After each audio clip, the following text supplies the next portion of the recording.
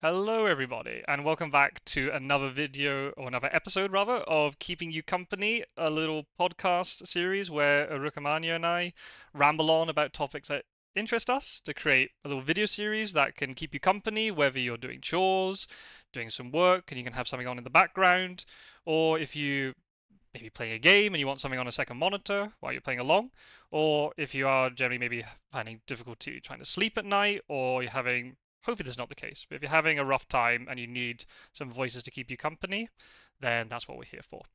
And obviously, Yep. I'm Hi, joined everyone. joined by Rukamania. Here we are. We're so back. Yeah, happy to be back keeping you company. Absolutely, it's been a while. We haven't spoken to each other in. We had a little quick sort of I don't know 20-minute catch up just before the podcast, but obviously, hello, Rook, officially for the record. It's been a long Yep. time. Hello, Scott Sword. Yep. I guess yeah. We if anybody who doesn't know, we haven't actually even though these videos have been coming out sort of on a monthly basis, we haven't actually spoken for about 3 months. I want to say, is that right? Yeah, I think that's right. Because Um, we recorded a whole bunch of episodes in the cutoff was the start of July, right? So July, August, September, and this is going to come out in October, right? So, it's actually very possible. If this goes well, we can actually upload it in a couple of days' time. We can upload it on the Sunday. ooh, ooh, that would be Ooh, unusual. I know, breaking the mold. Well, we're going to talk about that. We've got some podcast admin we'll have to go through first before we dive into other topics. But I think it's fine. So this episode is going to be very much sort of a summer kind of recap kind of video where we talk about what's been happening and yeah, podcast admin and all that sort of stuff. We don't have to go into a huge amount of detail right now, but how was your summer? We've been kind of texting backwards and forwards, but we haven't actually spoken. But we've been sending messages in between. But yeah, how was your summer just in general? Yeah, well, just in general, it's been fairly busy. I've been very envious of the like various photos and things you've been sending me, where it's just like, oh, I'm watching a football game. Hey, I'm at this nice national monument. And I'm just like, okay, I'm working. Oh, you haven't been able to go off on any hikes or anything. No, not yet. I'm hoping to do some hiking now that it's fall. I tend to prefer to hike in the fall to begin with because it's not quite so hot. Also, I like the change in the leaves and that sort of thing. So usually I try and time hikes for the fall to begin with. But Right. this summer was busy enough that it probably wouldn't have been feasible for me to try and go on any if I wanted to. How hot does it actually get with you in your area in summer? Is it actually just too hot to hike then? It's just not a Oh possibility. no! People do it. I just don't like to. Fair enough. Uh, I mean, I walked the length of Japan, and there was at least one day where it got over 40 degrees Celsius, Oh, which because this is Japan, I can't do a very quick conversion to Fahrenheit because it was actually the temperature was actually listed in Celsius, and that 8 hours a day of the day on the road, something like that would have been what I was hiking in. I know because they brutal. had a special where you could buy ice cream at this one ice cream shop that was on the news that I was watching at night, where they had a 40-degree special where you could get soft serve ice cream for 40 cents an ice cream cone. Wow. Um, Must have been packed to the yeah. rafters. So that was that was ridiculous. So I've hiked in some pretty nasty weather, but it tends not to get that bad in my area. I'd say what would it be in Celsius? Because in Fahrenheit, I'd say it goes up to like the mid 90s or so. In Celsius, I want to say the high 30s, but Yeah, that's that just sounds about right. Isn't 100 yeah. degrees Fahrenheit like body temperature, more or less? Uh, yeah, Kind about of? 98 point something is Okay, typical human body temperature. So, right. So if you're looking at 40 degrees, it would be like maybe around 110 degrees Fahrenheit, maybe? yeah, probably something like that. Okay, okay. Yeah, that's very hot. I mean, here in Spain in the summer, 40 degrees is not that unusual. Um, Hmm. it it is quite prolonged though. A heat wave, a Spanish heat wave, will be that it maybe gets up to like 42, 43, maybe in the south it gets up even more. But then the thing is, when the heat wave disappears, you don't really notice a drop off in temperature very much. It might drop off maybe like 4 or 5 degrees. So you're getting to Mm. around mid to high 30s. You do notice a little bit of a difference because something that my father-in-law talks about quite a lot. But there seems to be the way the body seems. I don't know if it's scientifically proven or not, but like because the body temperature is around 37, but the minute you get above 37, the body doesn't seem to like it very much. You do notice a difference when it's like 40 degrees. But the thing is, in the summer, most people are either indoors with the AC on, or they Mm-hmm. go to the beach. So then they got at least the sea breeze, even they got the humidity, or they go to the mountains, right? Mm-hmm. So there's Yeah. a reason. Whereas in the UK, when it gets, it doesn't normally get to 40 degrees. We're talking about like even 30 plus is very hot for a British person. British people don't really know how to handle the weather very well. It's quite funny. They just go to the beach and they all get sunburned, and then they complain Oh, it's too hot. British people are never happy with the weather though. yeah. So yeah, Yeah. Oh uh, man, I learned all about suntan lotion when I was walking Japan. I can I was so imagine. glad that they had access to SPF 50 in like every convenience store that I stopped at. Yeah, with the bucket, getting on by the bucket load, right? Yeah. Well, I buy these tiny little things, right? Because it's just convenience stores that I was stopping to buy them from, and Oh, so like the there's little these like tiny, travel ones, tiny little travel bottles, right? and I go through the entire thing because you can't just do one like coat and then be done. You have to reapply like 2 or 3 times a day, and that's probably not as much as I should have been reapplying. It was such a chore. That was Yeah. all that I could feasibly manage, and I wasn't getting burned, so I figure I was Oh, doing something right. Yeah, that's all right then. You must have yeah. a stronger resistance then to the sun. I'm terrible, especially the back of my neck. That's my Mm. weak spot. The back of my neck is permanently tanned, and not in a Oh good man. way. Yeah, uh, yeah. I've got to be a little bit careful. I've got a hat that I usually wear that's got like a brim in the front and the back. So right. it sort of covers the back of my neck and that helps. The tricky thing is I can't fully let down my guard because I like when I first got this hat, I was like, "Oh, this will be great. It'll protect me from the sun and the back of my neck and everything." And then the back of my neck burned. And I was like, "What Oh. happened?" It's like there's not quite enough of the brim back there to give me full shielding. So it'll go for Ah. longer, like it'll delay the burn, but it won't actually stop it. So I still have to apply sunscreen. Yeah. Oh.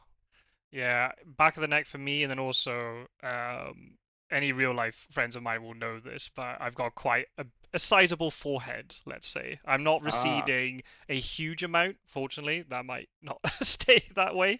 But my forehead is just naturally very large, and then I've noticed, especially in the last few years, maybe if I've receded a little bit, it does tend to get burnt up there, so I've got to be a Mm. bit careful. But yeah, I'm stupid. I go out without sunscreen on, which is very dumb. Fortunately, I'm Well, not that ginger. I do have some I friends do. who are ginger. They just get burnt. They get burnt in Scotland. So imagine then they come to Spain. It's impossible. Wow. Yeah. I do recommend a hat because Yeah. I'm pretty bald. But I like just it's a good way to generally protect the top of your face where it's annoying to get the sunscreen on. Right. When I was a kid, I would I'd apply sunscreen. My parents would make me put on sunscreen because this was back before I knew that was a good idea. Um, or had yet to be convinced, right? It's like, yeah, Yeah. I know theoretically that's a good idea, but it's such a bother. And when you're a kid, you don't want to deal with bothers. So I was like, Yeah. whatever, I'll be fine. I was usually not fine, but but the thing Well, that would happen to me was I'd get these burns around my eyes that just looked like I had on like a mask or a pair of glasses or something. oh, Yeah, poor guy. it Oh was man. terrible And then the because I worst, never yeah. wanted to like rub up and down over the backs of my eyes. It gets in your eye, it gets in your eyes and starts to sting, right? So it's just Right. Right. obnoxious. Or So depending on the, hats help with that. You get a nice broad brim. You don't have to apply as much over your eyes. and especially then if depending on what type of sun cream it is, if it doesn't like sort of absorb into the skin very well, and it kind of sits there like as a film, Yeah. it's a bit uncomfortable and a bit meh. Um, Hmm.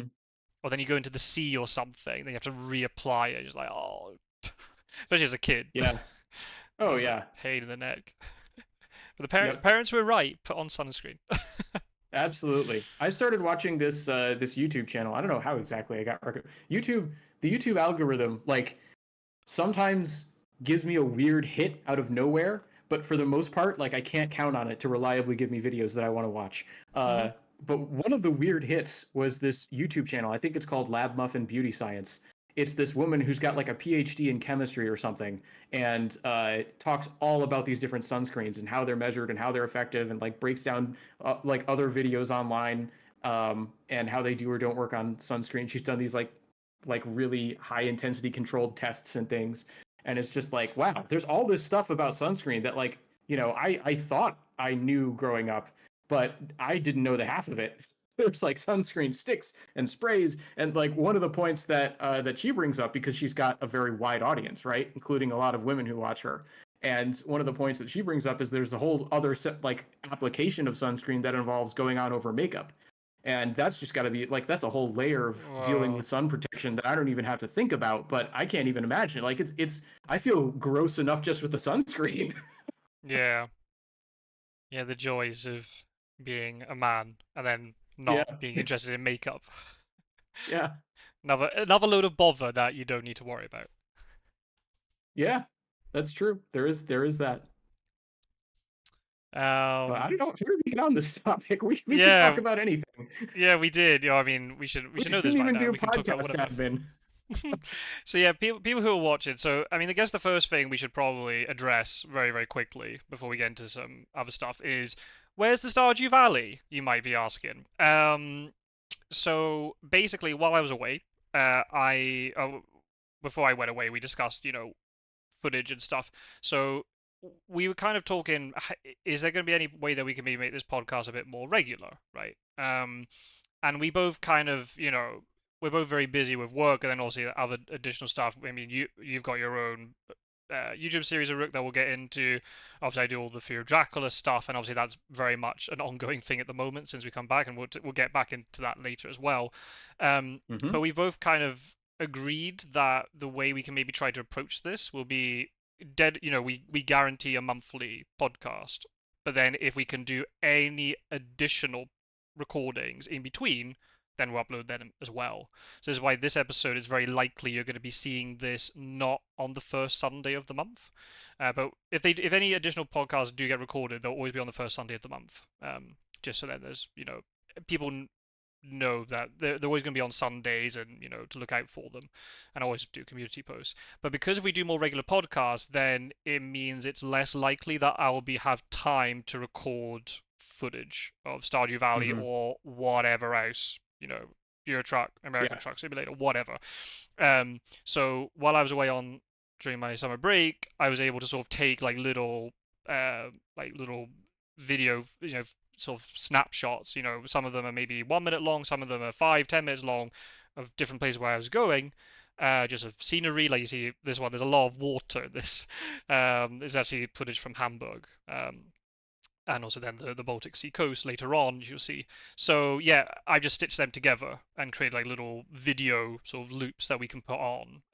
Obviously, if I do have time to record things like Stardew Valley or whatever, I will use them, but I've got maybe 7 or 8 videos worth of sort of scenery footage to use.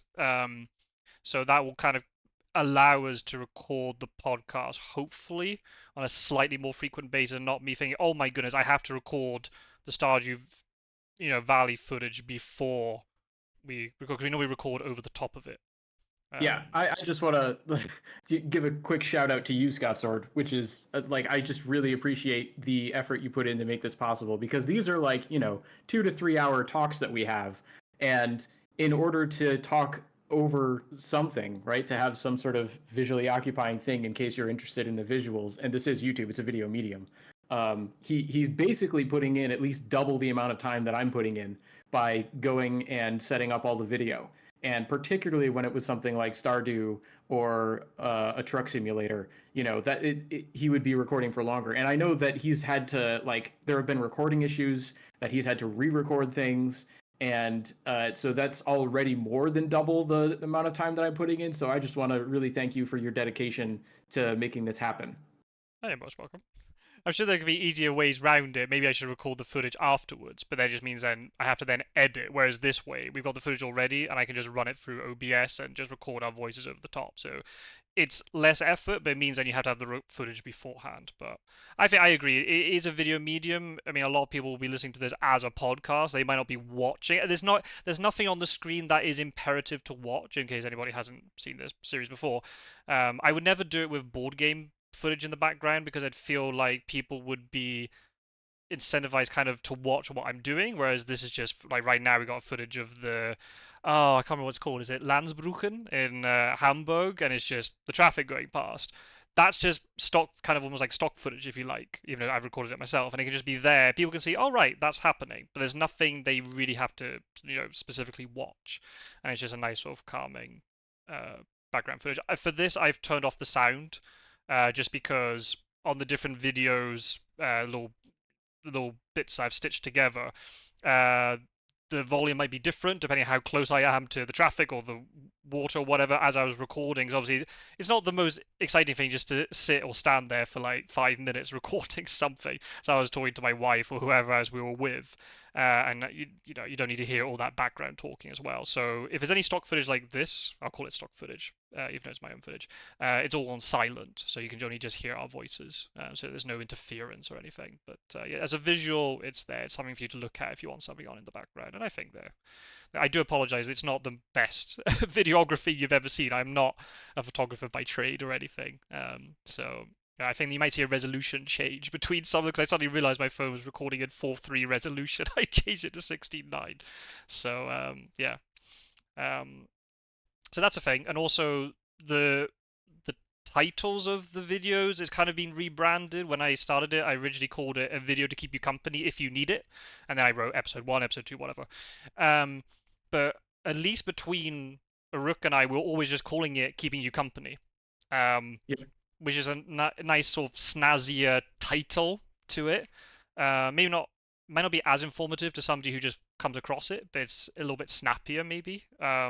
So I've just changed all the titles and now call it "Keeping You Company," and then it also means that after the episode number, we're able to write some sort of descriptor of what the video was about in case anybody wants to go back to a particular episode. They might kind of remember what was happening in that episode. Yeah, yeah. Spoilers for a potential future main topic between me and Scott Sword, but um, he did an earlier episode on his desert island discs, and I left a very long series of. It was too long for one comment. I had to leave a series of comments to follow up with my own, and we thought it'd be interesting to sort of swap, where each of us listened to the other's desert island discs and gave our reactions in some form recorded for the show. Right. So I was like, oh, I need to like get down a list of Scott Storage Desert Island discs, and I went, and it was just a video to keep you company if you need it. 1, 2, 3, 4, 5, 6, 7. It was like, which one of these was the Desert Island disc? And I had to click on a whole bunch of them to find it. Right. So I'm hoping that the shorter title will then allow that sort of clarifying bit to give you at least some sort of reference. And for me, at least, I could go back and do something like, oh, I wanted to like look at this list of desert island discs so that I know what to listen to. Right? It's easier for me to Yeah. find, and Right. hopefully easier for you if you're ever, for some reason, listening back to these. I don't know why anyone listens to these, but we're happy to have you. Absolutely, yeah. And it might just be that thing where people might want to go back and listen to something in particular, or if we reference something we've spoken about before, or whatever. Yeah, I Yeah. think it's I think it's a good idea. It's kind of interesting though because I I have a lot of the best ideas when I'm mowing the lawn for some reason. I was mowing the lawn going, maybe we should change the name to the podcast. And then I don't know if I mentioned it to you or you mentioned it to me, and I'm like, yeah, I agree.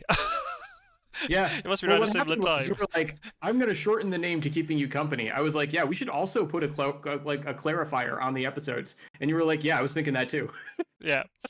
So that was good. It just aligned right at the. We both had the same thought at the same time, obviously for different reasons, but we both came up with the same kind of idea. I was like, good, this is good then, this is working.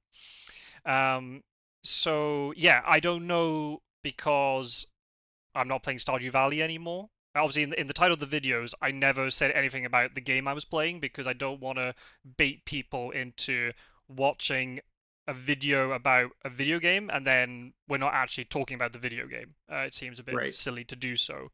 Um, in YouTube, if anyone doesn't know, when you upload a video into YouTube and you are playing a video game, you can actually tell it what video game it is. So then maybe the algorithm points it in a certain direction. So that I did because I don't Fun fact. feel. Second. If you don't do that, I don't know if YouTube has fixed this, but for a very long time, and I'm pretty sure it still does it now, if you don't put a video category on your own video, YouTube will just randomly pick one. Really? I had no Yeah. idea. Yeah. there are a couple board gaming channels that I follow, like yours and Strider's. I think Strider, it was either Strider or one of the War of the Ring champ, who's another War of the Ring YouTuber, which you could probably tell by the name. Uh, had a video and it was listed under the gaming category of Age of Empires 2 because he put it up as a game, like gaming footage, but he didn't specify a game. Yeah, I don't even know if War of the Ring is Oh, available from the drop down list to be specified. And when you don't put it as a game, it just like YouTube will just assign it one. because the War of the Ring that Strider plays is like the JavaScript, right? It's not Right. through an Yeah, yeah. app. It might not be It's on the not through a War of list the Ring app. Yeah, it might not be on the list, which because means I all those War of the Ring games that people are uploading to YouTube might just be listed as random games. because I've got the same issue with the little series of videos I did mostly over the summer, but also before the ones where I play Board Game Arena. So Oh anyone who yeah. doesn't know, there's a website called Board Game Arena, which is basically like a little dedicated website which has lots of board games officially incorporated into it. It's not like mods like Tabletop Simulator.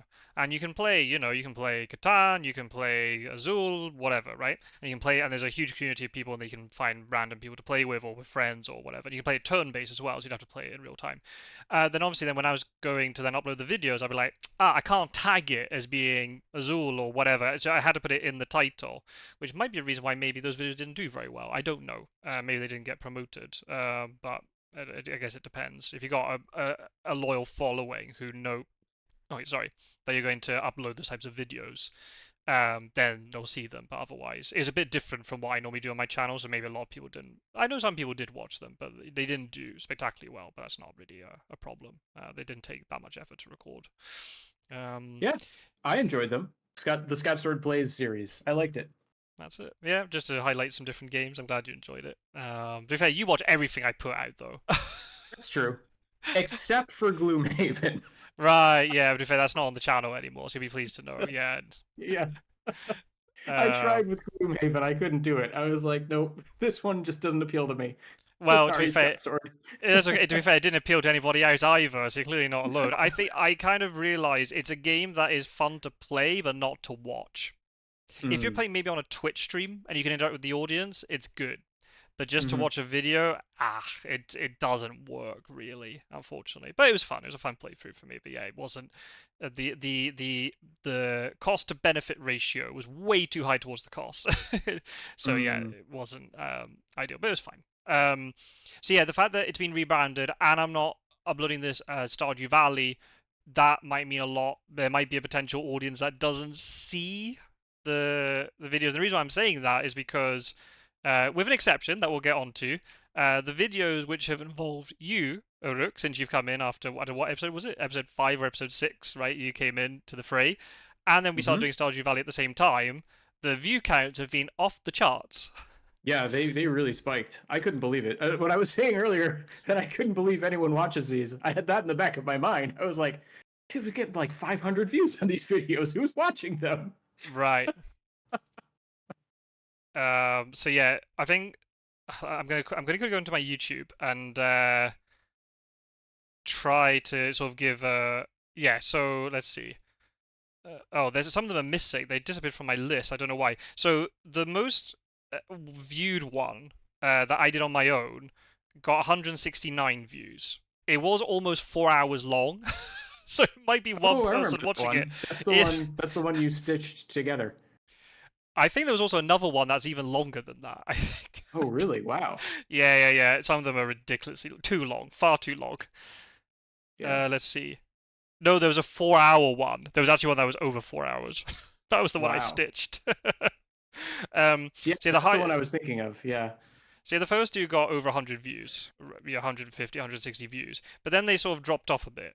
But then, Hmm. come episode 7, when a rook comes in, 575 views. Next one, 438. The next one, 540. And there was also a lot of engagement. There was a lot of comments and a lot of likes. I mean, when I say a lot, relative to what I normally do. Rook's a very big YouTuber, so he's used to these types of views. I am not. I think I also fall in the category of small YouTuber, although admittedly my channel, the numbers are higher than yours. So there's a huge spike. And again, I don't know why that is. Is it because it was Stardew Valley? Or because something happened with the algorithm, realized it was two people, so it got promoted more. I was always like tagging you, so did your subscribers also see it? I It's just don't it's so hard to get it. tell. And I told Scott Sword this at the time, but I was like, Listen, if you look at the number of people who are subscribed to my channel, not even all of them watch my videos. Something like at least half of them don't, because the like typical view count on my channel is, well, it's been trending upward for some reason, but YouTube's a black box. But around the time these videos were going up, I was getting like 1 to 200 views on a video, and the Keeping You Company got to 500, like Scotsword was saying, and I was just like, Right. it's not possible. Like theoretically, the number of subscribers on my channel at that point was over 600, so it could have been them, but I sort of doubt it because I only left one sort of post at the beginning saying, "Hey, I'm guesting over on this other podcast. Come check it out if you're interested." And I didn't do any follow up, and those other like videos came out, at least a month later. So Right.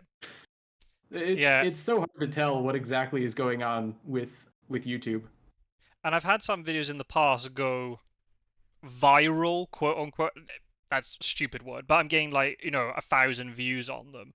But then I realized by Mm-hmm. looking through the analytics and stuff, there must have been some sort of weird like bot shenanigery going on, or maybe YouTube was promoting the videos more because I was a newer creator at the time. I don't know how it worked. So, if you look at my top videos list, um, the first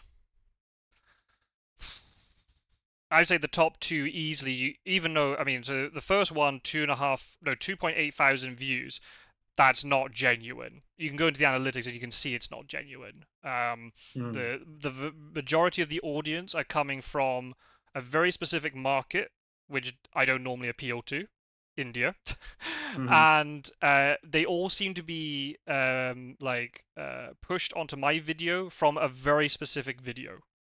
So there Mm. seems to be some sort of weird bot stuff going. I don't get it. But then the next one after that is a Roscoe video, still very good, but I don't think it deserves 2K views. When you also see the number of likes to views, it doesn't really make sense. And then, so really, these three podcasts that we're talking about that are over, sort of 400, 500 views, they're the first I'm like, oh my goodness, videos have done well, and it seems to be kind of genuine. There may be a lot of people clicking on it and then realizing, oh, it's not for me, but the retention was not too bad. Most people stayed Mm-hmm. beyond 30 seconds and watched quite a lot of it. I thought there were Yeah, the which really is good. positive comments, which kind of Yeah. showed me that people were actually watching it and enjoying it and not just like, ooh, this is crap and turning it off. Yeah, I don't know how many times I can say it, but as someone who's relatively small, and I say that because there are YouTubers out there who get, they've got a regular viewership of over like thousands of people, and there Right. are other YouTubers out there who have a regular viewership of tens of thousands, if not more, people. And I think each one of these like very large categories, just dwarfs channels like ours. I do think there's a point where you get so many comments, it's impossible to keep up with them, or at least incredibly Mm, difficult. But right. at our end of the scale, like every comment that we get that shows that someone genuinely engaged with the video, it's like, Hmm. wow, someone watched it. Yeah, and I was overwhelmed by it because a lot of people I'd never seen before who'd clearly just stumbled. Maybe I assume they're not Free of Jackal fans. They must have just stumbled across the video one way or another. Maybe they searched for it, or maybe it was a Stardew Valley thing. I have no idea. But they were generally writing back and saying, "Oh, we really enjoyed it." And they didn't seem to be like automated kind of comment. They seemed to be like very genuine comments because then they were responding to me and things. So yeah, I was overwhelmed by it. So I want to just say like a huge thank you to anybody who watched the podcast over, June, July, and August. Huge thank you. It's as you said, yeah, we know we're such small sort of content creators that every like we get and every comment we get, we notice because Mm-hmm. the numbers are normally so small. So yeah, we really notice when we get a spike in that and sort of the engagement. So yeah, huge thank you to everybody who's been watching and enjoying our chats. However, you've been consuming them for whatever, means. Um, so yeah, it's been Yep, and really nice. Yeah. I will echo that sentiment. Absolutely. Thank you so much. The thing then that is a bit strange is after the success of those three podcasts, the last one, which was also Stardew Valley, just tanked. It It only got also had me 39 on it. views. Yeah, also had me on it. So the two variables were still in play. Right. Yeah. So I don't know what on earth happened there. I mean, I have an idea what happened. So basically, that was the last episode we recorded, and basically we had to do some editing to it because I misspoke a couple of times. There was something that you wanted to clarify, so we edited it. We added in like little bits and pieces once the podcast was done, no Yep. problem. But I think what happened was when I chucked it into my editing software, because the timeline, because it was like over 2 hours, the timeline became so kind of minimized. I obviously didn't realize that the video wasn't buttered up against the very left of the timeline. So instead of starting at 0000, it started something like 80 seconds Mm-hmm. in. So you had this 80-second black screen, basically, where nobody said anything and there was no footage. It was only until you pointed out, and I think also then a real life friend of mine who watches the podcast or listens to the podcast, however you want to describe it, you messaged me or you left a comment, and also then my friend messaged me and said, "There's 80 seconds of black screen." Yeah. And I was able to go into YouTube and edit it out, so I didn't have to Mm-hmm. re-upload. But I think maybe that might have killed it from the algorithm. Maybe the algorithm looked at it and went, "There's nothing for the first 30 seconds," and it killed it. Maybe. Yeah, I maybe. don't know. It's also the one where we changed the names. I So, we Yes, I changed the name because I didn't know if then because I initially called it something like Catalonia's obsession with pooing, and right. I didn't know if then that was something that the YouTube algorithm didn't like. I was like, there's worse things than that, but maybe it didn't like it, so then I ended up changing it to Catalonia's weird obsession. But then it's not as funny, or it's a bit vague. You have to listen to the podcast to find out what it is. I don't want it Yeah. to be But clickbaity. also we changed it from a video to keep you company if you need it, presumably whatever number, Mm, to keeping you company, right? That's when we made that general shift. right. So it was a totally different title format that we shifted to. So that may have like maybe YouTube's algorithm was looking for the a video to keep you company if you need it numbers formula, and when we switched off of that, that had an effect. I don't know. It could be. It could have been. Yeah. So it's very possible that if there are people listening to this podcast, it's very likely that you missed the last podcast. By for whatever reason, I think you missed the last podcast. So if there's anybody who's listening to this and you enjoy our chats, obviously you don't enjoy the chats, and obviously don't watch it. It'd be Yeah, pointless. stop listening. What are you doing? Yeah, exactly. Go and turn on something else. But if you enjoy our chats and you want to learn about Catalonia's weird obsession with pooing, plus other things, and hearing us also making mistakes because we had to edit things afterwards, go Yeah, back and hopefully check the last we podcast. don't do too much more like history content because that was Right. that was I think we found a topic to not go into. yeah, I was just confidently wrong for a huge part of that discussion. And I was like, I need to put it in a disclaimer, Scott Sword. Like, I feel bad. I feel terrible. I'm like misleading people It was fine. because I misled myself. Right. It's like, all right, well, because when you go to so to just very briefly clarify this again, right? When I was talking about the history of the railways JR in Japan, when you're in Japan, you have like ways that you can find routes. They have like little route finders for like, oh, I'm at this station. I want to get to this station. What do I do? How much do I pay? And it'll like give you an exact route timetable. This is where you change trains. It'll give you very detailed breakdown. Super handy. And one of the things that you can do is be like, okay, I want to go by JR or I want to go by non-JR. And if you go by non-JR, one of the ways that they specify that in Japanese is they literally Japanese. I don't know why I said it weird. One of the ways that they specify that is they put in a little thing that says, okay, this is a private rail. So they literally use the character for like a private company. It's also the character for I, but in this context, it's pretty clear it means the character for a private company. So, and then the character for like rail, as in a railway. So it looks like, okay, you can go JR or you can go by private rail. And so I just figured, oh, so JR must be public, but it's not. It's also a private company. Interesting. Okay. Yeah. So it's kind of then the language that they use kind of threw you off. Then it makes sense. Yes. If I saw that in English, I would intuitively, oh well, then the other one can't be private. Then if they're using that word. Mm-hmm. Okay, interesting. Yeah. Yeah, you're in a panic. I don't know how soon after, but very soon after we finished recording, Very. so I got this message going, "I need to edit something," and Yeah. then he Yeah. came Because I back with finished. this really scripted Yeah. edit. I was You like, put dude, on I can your change the scripted voice. script. If you don't like the script, I can change it. No problem. Yeah. Uh, I find that really I like funny. I like how when you did your cut in, you were like, I've not written a script. What a rebel. Because you changed your voice, like you clearly had shifted to I am now The reading work. a rook working slash commentating voice. That's Wow, right. I'm good. I'm reading off a script and not just going with the flow. I loved it. Yeah. Um, so yeah, My who sentences knows, get so right? much longer when I can write, right? As opposed to just thinking in my head. Right, right. That makes a lot of sense. Yeah, yeah. Yeah. It's fine. Well, it turns out nobody noticed, clearly. Yeah, well, nobody saw it. Yeah, Which, I like I said, I'm kind of astonished those other three podcasts did as well as they did, right? Like, so Scott sort of like let me know, and I was just like, honestly, for me, that's a little bit of a relief. I kind of enjoy just knowing that there's 40 to 50 people who tune in to listen to a random conversation between two guys on the internet. That sounds about right to me.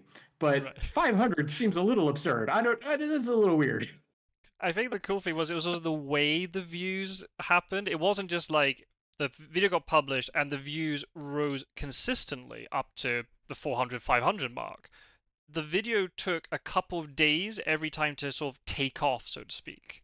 And it'd be Right. really funny. Every time it happened, we're like, oh, the podcast isn't doing as well as last time. But then you'd be like, oh, phew. And then suddenly, 2 days Yeah. later, I'd send you a snapshot of like the analytics and go, nope, it's 400 Yeah. views now. And I'd be freaking out again. Yeah. Yeah. But then when I So, wanted to like maintain my headspace and calm back down and be like, all right, well, we're keeping a lot of people company, right? That's a that reassuring thought. exactly, and that's kind of the point of all this. Like, it's not meant to be. We're not trying to clickbait. We're not. And like, we're not earning money from this in any way. It's just there as a No. thing, just to keep people. A, because we love chatting to each other, but also if it keeps other people company, then it does its job. Yeah. I wish we could So turn off ads on YouTube. It doesn't let you anymore. It used to.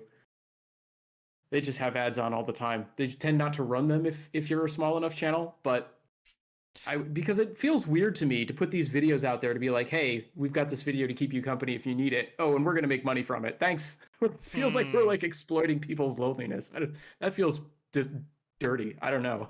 right, right. Yeah, I mean, I've never ever considered. I mean, I can't monetize my channel anyway. If anyone doesn't know, you need at least 500 subscribers to be able to be monetized. I think there are other ways maybe around it. If you do like TikTok Shorts or like YouTube Shorts and you get a huge number of views, then looking at like the hundreds of thousands kind of range, then maybe you could monetize. But I never thought about monetizing it anyway. A, because it's a hobby Mm-hmm. anyway, and also because then there's tax complications, and I just don't want to get into that. Especially I'm living in a foreign country. It's bad enough trying to Mm. get my head around the tax system, let alone being like, hey, I do this really weird thing that still probably a lot of people don't understand how you make money from it. Yeah. It might cause some issues and things. So, and I just do it because I enjoy it. So it's not Mm-hmm. meant to be something that I'm going to monetize. Right. So Do you want to make this our job? Right. right. Mm, yeah, probably not. At least I don't know. Yeah. I mean, my wife's very funny. She asks me on a fairly regular basis, "Are we rich yet?" I'm like, Yeah. "Yeah, this is the wrong YouTuber to be married to if you want to get rich. The game is way I'm too putting in niche." I'm putting in the work. We're gonna Yeah, grow I the know. community and then we're gonna profit. Yeah, it'll be soon be the Fear of Dracula community will be behind a paywall. If you want to enter tournaments, you have to pay. Yep. There'll That's be right. there'll be no prize money because no, we have to run the Nope. community with it. No, Nope. we can maybe buy T-shirts or something. Nah, yeah, she says it more as a joke, Yeah. Yeah. Clearly. but still, it's quite funny when she says it. Hmm.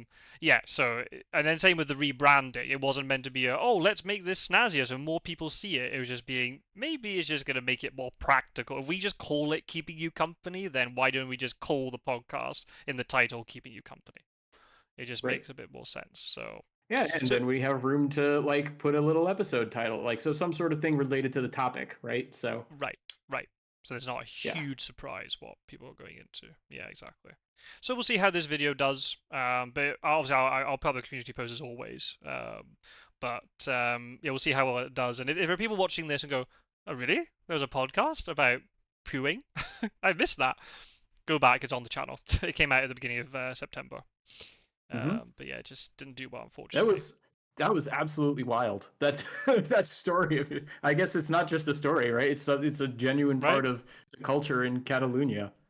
I think that was the sad part about it not doing well. Was not because it's a Mm, better podcast than the others, but just because it's a really funny topic and nobody saw it. right. But now people can go back and And listen to it. the funny thing is, like, I was listening back to it, right? Because it came out like 2 to 3 months after we recorded it, so I had like Right. basically forgotten everything about it.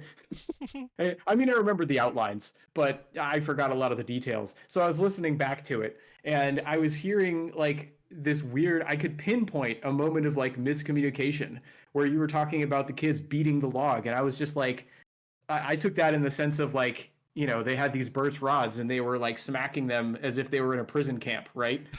Like they were really giving it a beat down. And then at one point, you very briefly were like, "Oh no, they just like tap it and the candy comes out." And it suddenly made so much more sense to me as I was listening back. And I was like, "Oh, now I get it." I thought Yeah. you meant like there's like beating the log out of ingratitude or whatever. You could, because I brought it up at the time and we got off on this tangent. I could tell you were like, "What are you talking about?" Well, to be fair, when I talk to kids here about it, because every Christmas, the topic of Christmas traditions always comes up in class and stuff. So when I Hmm. talk to them about it and they explain it to me, I do the same as you. I mean, even though I know the tradition, I turn into the ignorant foreigner in the class. Hmm. I do ask them, "Oh, so you're bullying this log and all this sort of thing," and they just find it really funny. And they're trying to really go, no, no, no, we're not. We just want presents. So yeah, to be fair, when you see it explained through that lens, you're like, what? You're hitting a Hmm. log to get presents. It still sounds very incredulous. So yeah, it's It does. I also, as a very quick aside, I noticed by listening back to some of the podcasts, I say the word ubiquitous too often, so I'm gonna stop it. That's the only time I can use the word ubiquitous in this podcast now. The word One, I'm ubiquitous limited has to one become use per podcast. ubiquitous. Yeah, I one gotta of pick those it up now. one of those words I learned at university and I use it now way too often, so I've got to stop. That's funny. Every um, now and then you notice something like that about your speech characteristics, and it's God, always a weird moment. yeah. Yeah. My another one I discovered was I don't like it when people interject the word like as a filler word, or Mm. and then I Hmm. discovered on some occasions with you, I do it. I'm like, oh, you've got to stop doing that. Please stop. Stop saying that word. That's funny. So I've got to I try remember. and rein it in. Yeah, I remember. Like, I personally don't feel very strongly about that, but I know that there are people out there who do. And I remember talking with one person. This was a fellow person in the JET program when I was working in Japan. So there wasn't a lot of like pressure from English speakers around us, so they felt pretty comfortable talking about it. Um, and they were talking about how this one person like came up and scolded them for using the word like as an interjection and just like called them out for being ignorant uh, at their college, ironically enough. And I was just like astonished. And I can hear myself doing it now. But like one of the things I noticed in myself when I was reacting to her story was I used the word like about a billion times as an interjection just because it was like primed in my head. Right. It's like when you're in class as a kid and you want to Mm-hmm. laugh, but you know you can't laugh. It's the only thing you can think about is laugh. It's kind of the same thing. It's been planted into your head. Don't say this word, but then you end up just saying it out of habit. Yeah, and you end up Yeah. saying it like 100 times. Yeah, it was really Oh, funny. oh no. You see her with then smoke coming out of her ears. Yeah. Oh dear. So yeah. Um so yeah, I think that's all the podcast admin I think I wanted to Oh, I say, think but that's just it was generally where we're one at. one more question. That's all the like important admin, I suppose. But from my end, we sort of left off in the last podcast that nobody listened to.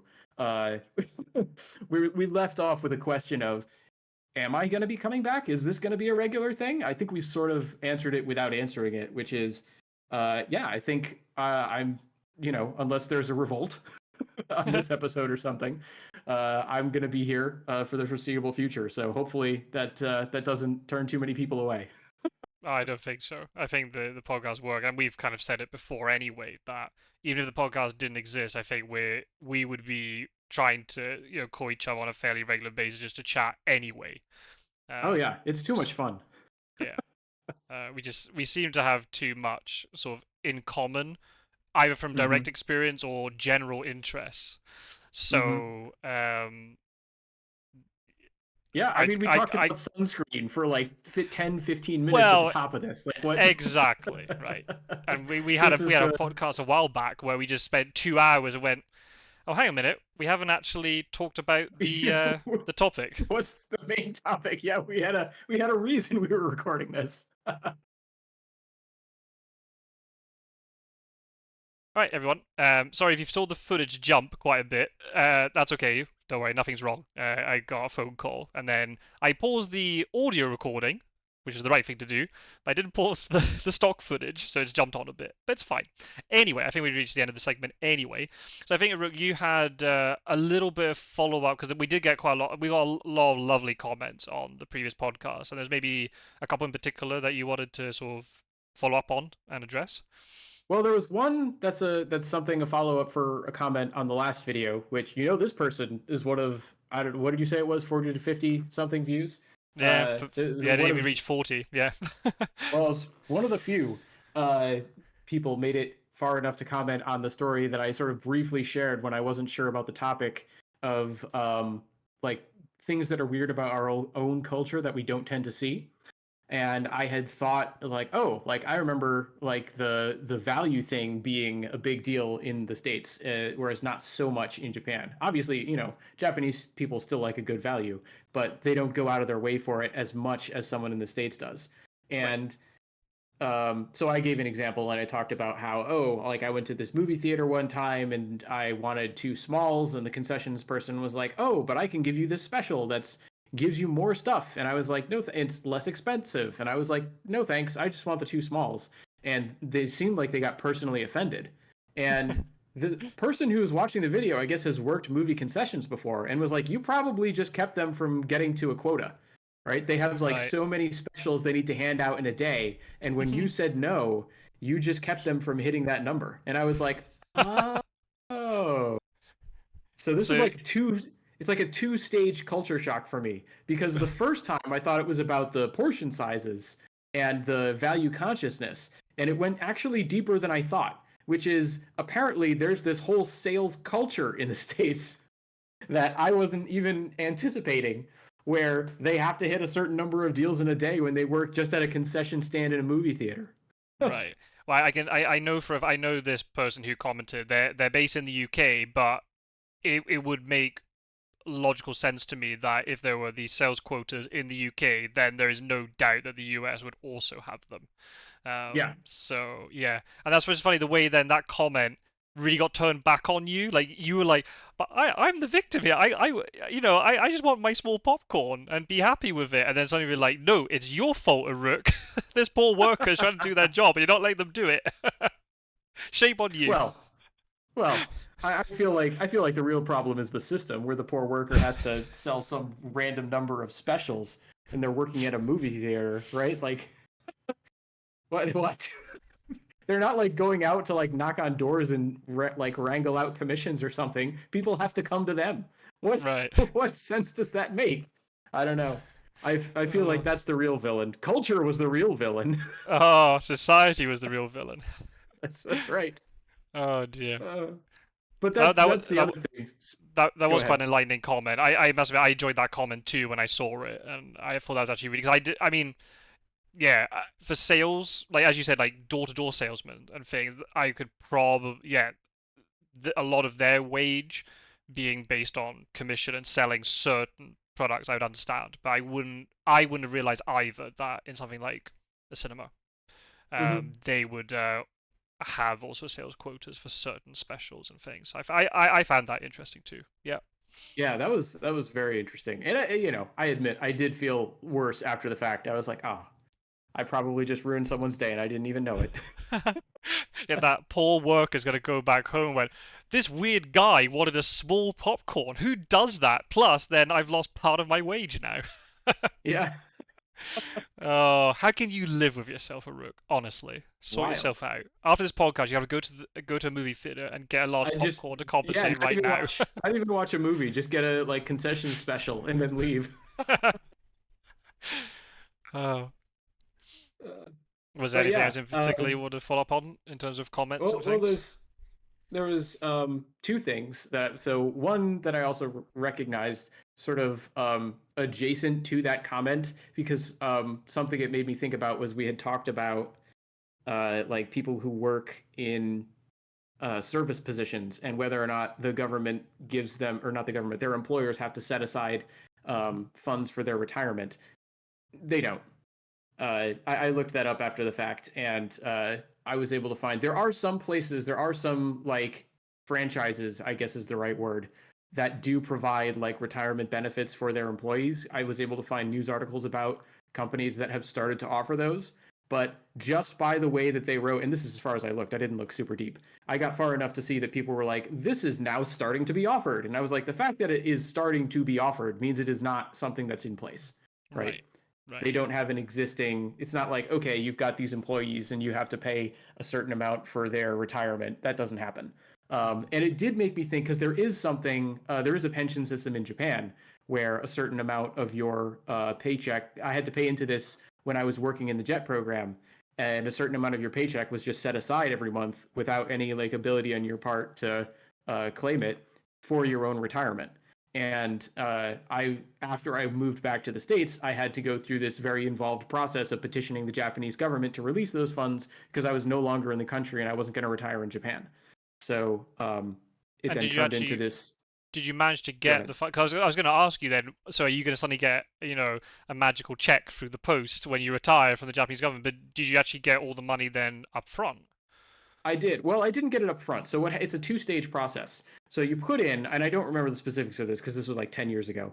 But as I recall, I put in and I got a certain amount back. It was like, okay, we'll give you a certain percentage back just for telling us that you're leaving the country, like formally. And then you can petition. You can have someone who stays in Japan petition on your behalf to release the full amount to your like foreign bank account. So I before see. I left, I had to appoint a representative for me in Japan to do this. Who was my supervisor at work at the time, who dragged his feet really far and really hard on it. Oh, I okay. had to go on one of my subsequent vacations to Japan. I had to go back to the office and be like, "Hey, I need you to fill out this form for me so I can get this money." Oh no. But it worked out in the end, and I did get the full amount remitted back to my, I don't know if that's the right word, but Hmm. sent back to me. Right. Uh, so that ended up being quite the nice little boost, right? Because it was like this 5 years of Mm, savings that I didn't expect to see. So that was right. fun. Right. Yeah. Exactly. Especially after then returning to the States and you're having to kind of reset up your life again in some way. I know you would have had maybe family and friends around you to kind of help out with that, but still, that sort of setting Yes, up pros and suddenly being, oh, here's a nice little, reimbursement I'm getting. That's going to help out a lot. Um, absolutely. that's Yeah, good. but Is that's a that making me system. think how it works in Spain? I don't know if I ever did return to the UK, would I get something back from the Spanish social security? I don't even know if I've Hmm. been paying enough into the system. Um, my wage has been quite well. No, I have been paying into the system, but I've been getting quite a lot of tax rebates every year because in Spain the way it works is your company sets a certain they set an amount they pay the government. It gets taken off your pay slip every month.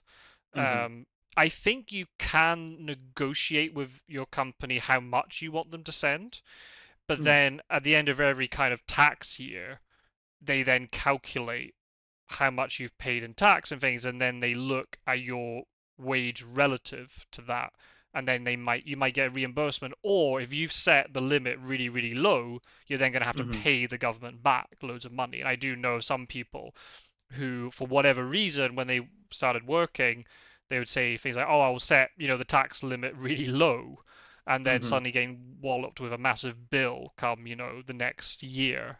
and they had to pay all this tax money back, which is then a Wow. huge risk because maybe you might have spent it potentially, right? Yeah. So I'm the type where I'd rather be really frugal the whole year Hmm. and suddenly get this nice little check back. Yeah. And normally it Yeah. You and me happens right both. before my it's normally right before my summer break. I get this rebate. Oh, cool, that's for summer. Nice. Not that it gets me very far when I turn to the UK because of the exchange rate is not very good, and then the cost of living in the UK is Mm. much higher than Spain. So my Spanish Mm. wages don't get me very far, but never mind. It's fine. It's better than Yeah. nothing. So Hmm. Cool. yeah. Yeah, and then the one last thing was just another thing that in between episodes I thought more on the topic of things that are normal in my culture that I sort of saw with new eyes, thought was weird when I went to another culture, and this turned into a pet peeve of mine, which is the time shift. The fact that for some reason we've just decided in most of the world that we're going to Ah, set our clocks forward or backward on arbitrary days throughout the year. Why would we do right, that? That doesn't make any sense. It doesn't make right. any sense. They don't do it in Japan. Oh, is it not? No, Not done. they don't Oh do it. wow. They don't change the clocks in Japan. So I Well, good went to on. Japan and it was like, okay, all of a sudden, like I would be because I'd be arranging calls with my family, right? And it's like, okay, so Japan is 14 hours off my like US Eastern time zone. And then all of a sudden it shifted because the US changed the clocks and Japan didn't. And it's like, okay, well now it's 13 hours off. And so twice a year, I'd have to reevaluate the time gap for like when I would make these calls because Japan doesn't Right, change the clocks. And I was right, like, why does the rest of the world do this? It doesn't make any right. sense. I mean, it's interesting. You say the rest of the world, but I might be mistaken. But if I remember correctly, I think the majority of countries in the world don't actually do the time shift. Oh, really? It's a very, I was going to say again, I hate using the word, but a very Western, quote quotes, Mm. phenomenon, very North American, European phenomenon.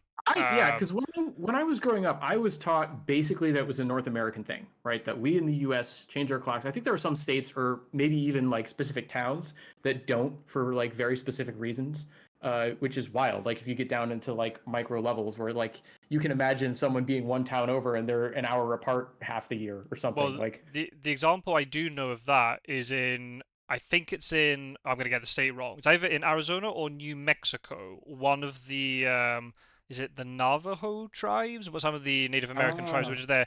They are ones where they do not shift. So if you're driving mm-hmm. across the state, you literally maybe have 7 or 8 time shifts as you're driving across the state. If you Wow. enter one of these, and I know there might be some rules about, maybe some reservations you can't officially drive into, depending on if there's a border or however it gets organized. But if you could go as almost as the crow flies, you'd do Mm-hmm. 7 or 8 time shifts. That's one I do Wow. know about. Um, That's all that truck simulator. well, yeah, exactly. Yeah, make Truck Simulator really hard to play, but it'll be in Yeah. the background, so you wouldn't notice it, I guess. Yeah, But but yeah, so I would like basically to finish the thought. I when growing up, I thought it was just the U.S. And then I would talk to my friends in Canada. I'd be like, "Oh yeah, we do it." And then I'd talk to like you and Roscoe, and you'd be like, "Oh yeah, we're changing our clocks. They don't change at the same time, but they change them." nope, Uh, and it's like I was 3 weeks off. It's very annoying. yeah, I was just like, "Oh well, this is like I thought it was just us, and everybody else seems to do it too." But I guess yeah, you're probably right. It's probably like a Western thing because all of the traditionally considered Western countries um, like are the people that I've been touching base with, as opposed to Right, like I haven't been talking with a lot of people outside of that sphere. right, right. I know again if we're thinking Southern Hemisphere, it's not a Western country, but in the way it's like developed and it behaves, Australia does it. But again, Mm-hmm. Australia is very strange because some of the and I can't remember, they called states or territories, or I think they have both states and territories. I think they're separate terms in Australia. Some of them do it, some of them don't. I don't know if New Zealand does it. I'm gonna Mm. assume they do because it'd be very awkward trying to do trade with Australia if they didn't shift at the same time, but maybe they don't. Um, I know, for example, in Europe, Russia doesn't do it.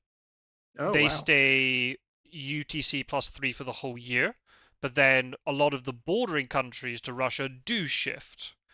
Hmm. Um, UK shifts, Spain shifts, and they shift on the same weekend. So between UK and Spain and France and Germany, you don't notice a difference. Everything shifts at the same time. But then, yeah, there's I think a 2 or 3 week difference between Europe and the States. And I remember the first time I Hmm. noticed that was a difference was back in the day. I used to watch Age of Empires 3 live streams on a Saturday night, Ah, and there was a UK commentator and an American commentator. And every week that there was a time shift, it caused no end of confusion. There was somebody was always 1 hour off one way or the other. wow. It just yeah, because it didn't coordinate, which is then really awkward because then there'll be a period of time where the different because we're currently 6 hours apart. I want to say it's 9:30 with me now. Yeah, yeah, Right, 6 hours. right, but there'll be a moment in October where it shifts to 5 hours, and then Hmm. your time shift will kick in, and then we go back to six. So Yeah. I really enjoy that little window of 3 weeks. Where like, oh, we're actually closer to each other. So I was able to play more games of Fear of Jackal against, people on the eastern side of the Hmm. US, organizing tournament games between Europeans and Americans much easier, and then it reopens again. You're like, ah, oh, why? Mm. um, it's a ball ache on the body. It's very frustrating to try to adapt to this shift. You get like this mini Yeah. jet lag for a week. Yeah, it's Um, awful. And it always takes me a week. I don't. It's yeah, ridiculous. same. No, I'm the same. I'm the same. And another pet peeve is even, I mean, Spain, you do the time shift, which is bad enough. But also, if Hmm. you look geographically at where Spain is, Madrid is further west than London, but it's Hmm. 1 hour ahead. It behaves like it's further east. So it's even Oh. if you drive west from Barcelona to Zaragoza, and you know Hmm. that on the Fear of Dracula map, you actually That's right. cross the Meridian line. And Oh there's even a wow. sign on the road that says you're crossing the Greenwich Mean Line, right? Hmm. But Spain is 1 hour ahead. Portugal is 1 hour behind Spain, so it's in line with the UK. But Spain is Right. 1 hour ahead. Do you know why? It was Franco's fault. Oh no. I mean, not just the fact he Uh, was a brutal dictator, he wanted to shift closer to Nazi Germany, so he made it the same time as Germany, and it never shifted mm, back. Um, wow. for trade with France, it makes sense that it's the same time, but it doesn't make sense. So everything Hmm. is just shifted. And I find it, especially when we come back after the summer trip, especially being in Hmm. Scotland, where the summer days in Scotland are incredibly long. And then you Hmm. come back to Spain, you're further south, so the day is shorter. But also because it's like an hour ahead, like the night kicks in earlier than it kind of, or it doesn't, or it does kick Then it in. theoretically should. Yeah. It doesn't. It really warps the brain in a way that it shouldn't do. Wow. And so yeah, it's wild. And then also then with the whole Spain day timetable that lunch is much later than the UK and dinner is much later than the Mm. UK. It's all kind Hmm. of twisted. It's quite an adjustment. So yeah, yeah, I agree with you. It's a pet peeve. And there are talks in, I don't know what it's like in the States, but Hmm. there are always talks in the EU about, oh, maybe we should keep it the same. But the question Yeah. is then, do you keep it on the summertime or the wintertime? Right? That's a Right. debate. And then you're going to end up in a situation when there'll be the extremities. I know for the north of Scotland, for example, they will Hmm. not want it probably on the winter time. Because when I was a kid, Hmm. to put it in perspective, I lived in the Highland region, so the biggest settlement in the Highland region is Inverness. It's not where I Hmm. live, but that's the closest sort of reference point on a map. Inverness is further north than Moscow, to give you an idea of how far north it Wow. is. Um, I mean, I think Edinburgh is even further north than Moscow, or is very similar. So Inverness is, Hmm. and so imagine the people living on the north coast of Scotland, right? They're Hmm. much further north, but it doesn't get as cold because of the Atlantic climate and stuff.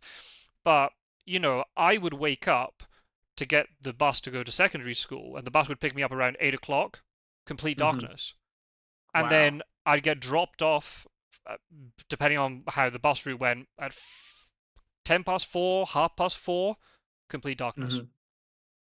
You Wow. you go to school in the darkness, have all the daylight hours at school, and then you Hmm. come back in the dark. That's from 8 until 4. It's Wow. very extreme, and it's. I'm gonna say it. I don't miss it. I Yeah. don't like the short winter days. I think it really does hurt the body in terms of like mental health and physically and stuff. It's not good for Oh you. yeah. So if I was in Scotland, and this was going to be a change, I would obviously petition against keeping it on the winter time.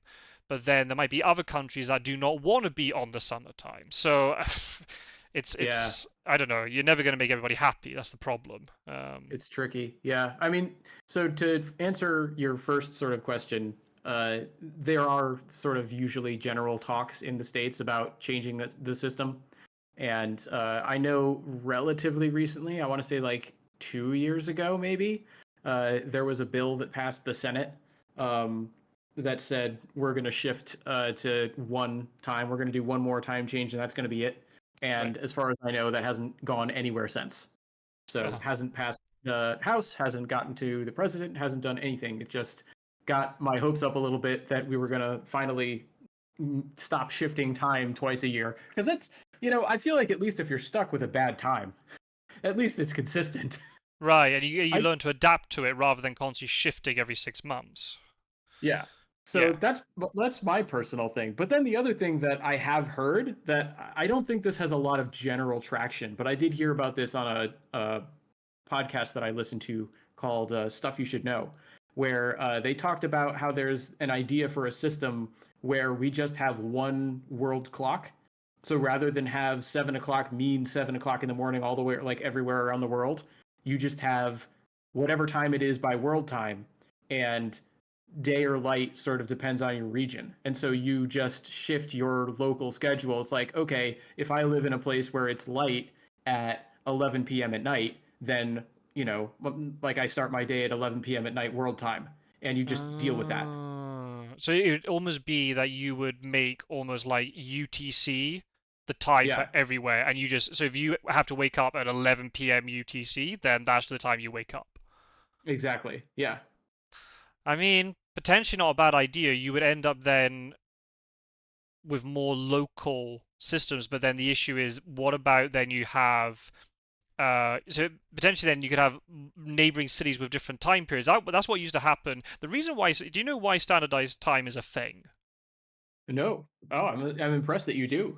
I Please tell me. if I mean it's typical. It had to be the British. I think it came from the British because of the fact that during the Industrial Revolution and the invention of the train, um, Hmm. you couldn't have local time for each because there used to be local. Every town and village would have its own time period relative to the sun and everything, but Interesting. you couldn't then keep official timetables for trains Hmm. because nobody would know, well, what time are we supposed to be using for the schedule, right? And people wouldn't know and it would literally be to the minute.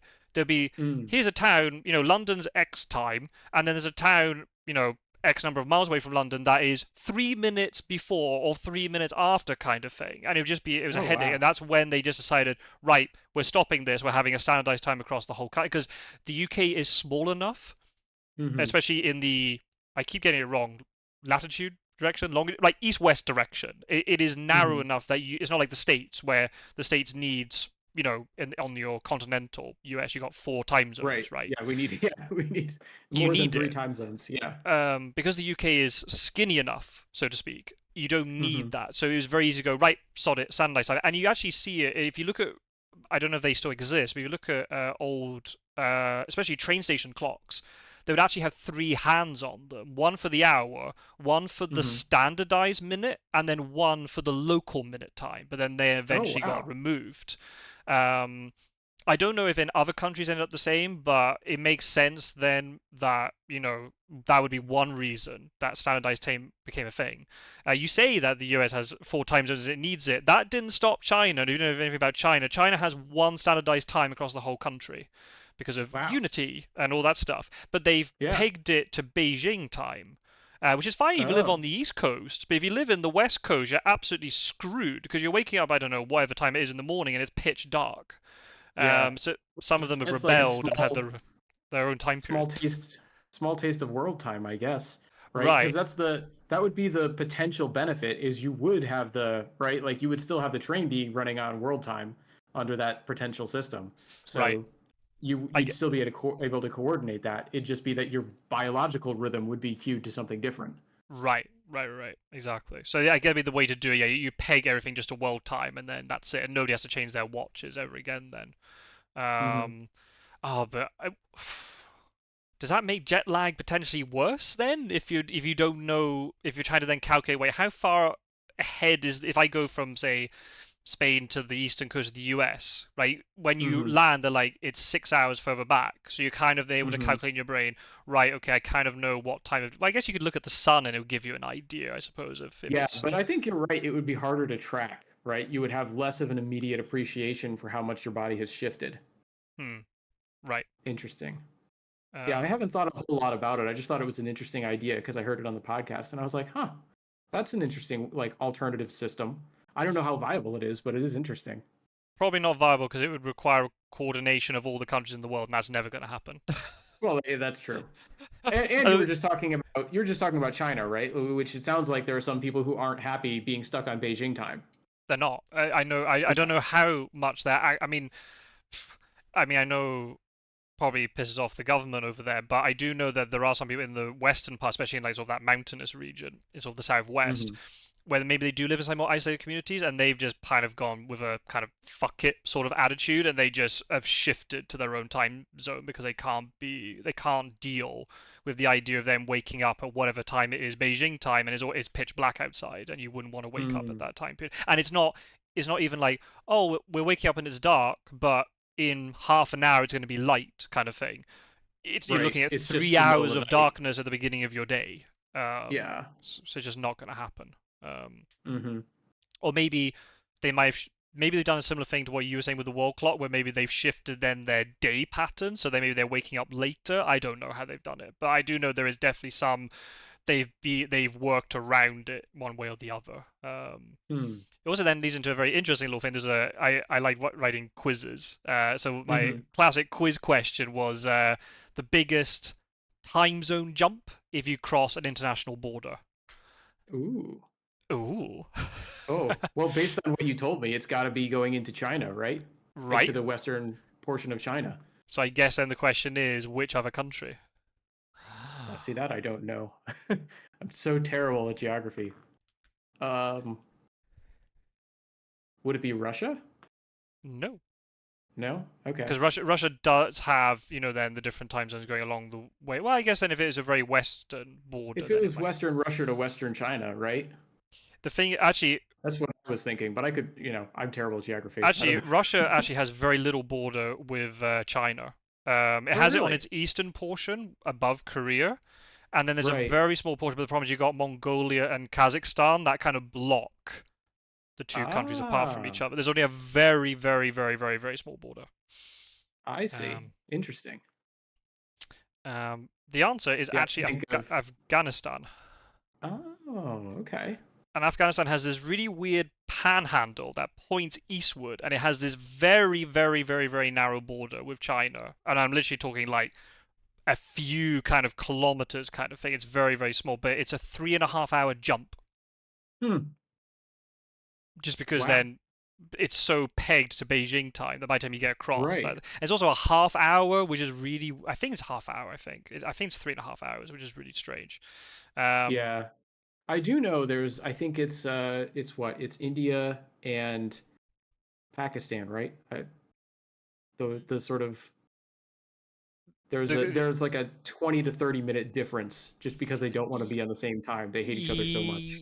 Oh, right. Okay, yeah. I don't know if it is between Pakistan and India, but I wouldn't be surprised because that's a whole other topic when the whole of that region where India and Pakistan and Bangladesh that was all under British control.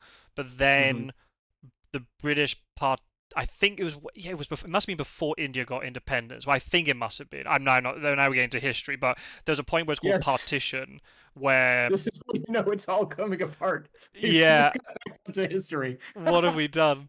I don't know. I don't know the time period of when this happened, but there was definitely I don't know if it was pre-independence. I must have. I don't know. Whatever. There was a thing called partition, where Hmm. basically you have India, where you got the Muslim community and the Hindi community. They end up getting Hmm. partitioned. So what Hmm. happened was you've now got Pakistan in the west that is, from my understanding, majority Muslim. Then you've got Hmm. India that's predominantly Hindi, and then you got Bangladesh, which was used to be called East Pakistan on the other side. That was is mostly Islamic, I think. That's what I Hmm. understand of it. So I would not be surprised if there was some sort of time zone shift with that. But then the reason why that panhandle with Afghanistan exists is because back in the day, all the region to the south of that panhandle was occupied by the British, and all the area to the north was occupied by Russia. And they didn't want the two empires having a direct border, so they said to Afghanistan, which I think was neutral at the time, should we just give you a Hmm. little strip of land that goes in between us, and then we can't cross it? Oh wow. If you see a weird border on a map somewhere, it's normally the British who were involved in one way or the other, just Oh carving great. up the world in a way that shouldn't be carved up. But that's just typical. Yeah. It's the same with everything that's happening in the Middle East. As soon as like it was France and Britain. Yep. Um, so yeah, I'm very sketchy in terms of I'm really bad at remembering historical dates. That's my big Hmm. weakness. That's why I'm not good at history. But the Hmm. general kind of concept of what was happening, that I think I know. So yeah, hopefully I've not embarrassed myself or screwed screwed myself over with what I've just said. But that's basically the gist of what happened over there. There's loads more detail than that, Yeah. but that's the Yeah, general. I'm Because sure there is. See, the funny thing about me is I love listening to like history podcasts and things. The problem is my retention is so poor. Right. No, I'm exactly the same. Yeah, I love listening to like geopolitical and historical like podcasts and like alternative history hub and all these sort of really great channels. But yeah, my Hmm. retention is just awful. I've Yeah. learned way more about history post school than during school. Oh, totally. Yeah, Um, same here. I didn't even like history when I was in school, and then I started listening to Dan Carlin. I think I've mentioned I'm a fan of hardcore history on an earlier podcast, mhm. and it just completely opened my eyes. I was just like, wow, there's a lot of really cool, interesting stuff that happens in history. And since then, I've just sort of gobbled up a lot of different historical like accounts and not just podcasts, but like also just books. And it's totally opened up my understanding of the world and of history in a very broad, general, sketchy sense, right? Because, like I said, my retention's terrible, but Right. it holds my interest now, whereas it never used to before. Right. No, I completely agree with that. I don't. I mean, the problem is when I was at school, history was only the Scottish school system is very strange. We can get into it in another podcast. We won't get into it here necessarily if it's something that people are interested in.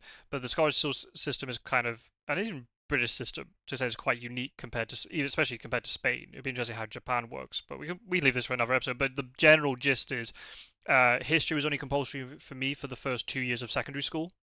Hmm.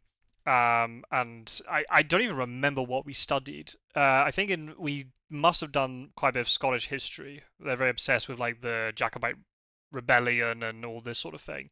We did Mm-hmm. the Battle of Bannockburn and all that sort of stuff, and Stirling. So that was between the Scottish and the English before the Union got formed, and then afterwards the Jacobite rebellion. And then the only other thing we remember doing was the Titanic. Hmm. And then at the end of every class, we watched the film of Titanic in 3 minute chunks. It should have been probably 5 minute chunks, but by the time the teacher set up the projector and the DVD player, it was like 3 minutes of the Titanic.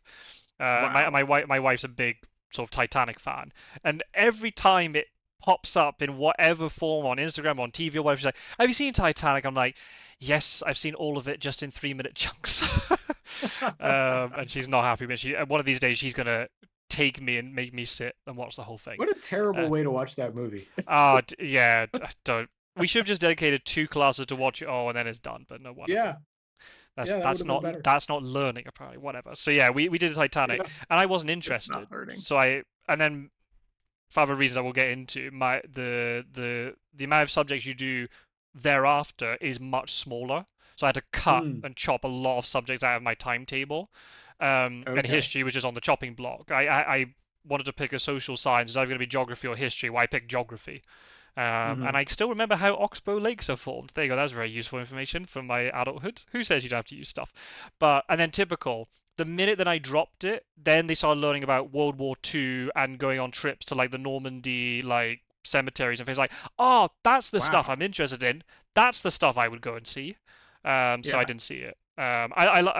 I like World War II history, but then since I've been watching videos on YouTube about Napoleon and all that sort of stuff, and again, retention is terrible. I would not be able to Hmm. recite anything, but I find it very fascinating, especially also being a European, and a lot of it happened obviously there's so many things that happen on European soil. Mm. Um, I've also seen things about like the American, Civil War and the independence, and also there was a thing. What's it called? The Pig War that was on the western coast of the U.S. between Huh. the Brits and the Americans. I've never Uh, even heard of that one. That's I, cool. I'm sure it's called the Pig War. Yeah, The yeah, thing yeah. about the thing about the educational system, at least in my area of the states, is it's basically just the American Revolution on repeat. Uh, Like maybe every now and then we'll throw in the Civil War. so your and proudest achievement, right? Probably the American Revolution and the founding of your and country and all this eventually, sort of well, thing, see, right?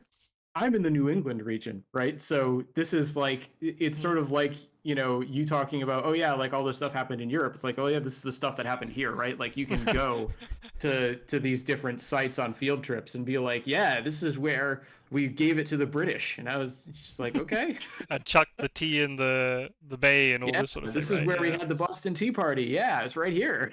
Mm. Um, and so for a long time, like I was just totally burned out on U.S. history. Like when Yeah. I started getting interested in history after school, um, it was like anything but U.S. history. I was like, anything but U.S. history. It's fine, please, anything but that. Mm. Um, it's since come around. It's since gotten to a point where I've been able to find things that I thought sort of either recontextualized my experience of learning about American history in school, or in some way or another, sort of made it fresh for me, and I've been able Mm. to enjoy it again. Right. Um, there's a series of like narrative history books that I read on the U.S. Civil War. I think it's just called like the U.S. Civil War, like parts 1, 2, 3, and maybe 4. I can't remember how many parts it's in. Shelby Foote, he wrote the whole thing as if it were like a novel, except it's all very historically researched. So that was Mm. interesting. It was one way I got in, and then relatively recently, I read this book very focused on like the military campaign in the American Revolutionary War, called 1776. Which there's probably a lot of books out there called 1776. This one's by David McCullough. It was really interesting. Started out actually in British Parliament with all these dissenting opinions of why are we at war with the Americans, right? Not even Mm. Americans, right? Why are we at war with ourselves? Right. The Like colonies, they, right? It's not even Americans at yeah, that point, right? Yeah, yeah, right. yeah, We have like all these trade agreements. Like, what are we doing? And just that, right? The opening to that book being in the British Parliament was like, whoa. And it like recontextualized everything for me in a way that I'd never thought of before. Because it's like, yeah, what was going on in British Parliament? What was King George thinking? What's going on in this side of things? But wasn't Uh, there? Didn't it all kick off? I don't know if it was initially because of that, but wasn't there was a really heavy tax on the there was a colonies, and that was series. one of the things that really kind of put the Americans, what we call them the Americans, really sort of out of whack with what the British thinking and everything. Yeah, it was a series of taxes, right? So there was a bunch of different acts that were passed to sort of finance Britain's losses in the one of the war, the 7 Years' War, I think by one standard, and then the I can't remember the American name, the Spanish and Indian War, I think we called it, uh, like on this side of the Atlantic for a while. I think 7 Years' War is a bit more neutral, so that's the term that historians tend to use a little bit more. Um, but because of this war that got fought on American soil with all this British support, they were like, okay, well, you have to pay for that somehow. And so they started taxing the states in a bunch of different ways. And every time the states were like, well, we don't want to pay any taxes. Especially to this entity that's across on the other side of the ocean to it, right? Yes, yeah, and we don't have any representation, right? So the famous thing that you hear all from like elementary school through high school in the states: no taxation without representation. Uh, yeah, it's yeah, it's like the refrain of the American Revolution. Right. Um, but yeah, like I thought it was super interesting just to get that peek at like, oh yeah, what was going on the British side, and like what was going on with like the flow of the battles, because that's something else that I sometimes appreciate, not always, but sometimes when people go into like a breakdown of the battle strategy and like what the different maneuvers actually mean militarily, and how like George Washington was like running around all the time. Like one of the biggest military turning points was him running away very effectively. Um, yeah, but it was very very interesting to sort of get this alternative perspective. So there Right. there have been ways that I've been able to sort of find avenues to make it fresh and interesting to me again, but for a long time, the U.S. school system just burned me out on anything U.S. history. No, please, I've had enough of it. Thank you. Right. And I think that I find that so interesting, and you hear it from a lot of other people. But I probably reckon that we would both fall into the camp of, we were generally quite interested in our education and learning things in general. But it's Yes. interesting that there's clearly this topic where we feel the education system didn't do a good job Yeah. at the And to be fair, educating bit, and we learn more about it post, once yeah, we're outside the education realm. yeah. To be fair, like they don't even call it history these days. They call it social studies. And so it's this wider umbrella term that doesn't even necessarily have to, and I'm not necessarily opposed to that. I'm not saying we Uh, should be studying history, but I do think there is value to social studies. It's about learning about other cultures. That's one of the things I'm all about, right? I like that aspect of social studies. But it right, does mean that the side of schooling that gets dedicated to history has been shrunk down, right? right. So Whereas, that's sort of a as a side effect. It's sort of like what you were saying, right? It's except we didn't have a choice of like cutting out our like I don't know electives, whatever you have over there. Um, it was just about okay, well, even if you are taking social studies, we're either going to be talking about the American Revolution for the 100th time, or we're going to be, just learning about other cultures. that's fascinating. I never thought about it that way. I think over here they do also class it as social studies, but I think in the timetables it does actually say geography or history. But I think the students here, have to alternate. They do 1 year of geography, then 1 year of history, then you go back to geography, and you flip flop between the two. Hmm. Whereas in at least in the school I went to in Scotland, I think most other schools would be the same. There's a very like, nope, this is geography, and then you've also got a separate history class, different teacher, you know, different classroom, all that stuff. Um, so yeah, we didn't have a lot of I'm now trying to. I was thinking of other things that we'd done. We did do in first year of history. We did do something to do with navigation, so how to navigate with compasses and the stars and that sort of thing. And then we did have a small. Do we even have a section about politics? Hmm. No, you know what? There was nothing about politics. Again, that might fall under social studies. That was a Yeah. separate subject called modern studies, and that was Ah. again another separate thing entirely. Mm-hmm. Um, and I never learned because again that's one of the things I don't know what it's like in the States, but there's a lot of criticism going, oh, nobody gets taught about the political system and who the parties are and what the constitution is and how the parliament works and all this sort of thing. I don't think I did any stuff like that. I think that was part of maybe more. Well, there was called religion. It wasn't called religion in my school. It was called religion and moral education, because we ended up Okay. having a topic. We had a session. I think it was in second year. I can't believe my memory of this is this good, to be honest. But I remember sitting in the classroom. We had a debate over a few weeks about the death penalty. Mm-hmm. Because anyone doesn't know, if anybody's watching from the States, the death penalty is illegal in the UK and is also illegal in Spain. There's no capital punishment. We actually watched a film about the last person who was executed in the Mm. UK, and I want to say it was the 1960s, but that could be very wrong. It was definitely post-war. Mm-hmm. I think it was in the 1960s. It was a man who was done for killing, I think it was a police officer, if I remember rightly. Mm. I and now I remember the case. I don't even know if the guy was actually guilty or not. It might be one of those cases, maybe why they maybe stopped it because maybe they found he was innocent after the fact. Mm. Obviously, too late then. But I know in Boy, that would be America, terrible. yeah, I know that in America it must be on a state base. I know there's some states where there's no capital punishment, but there are some where there clearly is. Yeah, it's sort of from what I understand, which admittedly could be very poor. I don't I don't proclaim to have the greatest knowledge of everything in my country. But from what I understand, there's sort of the the option everywhere. It's just that some places have basically decided we're never going to exercise that option. Right. Um, as opposed to because I don't think I want to say that you can't just decide you're not going to have the death penalty. I think it's like I said, it's sort of an option everywhere, and it's very rarely exercised, except for like a few places. actually, from what I remember hearing, it's very rarely exercised everywhere. But there are some places where, even though it's rare, it still does happen, and there are other places where it just never happens. Um, I guess you just got the case where you just got there are not many executions that happen, but there's a lot of people who are sitting on death row waiting, but they get stuck in like the appeal process, so right, they almost get life imprisonment because they never actually reach death row. They're on death row, but they never actually reach that final because they keep going through all the appeal process. right. Yeah, Um, I think that's one of the things. There's another thing. So a lot of the modern. Do we want to get into this in this podcast? I don't know. I guess we've gone there. It's pretty heavy. If we don't want to, we can pivot and we can come back to it if we want to.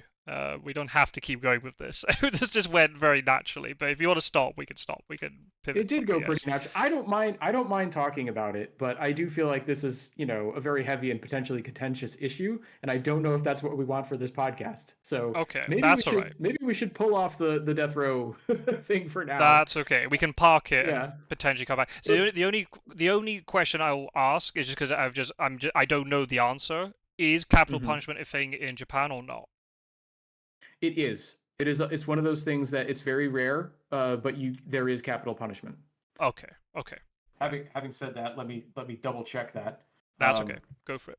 yeah, because I used to think, for instance, Japan has very strict gun control. I used to think you couldn't own guns in Japan, but you can.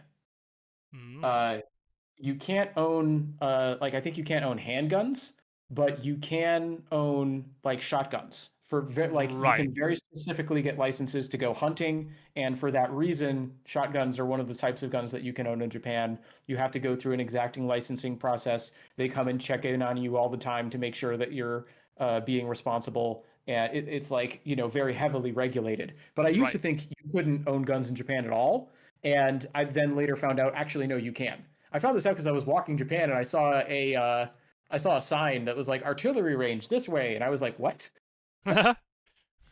And I looked it up that night and was like, oh, I guess you can own guns in Japan, Right. and you can go to this like practice gun range and like maintain your gun license. And I guess So certain type of non-automatic rifles would probably be allowed too for hunting, but any sort of like yeah, I said handgun or purely like automatic guns would just never be a thing. okay. Um, Yeah. So yeah. And I just looked this up. So because I went through a similar sort of phase with what happened, my understanding of how Japan worked, where I was like, oh, Japan doesn't have the death penalty. Because I was taught, again, a lot of the things I was taught about growing up was that the U.S. is the only place that does this thing, and frequently with the writer, and it doesn't make any sense, right? Like we're the only place in the world that uses the imperial measurement system. We're the only place in the world that's that changes more or time less true. zones.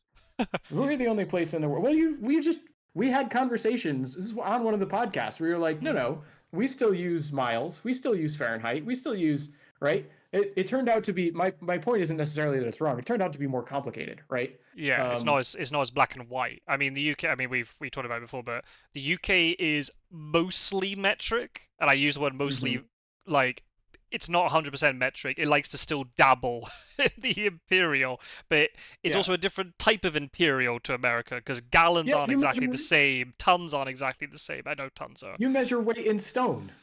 Yes, not pounds. What even is that? Pounds for small amounts of weight, like a pound of flour. I would never measure my own body weight in pounds. It would be in Yeah, stone. It's stones and then pounds is like the smaller value.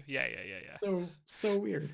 Yeah. So it's like basically what I was taught was like, no, no, the U.S. is the only place that still uses this system. No, you have your own variant, right? We're not alone. And then like similarly, right? U.S. is the only place that still does capital punishment, and that's not true. Japan, I just looked it up. Japan is a legal, or sorry, Japan is a legal punishment in capital. What? Listen to me. Capital punishment is a legal penalty in Japan. Uh, so it's one of those things where it's probably something that happens very rarely, right? Right. And so people say like, "Oh yeah, that doesn't happen in Japan." Just like people don't own guns in Japan. No, neither one of those blanket statements is true. You can own guns in Japan. The regulation is very strict. There is capital punishment in Japan. The regulations are probably very strict, right? Right. Right. Exactly. So the chances of having any sort of scenario happen where then the need for capital punishment would exist would be very unlikely. Let's put it in Mm-hmm. that sort of broad term. The only thing I was thinking, again, Wait, no. I'm not going to say what I'm going to say. Let's pivot away from this conversation. Otherwise, we're Yes. Yes. we Leave a comment if you want to hear us go full on into capital punishment, or if you don't, right? If you're like, no, I respect you guys drawing a line here for my own sanity. Please don't talk about this anymore. I really want to know because we sort right. of we do this podcast by feel. We want to keep you company, right? Is the idea. Yeah, So we don't exactly. necessarily want to go into topics that might be too disturbing for people to listen to. Right. Uh, And so I, and let I us know what you think. and even if we did go into the topic a bit more, I'm not saying we're going to end up having a debate about whether the death penalty should exist. I don't think that's not No, even on the table. That's not what we no, were. Well, that's not where we were going. no. Regardless of what each other think on the matter, that's a topic we could have off camera if we really wanted to have that topic. But I'm not saying that's a Hmm. debate we're going to have, and I don't think I really want that debate anyway. No. Um, I've got very strong views on it, which have actually shifted over time. Funny enough, but Yeah. um, I, I I don't think we need to debate that. I think that other things, but in terms of talking about it, saying does it exist, I think is fine. But maybe Right. we'll draw the line, Yeah. and we'll just calmly step away, go in a different Yep. direction. That's right. Um, also just also just looking, we are about 90 minutes in, so I think This is the crazy. This is crazy. yeah. We've just done feedback. This happened again.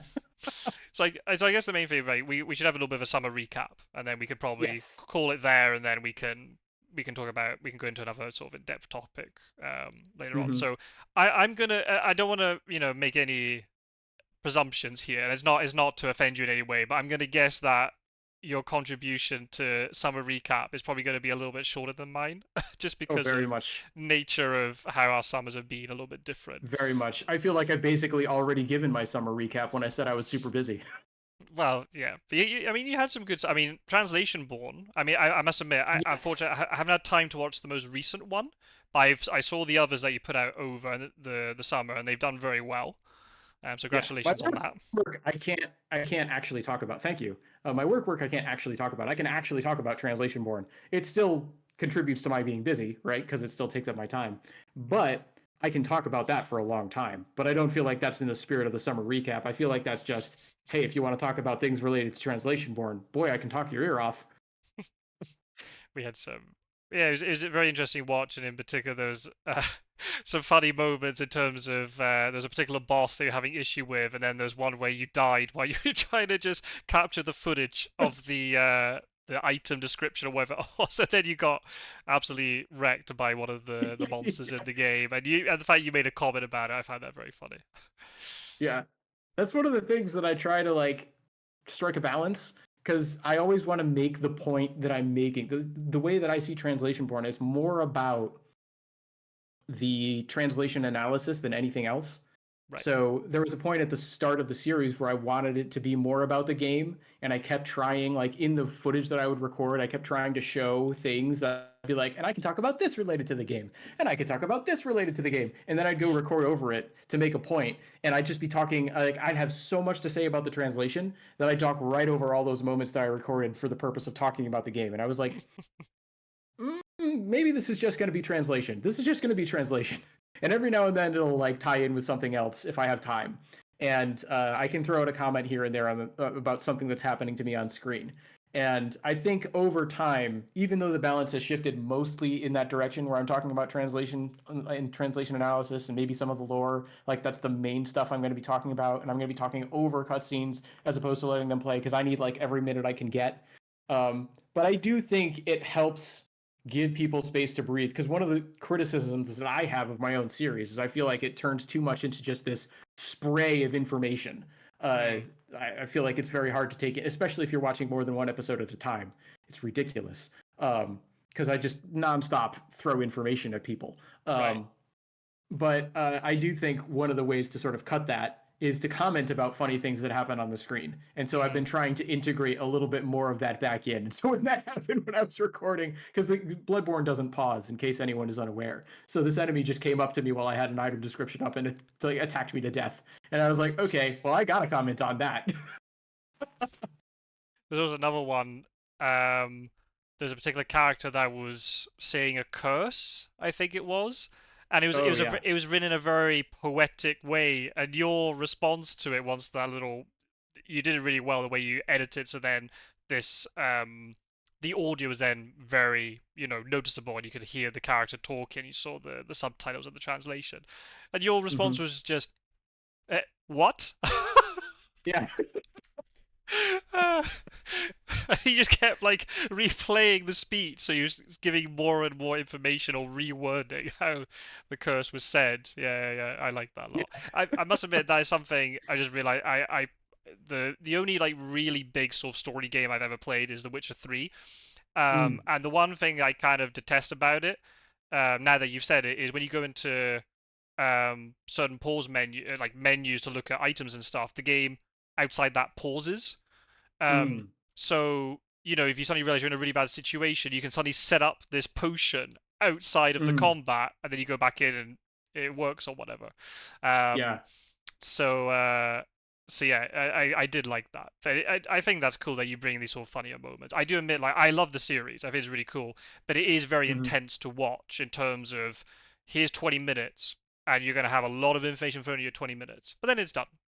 But Yeah. yeah, I think sprinkling in those sort of funnier moments in between is really nice touch. It just gives you a little bit of breathing space before then you transition on to whatever your next topic is going to be. Yeah, that's the goal. And you know, it doesn't always work out. And sometimes, right, usually it's way easier to make a funny comment about something an NPC says. I've been doing that like since the beginning. It's way harder for me to make a like funny comment about an item description I just read. So Right, right, yeah, right. it's a little bit trickier. So that's kind of why that moment when that enemy killed me, I was like, that has to stay in. It's so Yeah. rare that I can actually make a comment when I like just finished doing an item description. I think the latest episode I managed to do it as well because I was able to be like, um, well, I didn't plan to die this many times, so I just put this up on the screen. But actually, it feeds into the point really well. So you're actively sabotaging your playthrough just so you get more of these moments. Well, I wasn't actively sabotaged; it just happened to work out that way. I was like, listen, I had a Sure. plan. The plan got derailed, But I think that's one of the but things it ended up working out anyway. you've been doing this series for quite a long time now, right? It's about is it Oh is it yeah. eight Oh yeah. years? Something like that. So 7 or 8 years. I'm you like must be on the eighth year, right? 7 solid years, right. and as of January, it will have been a full 8, I think. So I'm trying to remember how Yeah, many episodes you've done. It's like 80 plus at this point. yeah. I just came out with 86. I think Oh, Translation Born 86 is the latest one. okay, so I think over that sort of time, the number of episodes, but also just pure length of time that you've been doing it, you must have gotten a lot better in terms of judging the amount of footage you need and also the type of footage that you need as well. Oh yeah. Oh, just so much. But like I go back and rewatch the earlier episodes. I'm actually in the middle now of doing a very another lengthy process. Translation Born's already a pretty big demand on my time, but I get to do even more now. I think it's worth it, which is why I'm doing it. But it is more time. I'm going and adding captions back to the early episodes. Oh, Uh, neat. because I got a comment on the first one who was like, "Hey, can you turn on like enable YouTube auto caption on all your videos because I have a really hard time hearing and I still want to appreciate your series." And I was like, why have I never thought of this before? I need to do this. Mm, And I went to figure out how to turn on auto captions. And as far as I can tell, like YouTube tells people like if you go to a FAQ and you're like, hey, why can't I look at captions on this video? YouTube tells you the creator may have turned off captions or like auto caption. But when I uh, looked for how to turn captions on, YouTube is like, you can't turn like captions are automatically turned on all the time. Like you can't turn them off. And I was like, wait a minute, which one of these things is it? Can I turn them on or not? Uh, and so I eventually like went back and watched the videos, looked for things, and I went through and I was like, okay, well maybe you have to select the language for the video. So I went down the mm, list of all my videos and I selected the language to be English and was like, probably in 24 hours, if that's going to do the trick and turn on captions mysteriously, then that'll have done the trick. And if not, I'll have to go in and manually like listen and type out captions. And because I don't have scripts that are that old. Uh, so I went and I started doing this, and so I've been watching a lot of the earlier episodes again, and I was just like, oh, the if I could start cringe. this series, if I could start this series over, it would be so much better. I mean, to be fair, I had to make those videos to learn the lessons that I learned. Yeah, of But course. Yeah. yeah, The cringe is it's a real. little bit painful. But yeah, Right. the captions, like the nice thing about them is even beyond the fact that they allow more people to potentially enjoy the videos, which I think the person got like fed up with me because I left them a comment in response and was like, hey, I've done this. If it doesn't work, I'm gonna have to do it manually, and it'll take me a long time. And I don't think they had a sense for what I meant when I said long time because I tell people this a lot. I'm like, I started collaborating with another person on YouTube fairly early on in the series, and they were like, "You're going to get to this point, right?" And I was like, "Yeah, I'll get to that point, but it's going to take me a long time." And after like a year or two, they started their own YouTube channel and just started making the points themselves. And I was like, "Good for you. You are correct, right?" Because it was going to take me too long. It's like I said, it's taken me 7 years to make this series. So when I mean it's going to take a long time, I mean it's going to take a long time. Right. And I feel like this person was like, oh yeah, he's gonna have to manually enter all the captions on these videos, and I can't reasonably keep watching them at the rate that he enters them, which is, I aim for like 1 or 2 episodes captioned a month, Right. because I also have to make Translation Born, and that comes out once a month. So it's yeah. But anyway, I feel like there's a lot of benefit to it because first of all, again, I don't have scripts that are that old. I'm adding captions. All of a sudden, there's a written record of everything in the episode, right? It's like I'm recreating the script that Mm. I foolishly deleted, 7 years ago. And there are some points that I make where, maybe even if you like at the very early episodes, I talked about this before, the sound balance was way off. And Mm-hmm. I think that's why the auto captions weren't turning on for a lot of those videos. If you look at the old videos, old videos, auto captions were on for one very early video, it was episode 4, because I got a YouTube comment that said the audio balance is terrible. Can you re-upload this? No, they didn't say that part. They just said the audio balance is terrible, and I re-uploaded it. And if you look on the video, you can see a comment being like, "You actually re-uploaded this? That's so cool! I'm going to tell all my friends." Uh, Uh, and and I was like, "Okay, good." And then the next episode, the audio balance goes back to being terrible because I don't know what I was thinking. Clearly, the audio balance was better than it really was. So I think the reason the auto caption never turned on, even though I put English as the like language for all my videos, um, I think that the reason that that sort of failed is because the background audio is just so high that it overrides my voice and makes me hard to understand. And so, right. whether or not you have any sort of hearing deficiency, right, or in a hard time picking out the sound of the me making the points as opposed to the background sound of the game, like it's just going to help people understand my points better to have the visuals on screen. The Right. one issue that I have with it is I've also, because I do have scripts for the latest episodes, and it makes it way easier for me to go in and just copy paste. It still takes a long time, but it's way easier than transcribing everything by ear. To just copy from the script into the episode, like timepiece by timepiece, caption by caption, sentence by sentence. Um, but the thing is, the way that I display information, it's too much on the screen. Because It's because you got the literal translation and the original, and then your interpretation of the translation. Then you got the caption on top. There's a lot of Yep. writing. And then I've usually got some other thing, like some picture I want to show to illustrate a point, and I've got some other thing that I want to say like put on the bottom of the screen so that people who are just listening can follow along with the key information that they need to hold in their head for like 5 minutes while I'm making a point. Maybe Mm-hmm. not 5, maybe like 2 to 3 minutes. And I finally, it took me a long time to get to the point where I had enough information on screen that it could be useful for people who needed to use the information that way. It took me a long time to figure out how I wanted to like maintain that balance of what I put on the screen, what I say, and what I have showing when. And it all works around me using like as much of the screen real estate as I possibly can. And to suddenly introduce captions into that, it's less than ideal. It Right. blocks something. Now You you gotta. can reposition the captions in YouTube, right? You can like click on the captions and move them to a place in the video where they're not covering information. But the information that I put up doesn't always stay within the same boundaries. So you're going to have to be Mm-hmm. adjusting it at several points throughout the video, and it's just going to be a pain in the neck. But I still think it's worth it to have that. Like, if it's too much of a bother and you don't like it and it's blocking the information and ruining your experience, hit the C button, it'll turn it Yeah, off. that's Right? true. I don't know what it is Yeah. on mobile, but you can turn off captions. It's not that hard. Yeah. If you need the captions to understand my points, then they're there for you if you need them. That's the way Mm-hmm. I look at it. And I Yeah. think overall, even though it's a lot of work, it's a huge boon to the series to have captions in. So that's sort of behind the scenes thing that I'm doing that my mind is clearly very occupied on at the moment. Um, yeah, that's one of the things I've been doing over the summer. Good, good. So you're just, yeah, translation board is kind of, yeah, keeping you busy.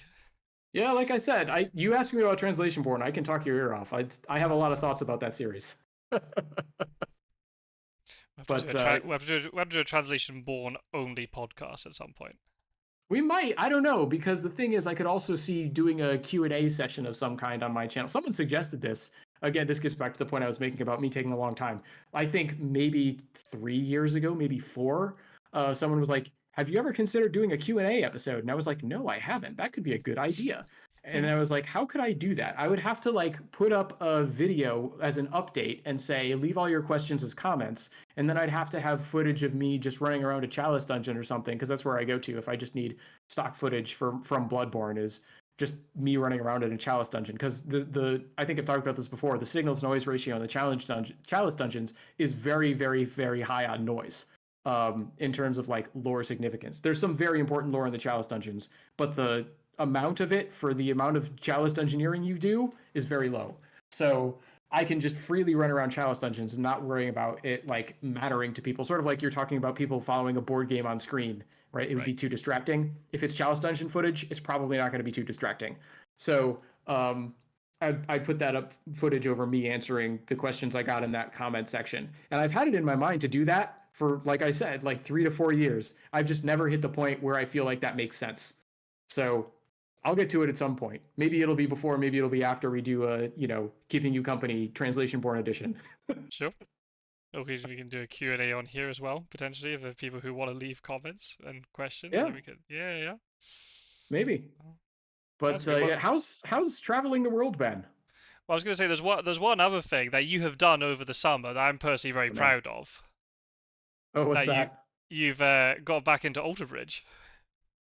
Oh yes, yes, yeah. I started listening to The Last Hero. Yeah. Yeah. So everybody doesn't know, I did one of the episodes I did on my own back probably like in February time, I reckon.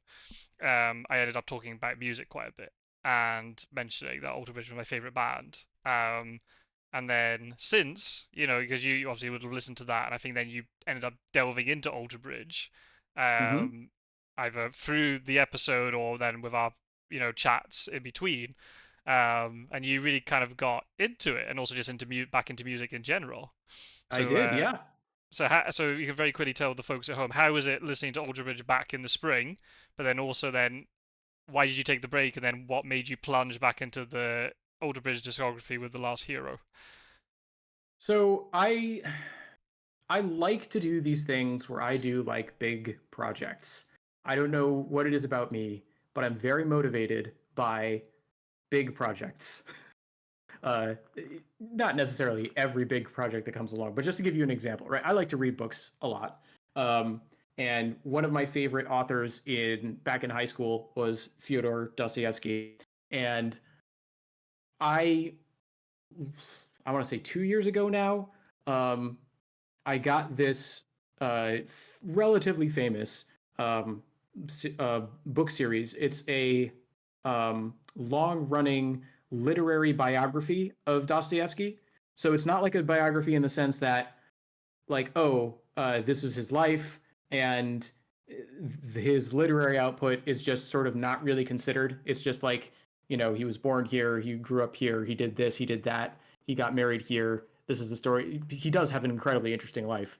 But the point of this particular biography wasn't necessarily to just recount the story of Dostoevsky's life minus his works. It's very much oriented around every work that Dostoevsky wrote, and talking about how you need to understand not just his life, but also the life of the people, the like Russian intelligentsia in the late 19th century, in the build up to the sort of communist revolution that ended up happening. Um, you need to understand that intellectual climate. And so he went through and would document, like, okay, so here's Dostoevsky's early life, and these are all the things he was reading, and these are his life experiences, and here's how they might have manifested in his work.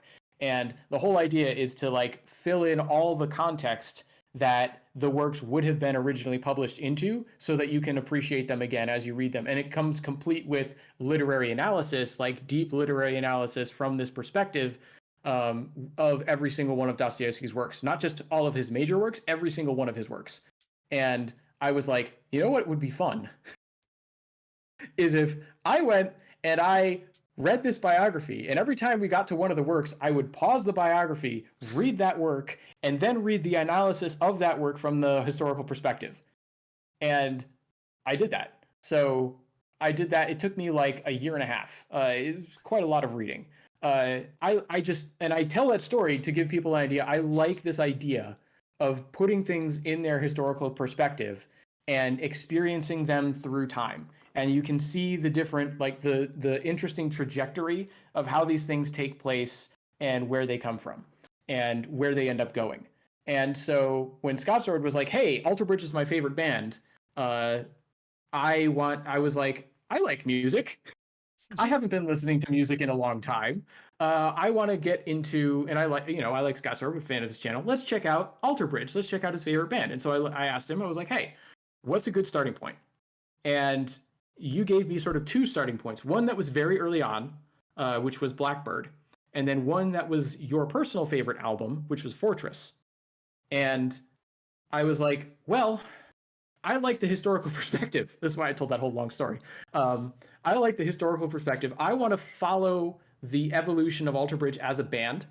And when I get to Fortress, uh, which is what, 4 or 5 for them? Album 4. Okay. Yeah. Yeah, and Blackbird's That's number their 2. fourth. Yeah. That's their fourth album. I want to get, when I get to Fortress, I want to appreciate the shift in their music that makes that album what it is. So I Right. started out listening to Blackbird, and I I enjoyed it. I thought it was good. I tend to like rock music, even though I haven't always been like the most diehard fan. I think there are a lot of big rock songs that I would never have heard of or have heard, or if I did hear them, it's just like snatched on the radio. Mm. My music taste is like incredibly eclectic. I think. Um, Although I'm generally not that into um, hip hop or um, what's another genre I'm generally not into Like reggae. rap, Um, maybe. yeah, rap. So there are some genres that I tend not to be as into, um, but that's just my personal taste. But other than that, I'm pretty openly accepting of a wide variety of music. I like to think. So I put on Blackbird and I was like, hey, this is good. Like it felt like. Please feel free, Scott, sort of correct me if you think I'm saying something that's off base. It felt like they sort of wrote Blackbird in a way that I think is normal for a lot of bands at the time, which is every single one of these songs. Like we're not necessarily going to make the album as a like overall concept. We're going to make every single one of these songs to be a strong statement of some kind, right? Yeah. There's not necessarily like it's not like a concept album. I know one of your favorite albums is, and I'm not gonna forget the name, which is awful. Dream Theater. I'm gonna forget the name of the album now. That's awful. Scenes from a Uh, Memory. Yeah.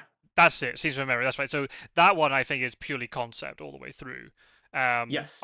Most modern hard rock slash light metal bands don't write concept albums these days. Maybe it's just because of the way that people consume music. Hmm. People don't consume the album like they would with individual songs because of playlists and stuff. There are still some that do, but I feel that's more of a thing as you get into heavier metal, Mm. um, where you've got something like Dream Theater, which is aggressive, or you've got like I'm thinking of like Scandinavian bands, where they'll be concept based. But a lot of hard rock are trying to go a little bit more for the accessibility front. So having a Hmm. whole concept art through the album is probably not ideal. There are some things in that album that do link together. Mm. The first couple of songs in particular, or say 2, 3 songs, even though you could apply them to other contexts, it's kind of related to the whole thing with the original record label deal that they had for their first album then fell through because the band of Alter Bridge didn't turn into the cash cow that the record label thought they were going to be, even though from today's perspective they were incredibly successful. The Hmm. first album went gold in the US as like 500,000 record sales, which is very good by today's standards. But compared to Creed, that was like the predecessor band for three of those members of Alter Bridge, it was very poor.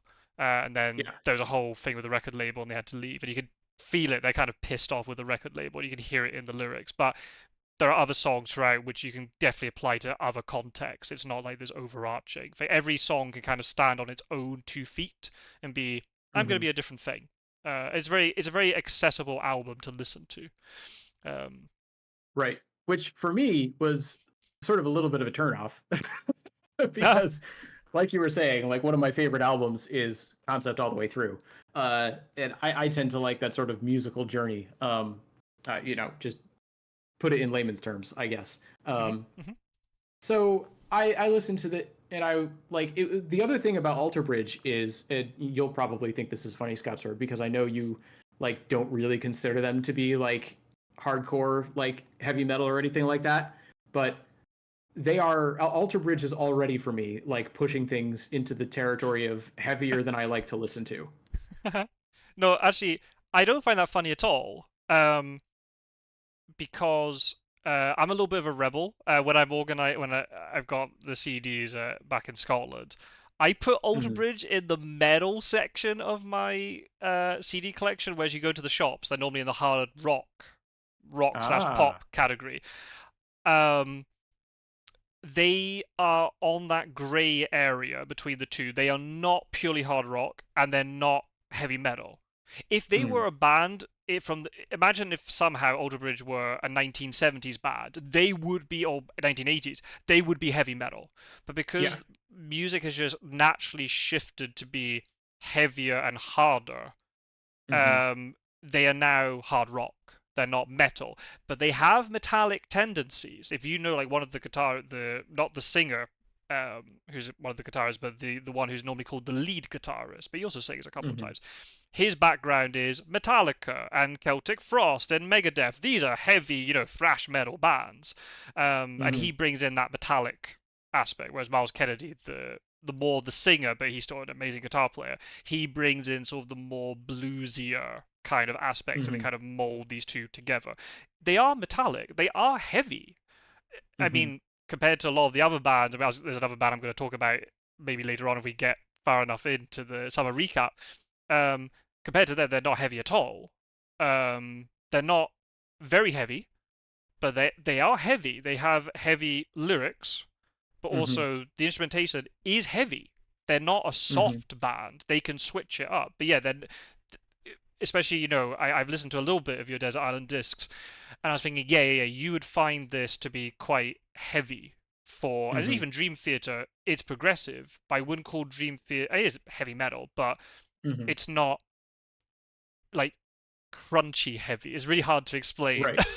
and I don't know what the vocabulary would be. But yeah, I understand what your point is. If you're saying, "Oh my god, I find this quite heavy," if you haven't been listening to like hard rock for the last kind of like 10 years or so, yeah, you would probably look at it and go, "Oh my god, this is quite a jump for me to go into." So no, Yeah. I don't actually find that funny at all. Yeah. Well, I'm glad you understand, because that's definitely how I felt. I was like, whoa, this band might be a little bit too heavy for me to like fully appreciate. And so I listened to most of the album of Blackbird, being like, maybe I should just jump ahead to Fortress. Maybe I don't want to go on this journey where I go like throughout their entire discography in relative order. Like I skipped the first disc, but like everyone after that in order.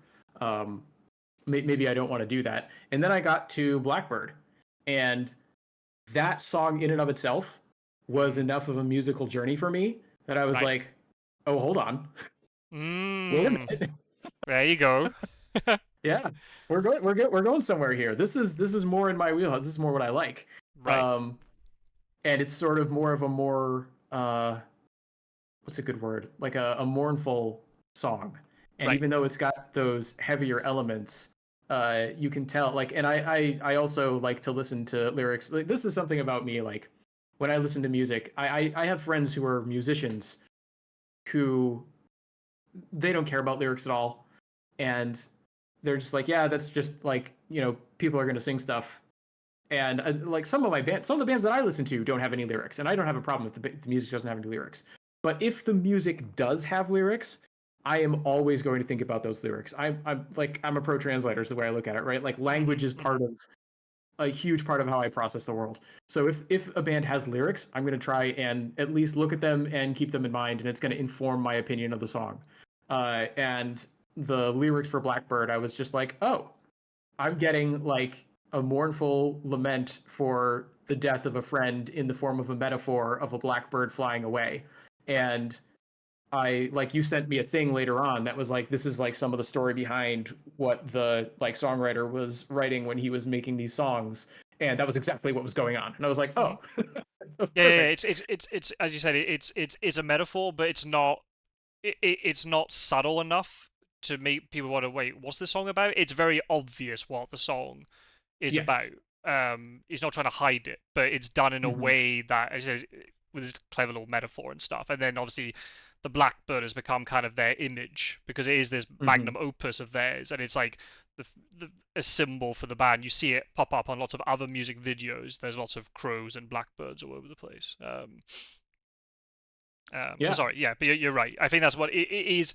It is quite a tonal shift in the album. You go from these sort of traditional kind of, they're not radio friendly rock songs necessarily, but sort of like 4 minute chunk songs, right? Fairly Mm-hmm. standard in structure, and suddenly you go to this 8 minute thing. You're like, whoa, where did this come from? Yeah. But I think even for the musicians, when you hear them talk about it, I think they were also kind of taken aback when they wrote it, the two guitarists, when they came up with it, and then obviously when the drummer and the bassist put up their parts. I think they also got kind of shocked by it and got, oh, and they kind of realized they were onto something special with this song. Mm-hmm. Not that the other songs are terrible or anything, but there was something extra that just clicked, and they just let the songs like, if this song has to be 8 minutes, we're gonna just let it be 8 minutes, and it will do its thing. Yeah. Yeah. Which I think is good. I like. I tend to like longer songs in addition to the whole full album journey sort of thing. Right. Um, but yeah, so that was sort of the turning point where I was like, nope, I think I'm gonna give this band some time. And so I don't like to just listen to an album once either. I like to let it sort of sink in. I like to listen to it at least 3 times if I'm into it. Um, do it. So I always do like my initial listening session in a sort of concentrated fashion where I just sit down and I listen to the music, and that's sort of maybe I'll have the lyrics up on a phone or my laptop or something, but I'm primarily focused on listening to the music.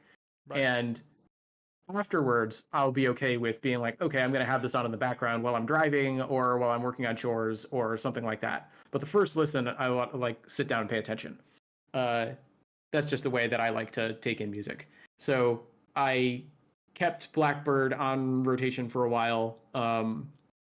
Just sort of kept listening to it, got it in my head, and I think like repetition does something to your understanding of music. It's the first listen is not the same as the 10th listen. Hmm. So like I don't know what it is, but I know it exists. And by the time I got comfortable with Blackbird, the album, I was like, okay, I think I'm ready to move on. Like I've let this stew enough. I think I'm getting used to the sound. Let's move on. And then I moved on to AB3. Right, that's the next one. Yep. Yeah, yeah, you're good. Yeah, and I was like, oh no, what a relentless downer of an album. This is Yeah, it's pretty dark. It's not a cheerful album, that one. No. yeah. I was like, what have I gotten myself into? It's not even mournful. It's not like a Blackbird type. Like Blackbird has a certain sadness about it because of the topic, whereas Mm-hmm. AB3 is just very dark and very melancholic. But because of if anyone doesn't know, AB3 is basically it is more or less a concept album. Then it's not more like a story concept, but more that there's a thread that connects a lot of the songs together, and it's Mm-hmm. about how Miles Kennedy, the lead lyricist at the band, basically a fairly, he was an adult. I don't know, must have been, I'm not gonna guess his age now and work backwards, around sort of mid 40s kind of age. Um, basically, basically said to himself that he was done with religion. He Mm-hmm. grew up in a Christian Science household. Again, this is something we can go into another podcast in more detail, but I might have said it before. But basically, his father died when he was very young. His biological father Mm-hmm. died when he was very young. He had appendicitis, and because he was a Christian Scientist, he wouldn't take medical intervention. Mm-hmm. And Miles was very, very young when he died, and he still kept not Christian Science thereafter, but was brought up in a sort of still in a fairly strong religious family. I think his stepfather is a minister, I think. Mm-hmm. Um, I don't know what denomination, but I don't think it was Christian Science. It was maybe not a strict denomination, but it was still a part of his life, and he was in the Mm-hmm. band in church and things. Um, but then there must have been a seed planted in his head, maybe because of his father dying or whatever. But then suddenly something happened, and just something clicked in his brain or whatever, and went, "Nah, I'm done with this. I can't." And I'm not saying he was a strict religious man before then. I'm not saying that, but something happened and he rejected it completely. And a lot of the album is dealing with that topic and how suddenly he had this concept in his mind that was very, ever present, suddenly being eroded away, and having to then deal with all of that fallout. So a lot of it, not all, but a lot of it is based on that. So yeah, it's Yeah. not it's So not a cheerful, happy just record at all. just to give listeners an idea, here's some of the song titles. Yeah, that'll do. Slip to the Void is the first one, nice and cheery, followed by Isolation. Mm-hmm. Then we get to The Ghost of Days Gone By. Then we have All Hope Is Gone. It's, that one's. I actually quite liked that song, but I was like, boy, what a downer. Uh, still remains. Yeah. Well, Then we that have. Go that one ahead. sounds innocuous. I think if I Does it? understand the lyrics of that song correctly, it's written from the perspective of religion, watching Miles Kennedy leave like the church, quote unquote, the metaphorical church, and being See, saying, "You're gonna maybe come, I've been. you're gonna come Go ahead. crawling back to me."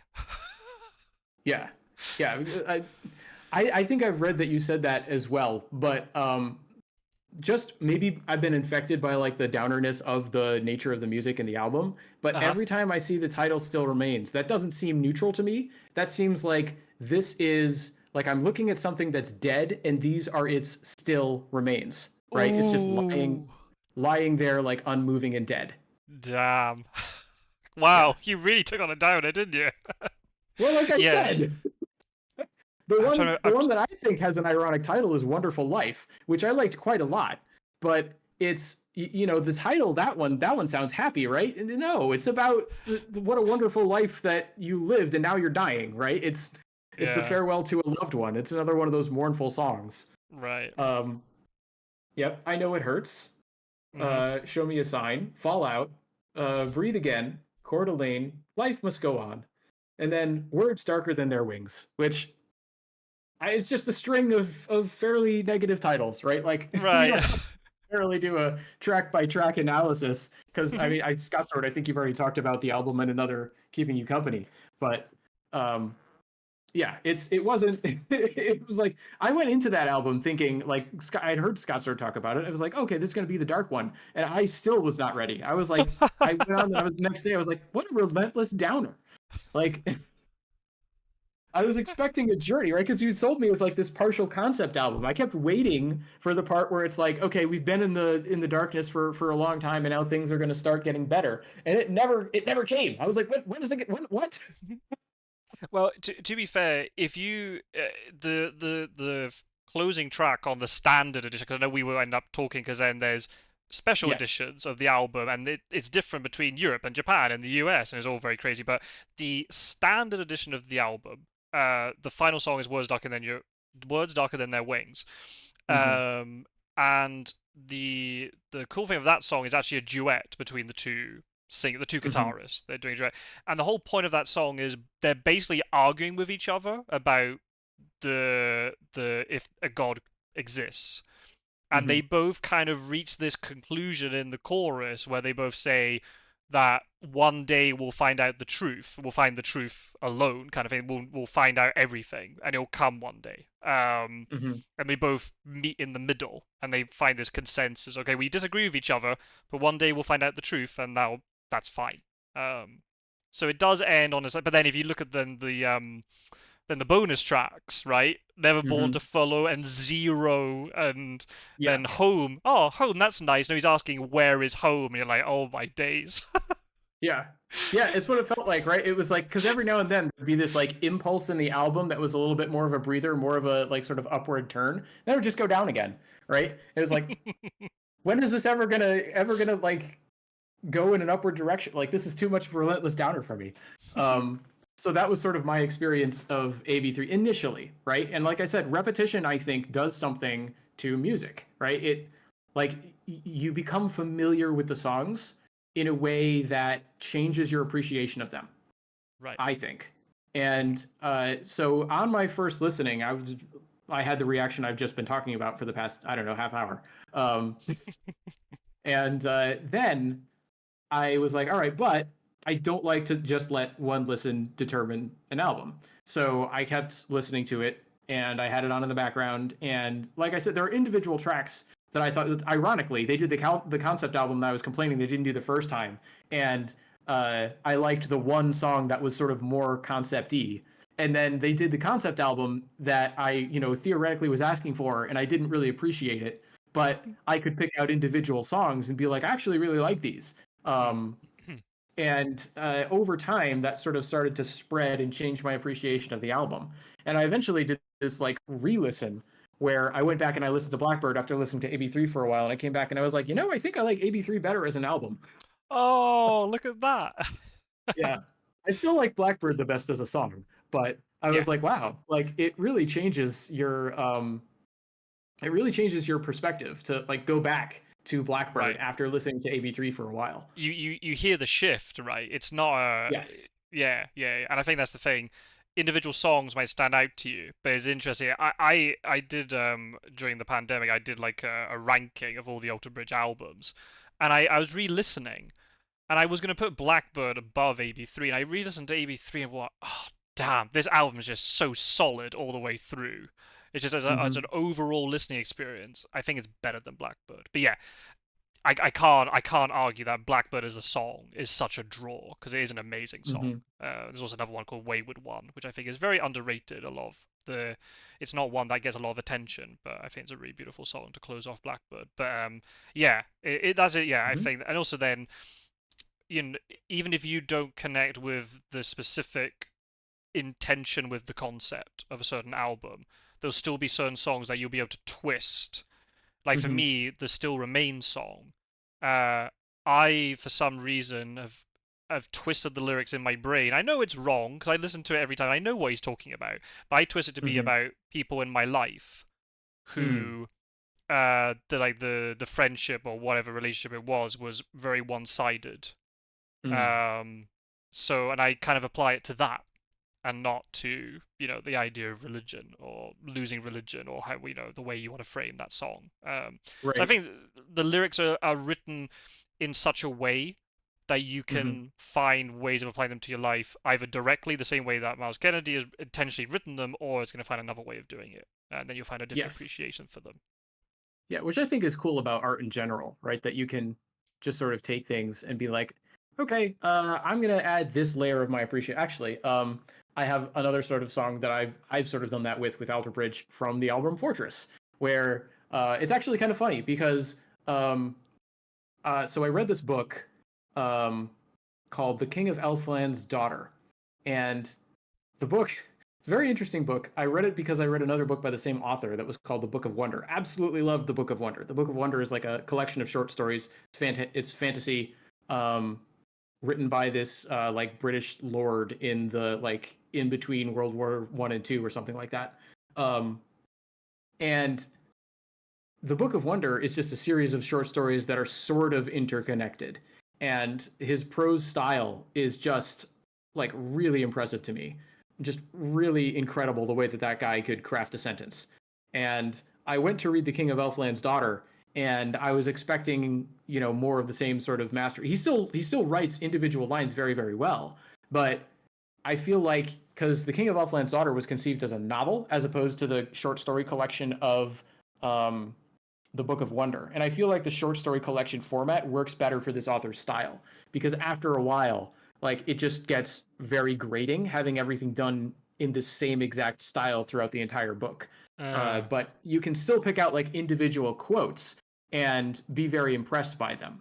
mhm. Uh, so I found it kind of hard to parse at the time, but I was like, okay, I'm still glad I had that reading experience. It was interesting to get sort of that have that experience as someone who like reads and writes as a living. And I happened to be listening to Fortress, and one of the final songs, I think it's actually the one. It's actually the one the album is named for, Fortress. It Right. almost makes sense to set it to the plot of the King of Elfland's Daughter. Doesn't Ah, doesn't quite work, but it almost works. And right. as soon as I thought of that connection, I was like, "Oh, this is so cool!" And it And you just can't like, and you can't unhear it. Now you've got the idea in your head. You will never be able to yeah, shift that idea when you listen to the song. yeah, and it just like amps up my appreciation not just for the song, but for the book in retrospect. It was very funny. I was like, I wouldn't even recommend The King of Elfland's Daughter necessarily. I feel like it's sort of a failed experiment. And like, unless you're interested in the effect of that prose style for an extended period of time, you probably shouldn't read it. But having read it and having had that experience of the song, it's just like now these two things are linked together in my mind, and I appreciate each one more for it. It's kind of crazy. That's awesome. Especially having two mediums which are so, you wouldn't expect them to connect with each other, right? Because of the Mm-hmm. time period that they were written in and by different, people from outside the Atlantic and different concepts and things. But that's neat that you saw that Yeah, connection. yeah, it's like this. There's this moment in The King of Elfland's Daughter because Fortress is sort of about this relationship that people are trying to like build together and that falls apart, right? Um, Right. I guess it and depends on how you interpret it. yeah, it depends on interpretation. Again, I'm influenced by this book, right? Because that's what the book Right. is about, and Right. so because of that, I sort of interpret Fortress that way, right? Uh, because I've seen it and I can't unsee it. Hmm. Hmm.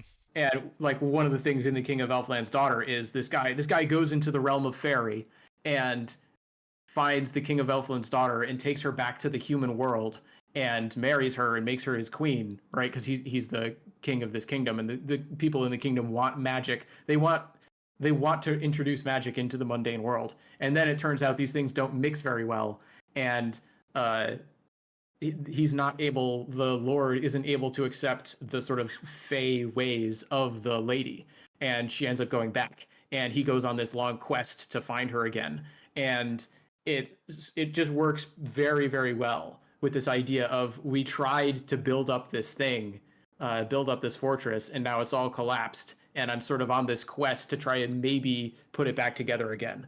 And again, I know it's not how that song is supposed to be interpreted. It can't be, but But it has that connection. it's yeah, Yeah. it's close enough that I can draw that connection, and it changes my appreciation of both pieces of art, which is Right. crazy. That's awesome. Yeah, but that yeah, so to I guess press forward in general on my sort of Alter Bridge journey, I then went on to Fortress, and instantly, like from the first track, I was like, oh, they're in my wheelhouse now. They're finally Hey. like I've accustomed myself to the Alter Bridge sort of heaviness that I was somewhat averse to at the beginning, and so it's no longer as off-putting to me as it was. And the sorts of tracks that they're playing now is much more in line with my sort of pre-existing musical taste. Right. Doesn't feel like as much of a stretch, and I don't have to worry about the constant downer. That was Yeah, AB3. Fortress is not. It has that balance of light and dark in that album, but yeah, it's not. It's also it's not as personal. Mm-hmm. So maybe that's why it's not as such a downer, because Miles Geddes Yeah, not writing about himself. It's more a societal sort of commentary album. That one. yeah, There is some personal stuff in there, but not to the same extent. So maybe it helps in that sense. He's not talking about yeah, himself. maybe. But yeah, I just like I listened to that just over and over again. And I was like, I yeah. I haven't listened to any of the later albums, but I know I can see why this is Scott Soar's favorite. Like this is and it felt like a huge like musical evolution, right? We're talking about the shift from Blackbird to then AB3, which I think is a musical evolution, even if it wasn't necessarily what I wanted to hear. And then you move on to Fortress, and it's another like pretty dramatic leap, I think, in terms of the way that they structure their songs and the album. Right. It's a lot So, more. The songs get a bit longer. They become more progressive. They're a lot more so, especially like the first song, "Cry of Achilles," is definitely on oh its yeah, own a musical journey. oh it's Um, so good. I think. I was really jealous because when you did your Desert Island discs, you put a Cry of Achilles on it, and I was like, that's the one I was gonna pick Ah, because I wanted to pick an Alter Bridge song when I left my own list of Desert Island discs, and I was like, I think probably it has to be Cry of Achilles, and you had it on your list, and I was right. like, dang it, I don't want to do a repeat. Well, Blackbeard was the reason I'm listening to Alter Bridge still, so I'm gonna make that the pick, right? I'm gonna Right. make that the one that I put for my Desert Island disc. But if you hadn't already taken it, I would have taken Cry of Achilles. Oh, that's good. I'm really glad that song in particular left such an Yeah. impact because it really goes to show they're not just a standard. Nothing wrong with being a standard hard rock band, right? But they've Hmm. clearly shown we're going to do things in a slightly different way. Their songs were high quality anyway, but they're just adding Yeah. that extra sort of edge to it. I think the advantage with that album was they were probably pushing to try and write more complex parts anyway, but I think it's because the second song, Addicted to Pain, which is the lead single, like the promotional single for the album, that came together really fast. And Hmm. as soon as they heard kind of whether it was the demo or whatever, the way they did the pre production, I think all of them kind of realized really quickly, oh yeah, that's a lead single. That's very obvious. So because they got that box ticked really quickly, they were able to Hmm. write a lot of the songs going, oh, we don't need to write a single. Right. They've already got it. They already They've already have one. they Yeah. they've got it locked in, right? That's the lead single of Yep. the album. And there are some other songs which are more, I say, basic quote quotes. But then you got Farther Than the Sun, which is yeah, sure, there's more sort of upbeat, could be a radio kind of single. Not that they're popular on the radio anyway.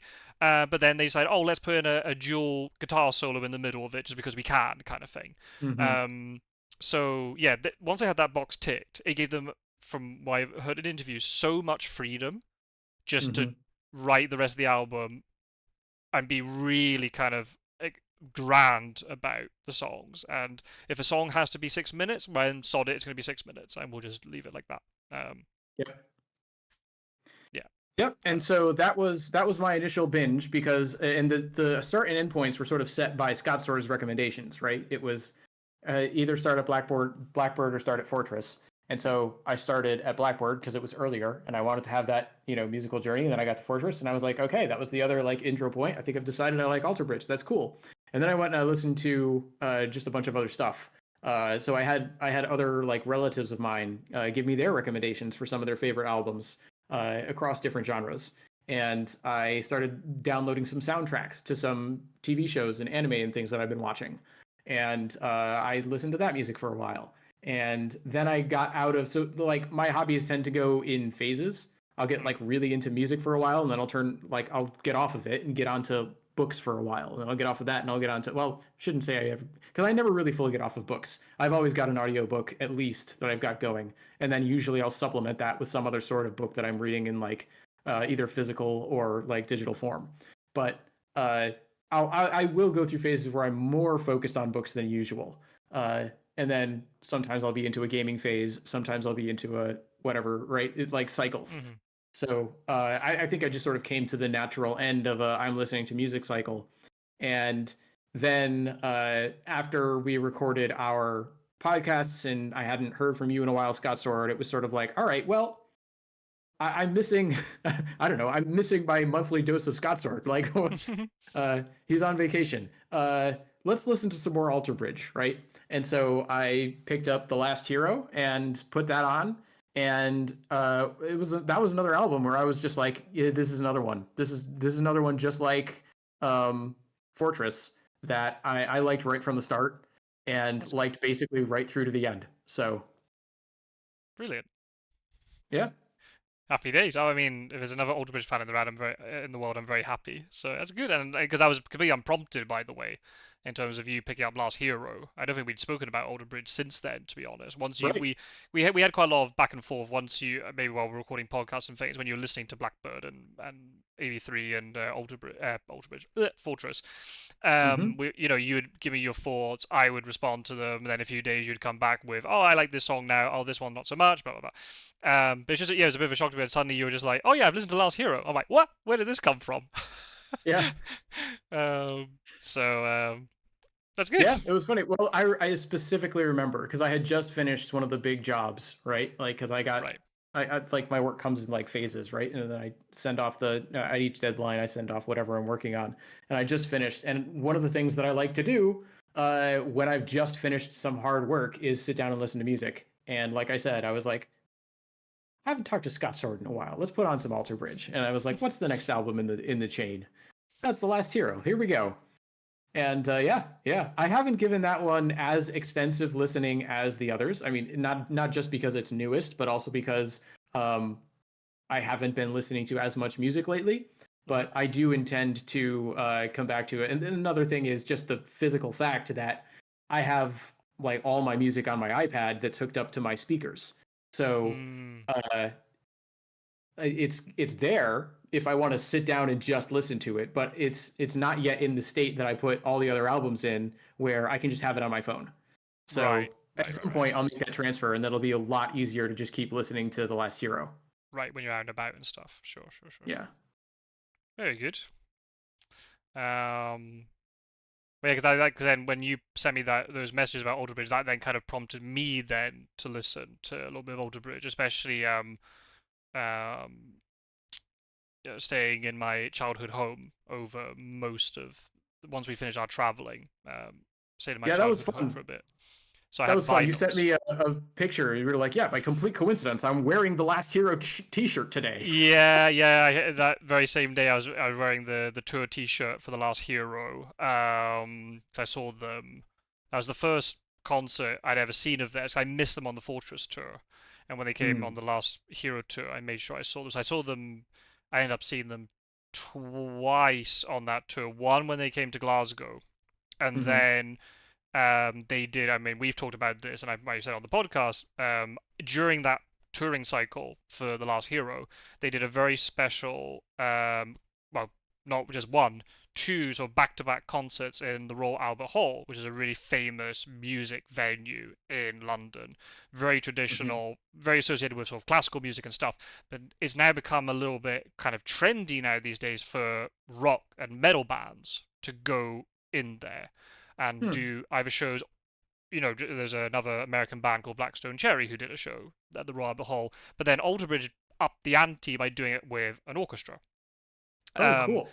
I couldn't get tickets to go down to see it. I would have definitely gone down to see one of the dates, but they sold out so fast. You have no idea. Hmm. Especially, because most of Alter Bridge's main market is actually in Europe, even though they're an American band.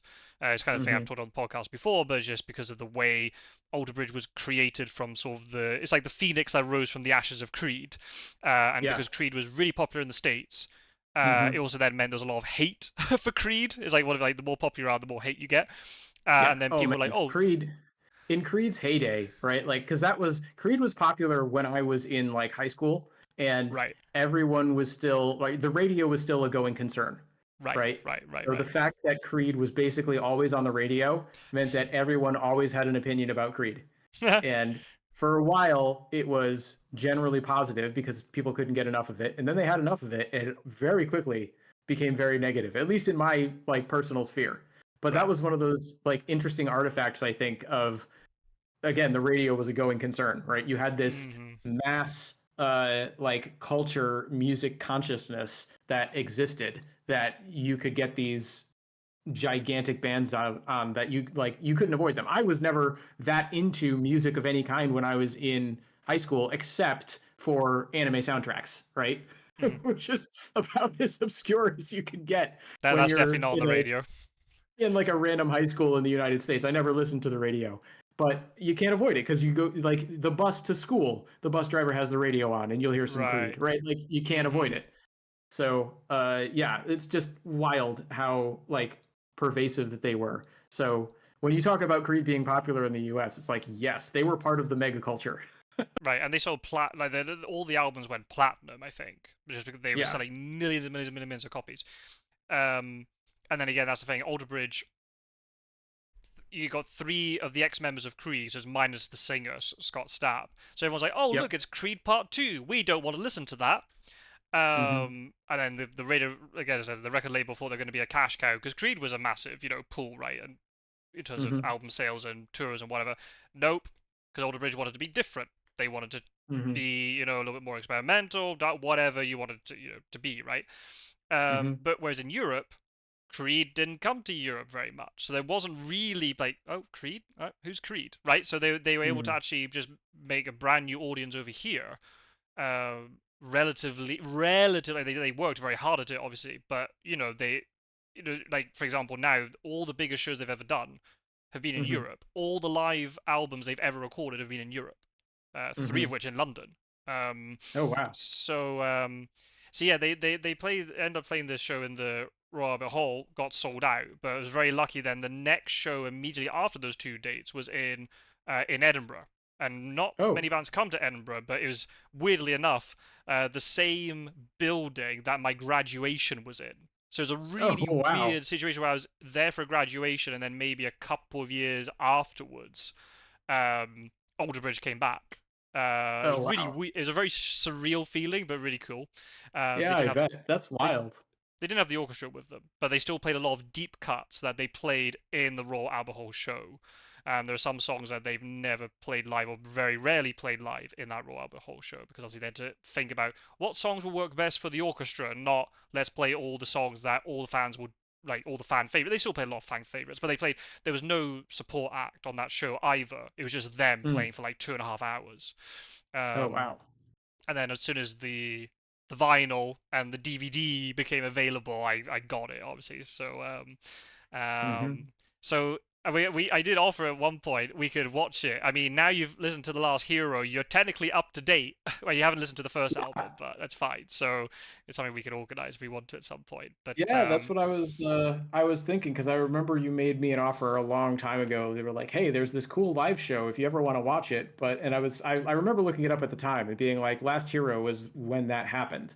mhm. Uh, and so that's sort of the other thing that was like, well, maybe we'll do the watch along at some point. That could be interesting. And then there's obviously because it's The Last Hero. They spread the songs out really well across those 5 albums. Oh, But cool. Fortress does get a lot of representation. Where unfortunately now in their live shows, Fortress doesn't get a lot of representation, which is really sad. Just because they never got 7 albums, 7 albums, yeah, 7 albums. So it's just Hmm. really hard to then pick how Hmm. many. Where did the songs come from?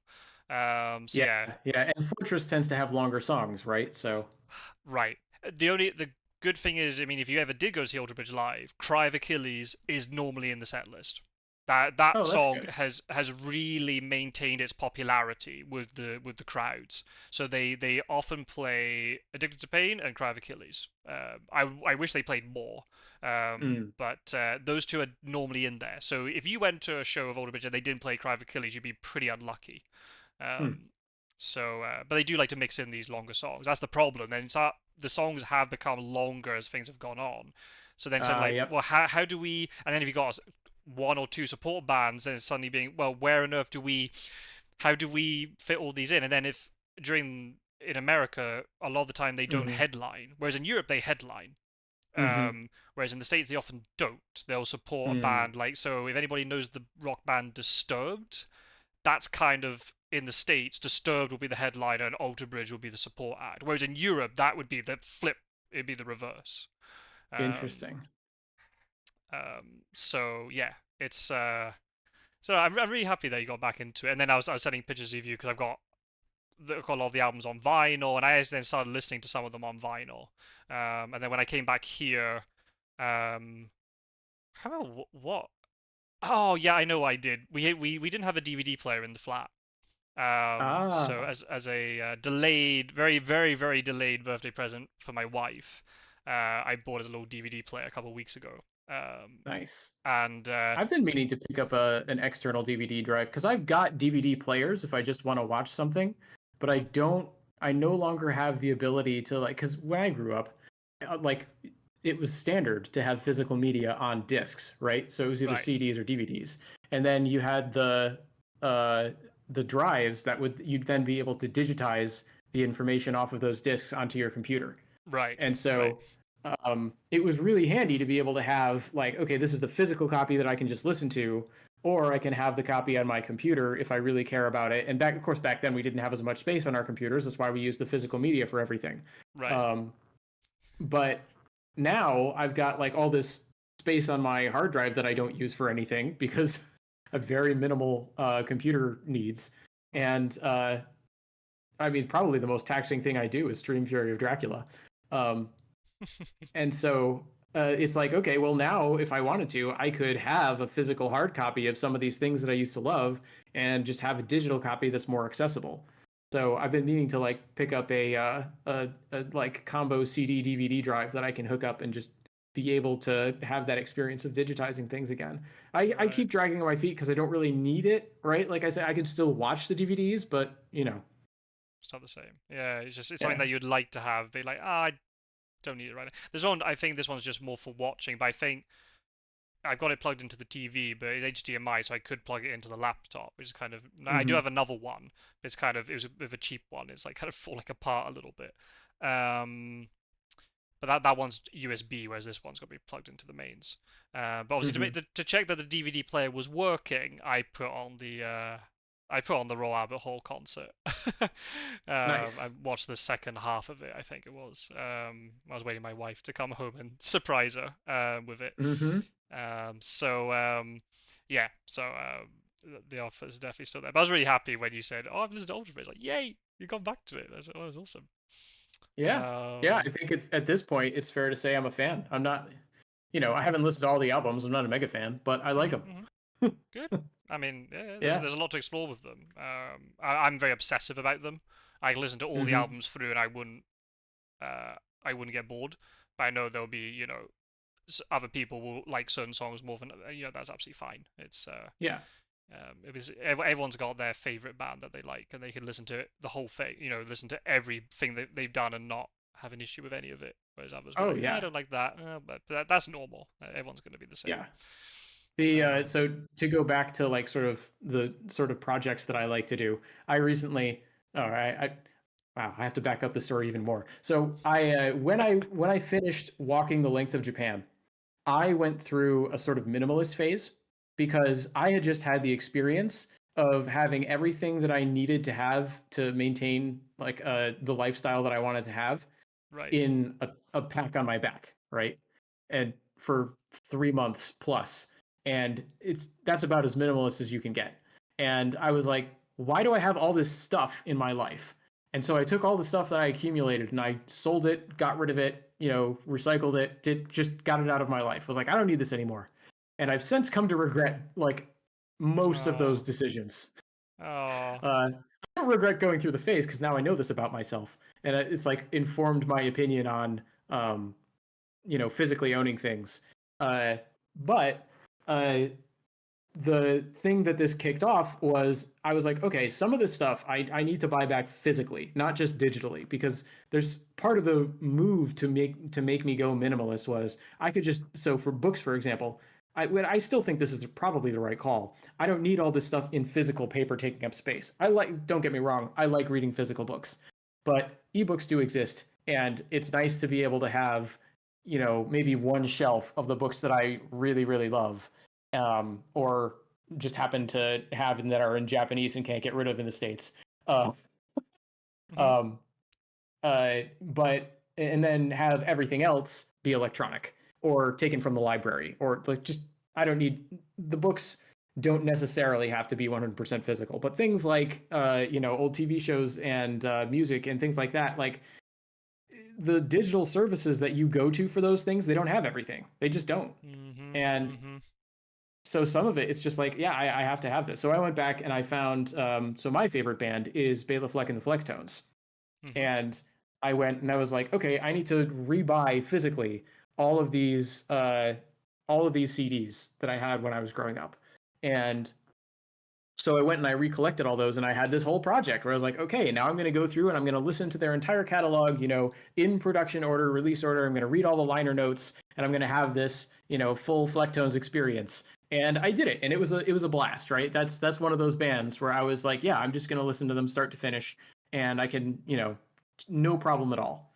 Mm. Uh, and it was a really interesting like way to look back at their discography, because when it comes out, when you're collecting an album at a time, you get a very different perspective than when you're looking at, I don't know, 20 years of a band's, Mm-hmm. releases, and Right. just burning through it in a day, right? It's totally different. Yeah. Yeah. Yeah. Yeah. There's So also that when was even like if you look on like I use Spotify often to listen to music, especially if it's a mhm. new band, and I just go on it, I'm like, where on earth do I start? Like, what do I Mm, listen? It's almost like too much choice. Whereas if you've gone out and you've picked something in particular, and like I'm mhm. gonna just dedicate myself to this one album or one vinyl or whatever you've picked up, where then Yeah. just seeing the whole discography in front of you digitally, and Mhm. going, I don't know where to start, and then you don't Yeah. often start because you get overwhelmed by it all. Yeah, there's At least that for me, too. anyway. I mean, Mm. yeah, that didn't happen to me with the Flectones, but I remember because I would talk about to, and you'd be like, yeah, I'll listen to them. And I remember thinking like, okay, how? Like, and then I see you on Spotify, right? It's just like, Scutzor is listening to this song name that I recognize. And I was like, that's terrifying. You can just go on and like click on something on Spotify and it starts playing. That's what is it? What black magic is this? Because I don't have like a music subscription service that I'm a part of. I've uh, thought about actually getting like a YouTube membership, because I watch enough mm, YouTube anyway that I think it would be useful to get rid of ads and just do the YouTube music thing right. and be able to listen to songs on YouTube. Because the thing about the way that I listen to music is it's so like album based and idiosyncratic that I don't really have a good way of discovering new music, besides like I said, when I sort of went on that break from Alter Bridge, where I was like, I just want to ask people in my life, what's some of your favorite bands, some of your favorite music. Mm-hmm, And I've mm-hmm. already done that. I just did that, right? I can't go through that phase again. So how am I going to discover new music? uh so I was thinking, oh well, maybe some sort of subscription to Spotify or maybe YouTube, because that'll also get rid of ads for the other YouTube videos I watch anyway. Like, maybe I want to do something like that. I don't know. Right. um I don't know how but YouTube does it, but I know Spotify has, or at least it does. I don't know if it's still there. I think it's kind of disappeared from my homepage. It does bring up, it makes playlists curated to your music taste, and they will throw in some new stuff that you've never listened to. There is also a Discover, I hope it still exists, Discover Weekly. I use that a lot, mm, especially during the pandemic when I listened to a lot of music. So I play also a lot of Euro Truck Simulator, so I needed that. So I love that audio stimulus while I'm playing something. mhm, Um, I'd go onto the Discover Weekly, and it would just be just every Friday, all new music up there, and it's only one song at a time. But then if you liked it, you could jump into the album, and then you could mm, listen to it that way. So that's how I discovered a lot of music, because then my because I then once I got into Fear of Dracula, I stopped. I said this in a previous podcast, because I stopped listening to music because I stopped playing Euro Truck Simulator, which is a very weird thing. mm, I did used to listen to music before, but that's because I had it on the iPod. mhm. Um, Before I had a smartphone, I always had the iPod. That was it's funny when you're talking about the putting the media from like CD onto the Mhm. computer and having to ripping it and putting it onto iTunes and then putting it onto the iPod. Now it's all on Spotify. So I Yep. haven't gone through that sort of phase. I don't buy as many CDs as I used to. Mhm. I got way too. I've got too many CDs. Yeah. I love my collection, but there's just too many, and they're stuck in Scotland. I don't know how I'm gonna have to get them over here at some point. I went through a bit of a phase, unfortunately, where my mental health wasn't as good, so my Mm. sort of respite from that was going into music shops and Mm. buying vinyl and CD. Um, but I bet I would then, because that was a point where I didn't quite have a smartphone, I think, at that point, or even if I did, I was still using the iPod quite a lot, so I was able to like rip. I was Mm. using the CDs and ripping the music from them, or just Mhm. listening to the CD on its own. But yeah, definitely in the last sort of like 2 3 years, the amount of music consumption from my side, especially new consumption, has definitely gone down. It would just be if it's a band I know very well, they put out a new Mhm. album, there's some coming out in the next month or so, which I'm looking forward to. But in terms of it, expanding my musical knowledge and finding new bands I've never heard of before, that's really taken a hit in the last couple of years. But it's like, as you said, it's like maybe a phase, and it'll come back later once things in my Hmm. life, or maybe if Fear of Jackal suddenly disappears from my life, then music then might suddenly come back again. But I don't know if that's ever going to happen. Yeah, I don't know. It's tough to predict the future. Indeed, can't disagree with that one. Well, we've been Um, going for what, almost 3 hours? yeah, yeah, And yeah. we've But that's just successfully not classic. talked about your summer vacation. This is what happens when we haven't spoken. We maybe should have done this in two blocks. This is what happens when we don't talk to each other for 3 months. It all comes pouring out. Yeah. I mean, I can give like even like a shorter summary. I mean, it's not as much to talk about as it necessarily would have been. But yeah, I did go traveling. Obviously, the footage you've been watching for the last 3 hours was from Hamburg. That was the first trip we did. There was a wedding that we attended, which was very beautiful. Um, Nice. but we also the way we did it, we didn't go just for the wedding. We had a few days sort of either side. So yeah, we obviously did stuff around Hamburg, which is lovely. There's a Hmm. In a later video you're going to see footage from a place called Miniature Wunderland, which is Ooh. basically this uh,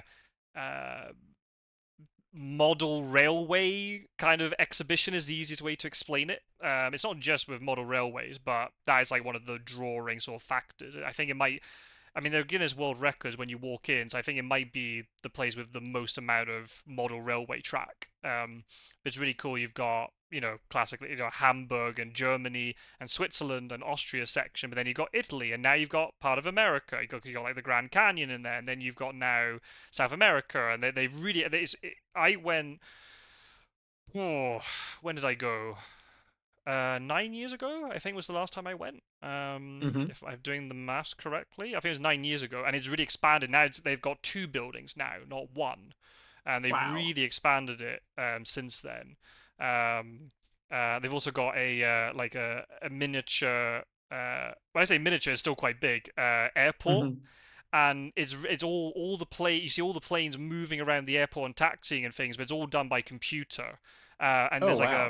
a proper like arrival and departure board, and the name of the plane actually matches the planes, which are like if it says Air France or whatever, then you actually see an Air France plane taking off. It's actually really well programmed.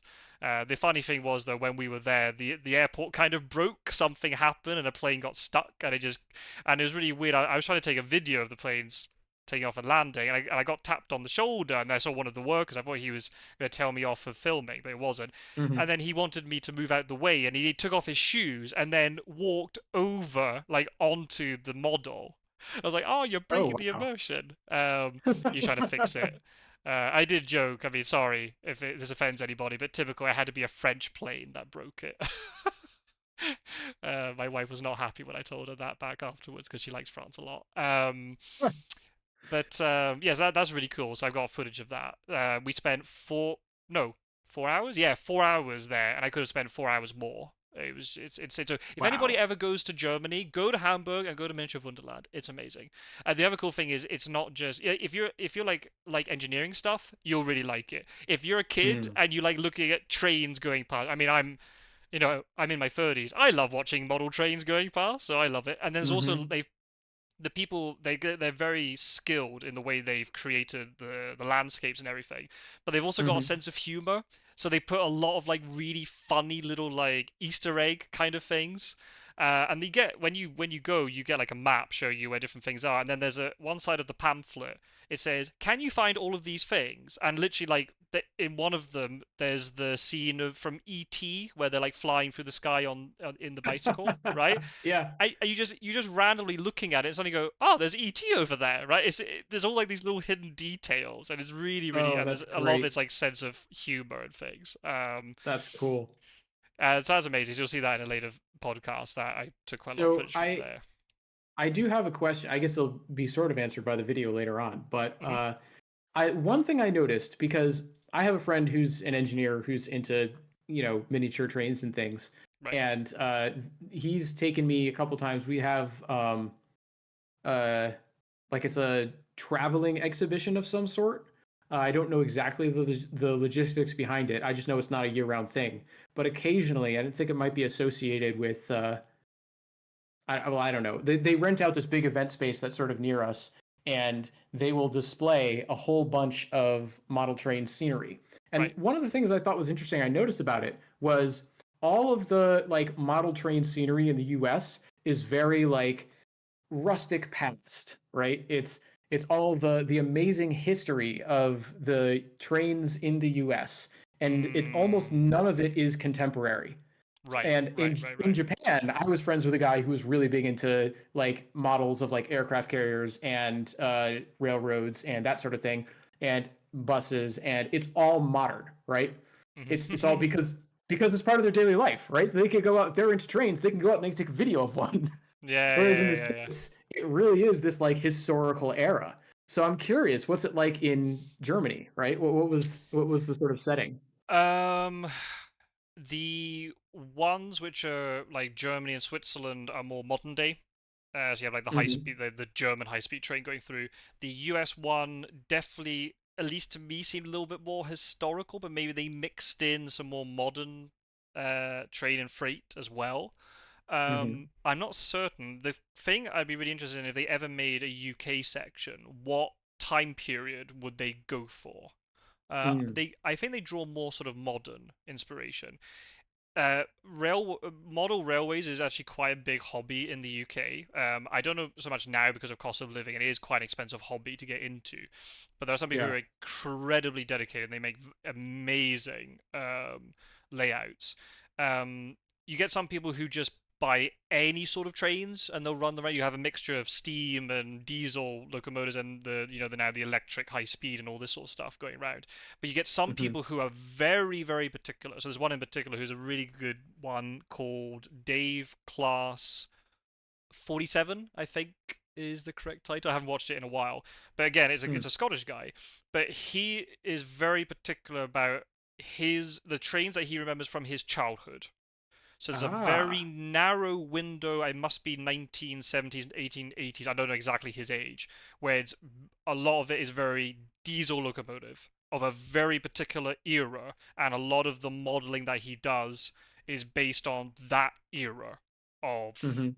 Scottish rail. He does have other trains called floating about, but the majority of the rolling stock and things he uses is very particular. And I remember because I actually had a model railway set when I was younger, very small one compared to some Hmm. of these guys.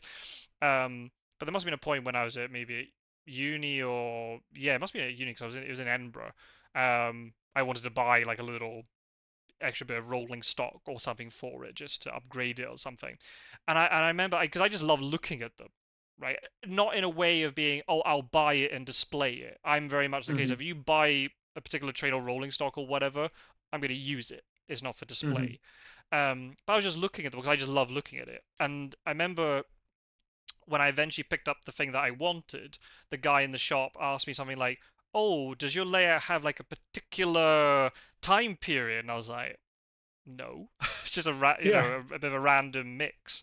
I was more. Hmm. I grew up on VH. You say now I'm showing my age, like the VHS tapes of steam trains, and I love steam Okay. trains.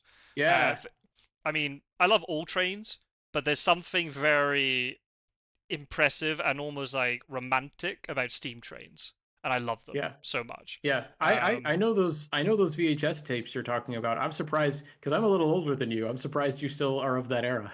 no, I mean I'm a '90s baby, so VHS was still very much alive. I remember the very first time I saw the word DVD on a film trailer, and I was asking my parents, "What's a DVD? What's this magical thing that I don't know what it is?" Yeah. Um, so no, no, no. I had VHS tapes, and for Good a to very know. long time until we had DVD, we recorded stuff off the TV onto VHS. Well, actually, is it sitting here? Hang on a minute. Yeah. Oh, I have a model Mallard train somewhere, and for some reason it's Hmm. gone walkies. I don't know where it's gone. I thought it was sitting here. Oh, Clearly that's funny. not. It's Gone walkies. Is that it's a common gone walkies. expression? I I like. don't know. That's what you say to dogs, right? Let's go walkies. But then Really? if something goes It's missing, you not what say, I "Oh, say to it's gone dogs. walkies." What do you Oh, I say? like it. Yeah. I think we Uh, just say it's gone missing. I don't know if we have a colloquial. We might. I just don't know if I could think of it. We say that it's a bit that not that we've lost it, but it's grown legs and it's wandered off on its own kind of thing. It's Yeah. somewhere here. Maybe it's in the lounge. I don't know. I got a little Malard tray that my wife We bought me. will say things like, "Oh, where's that wandered off to?" or something like that. But Right. I don't think Okay. I've ever heard Don Walkies before. I like it. Maybe a thing I say. I don't know. Maybe. So have we gone to that topic? Oh yeah. So yeah. So I am. I think from Miniature Wonderland is more like a more contemporary perspective. Maybe if you saw the American stuff, you might go, "Oh no, that's very old school." Hmm. Um, but UK, there are people who do modern. There are people who do like the steam train only, diesel only. They do a mix, whatever.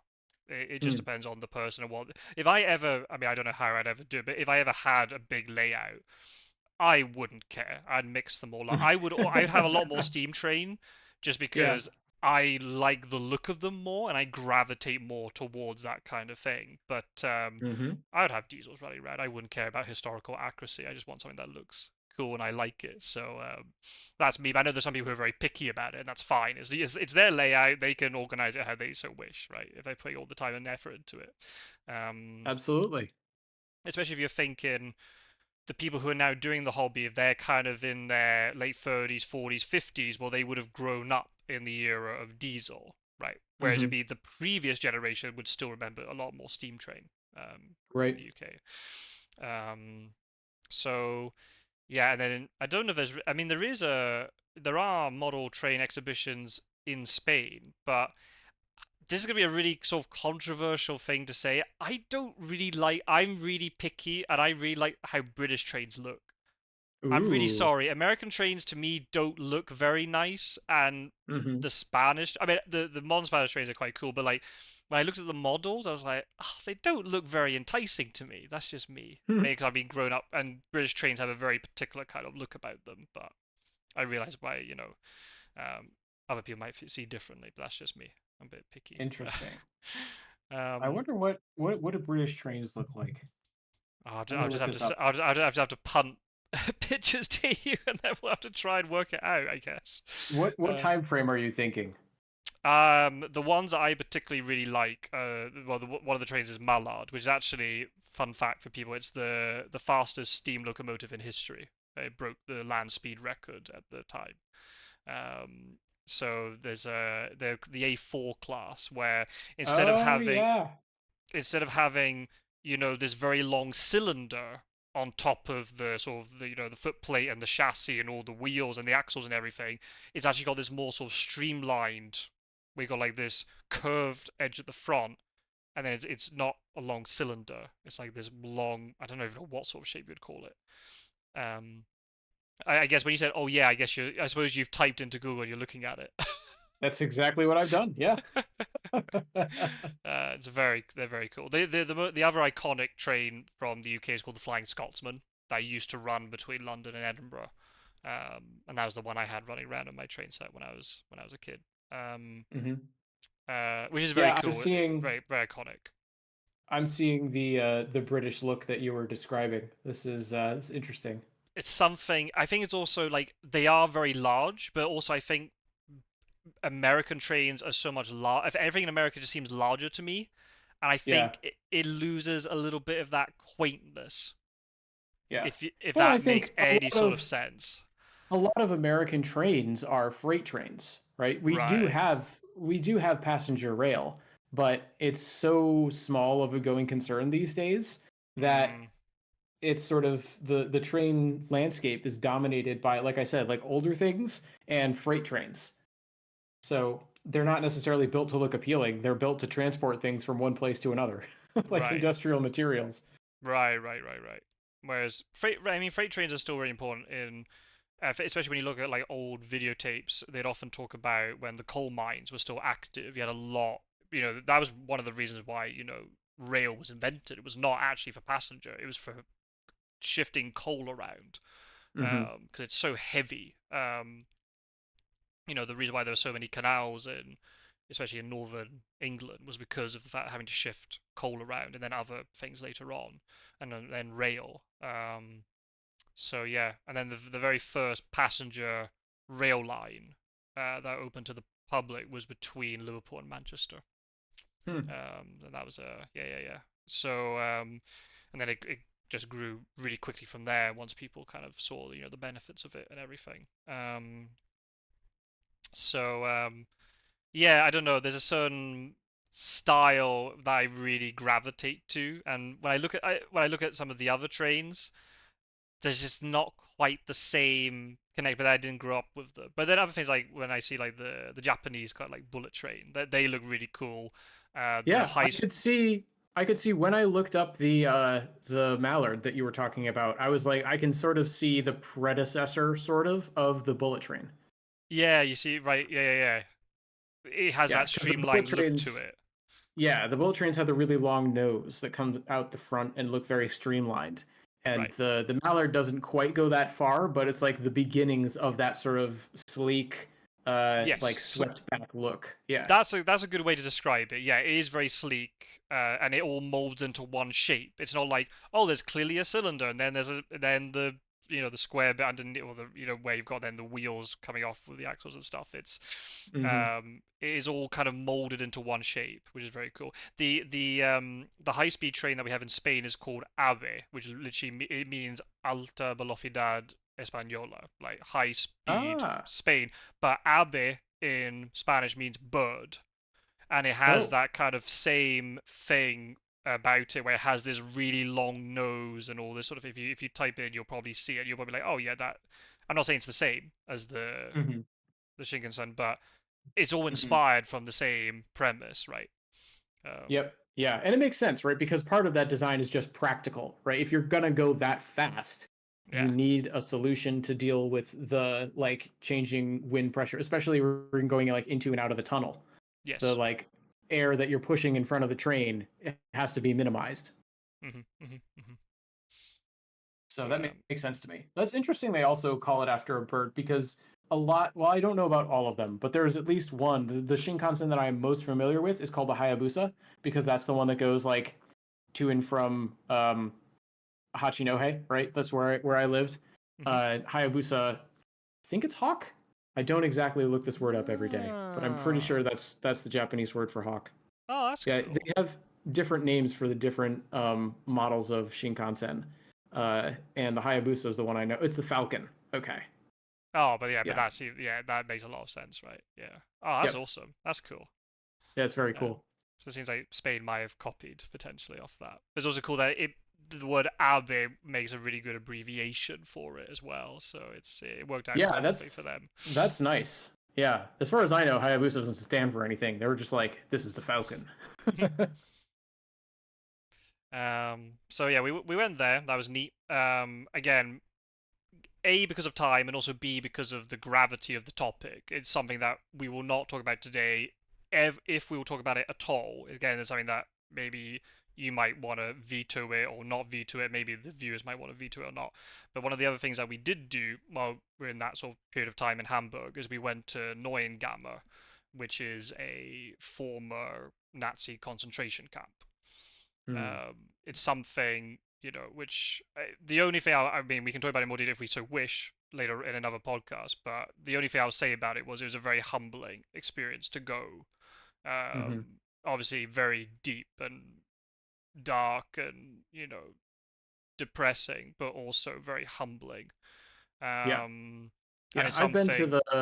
I've been to the Hiroshima monument to the atomic bomb. So I Ah, have right, sure. it's not the same thing, but it's the same category, right? Yeah, in terms of like the sort of the gravity of the situation, right, Right. and what it represents. Hmm. It's yeah, different but the same in terms of Hmm. representing this moment in Horrible history, but thing also that, yeah. suffering and yeah, sure. Um, so there's a lot of history there. There's a lot of things that I didn't realize about the way that um, sort of the Nazi sort of war effort functioned.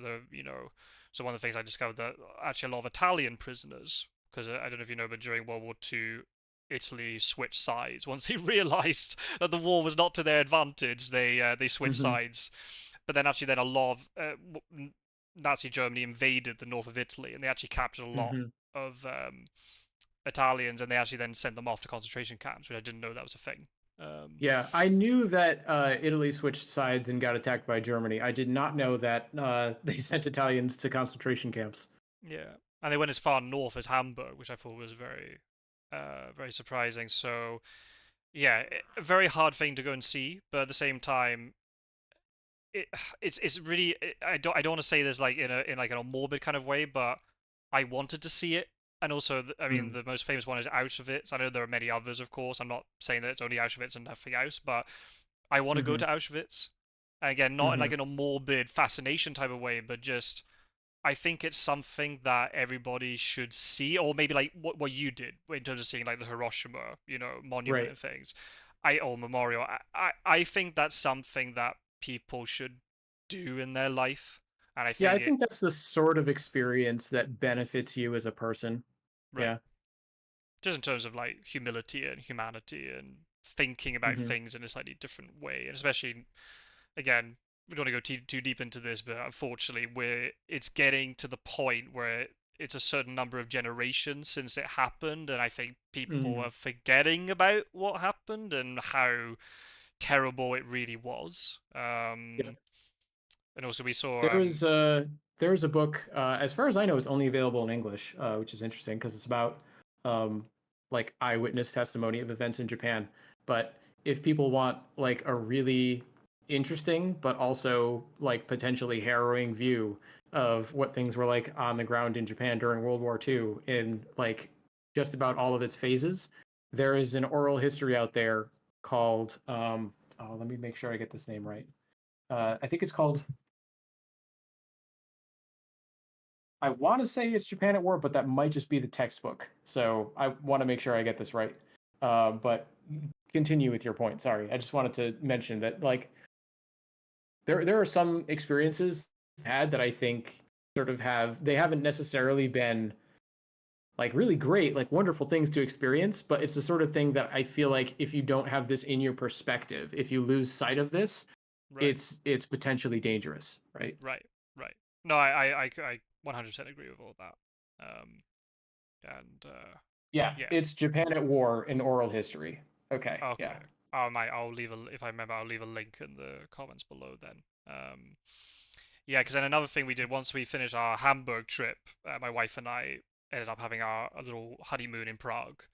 And again, Prague obviously has quite it's a very historical city anyway, but it has a lot of historical perspective in terms of World War II, because of the way that the what was then Czechoslovakia got basically run over um, by Nazi Germany before the World War II even kind of existed, because it was I know from America's perspective it was different, but from a British perspective, World War War World War II didn't start until Nazi Germany invaded Poland, Yeah. not when Czechoslovakia was invaded.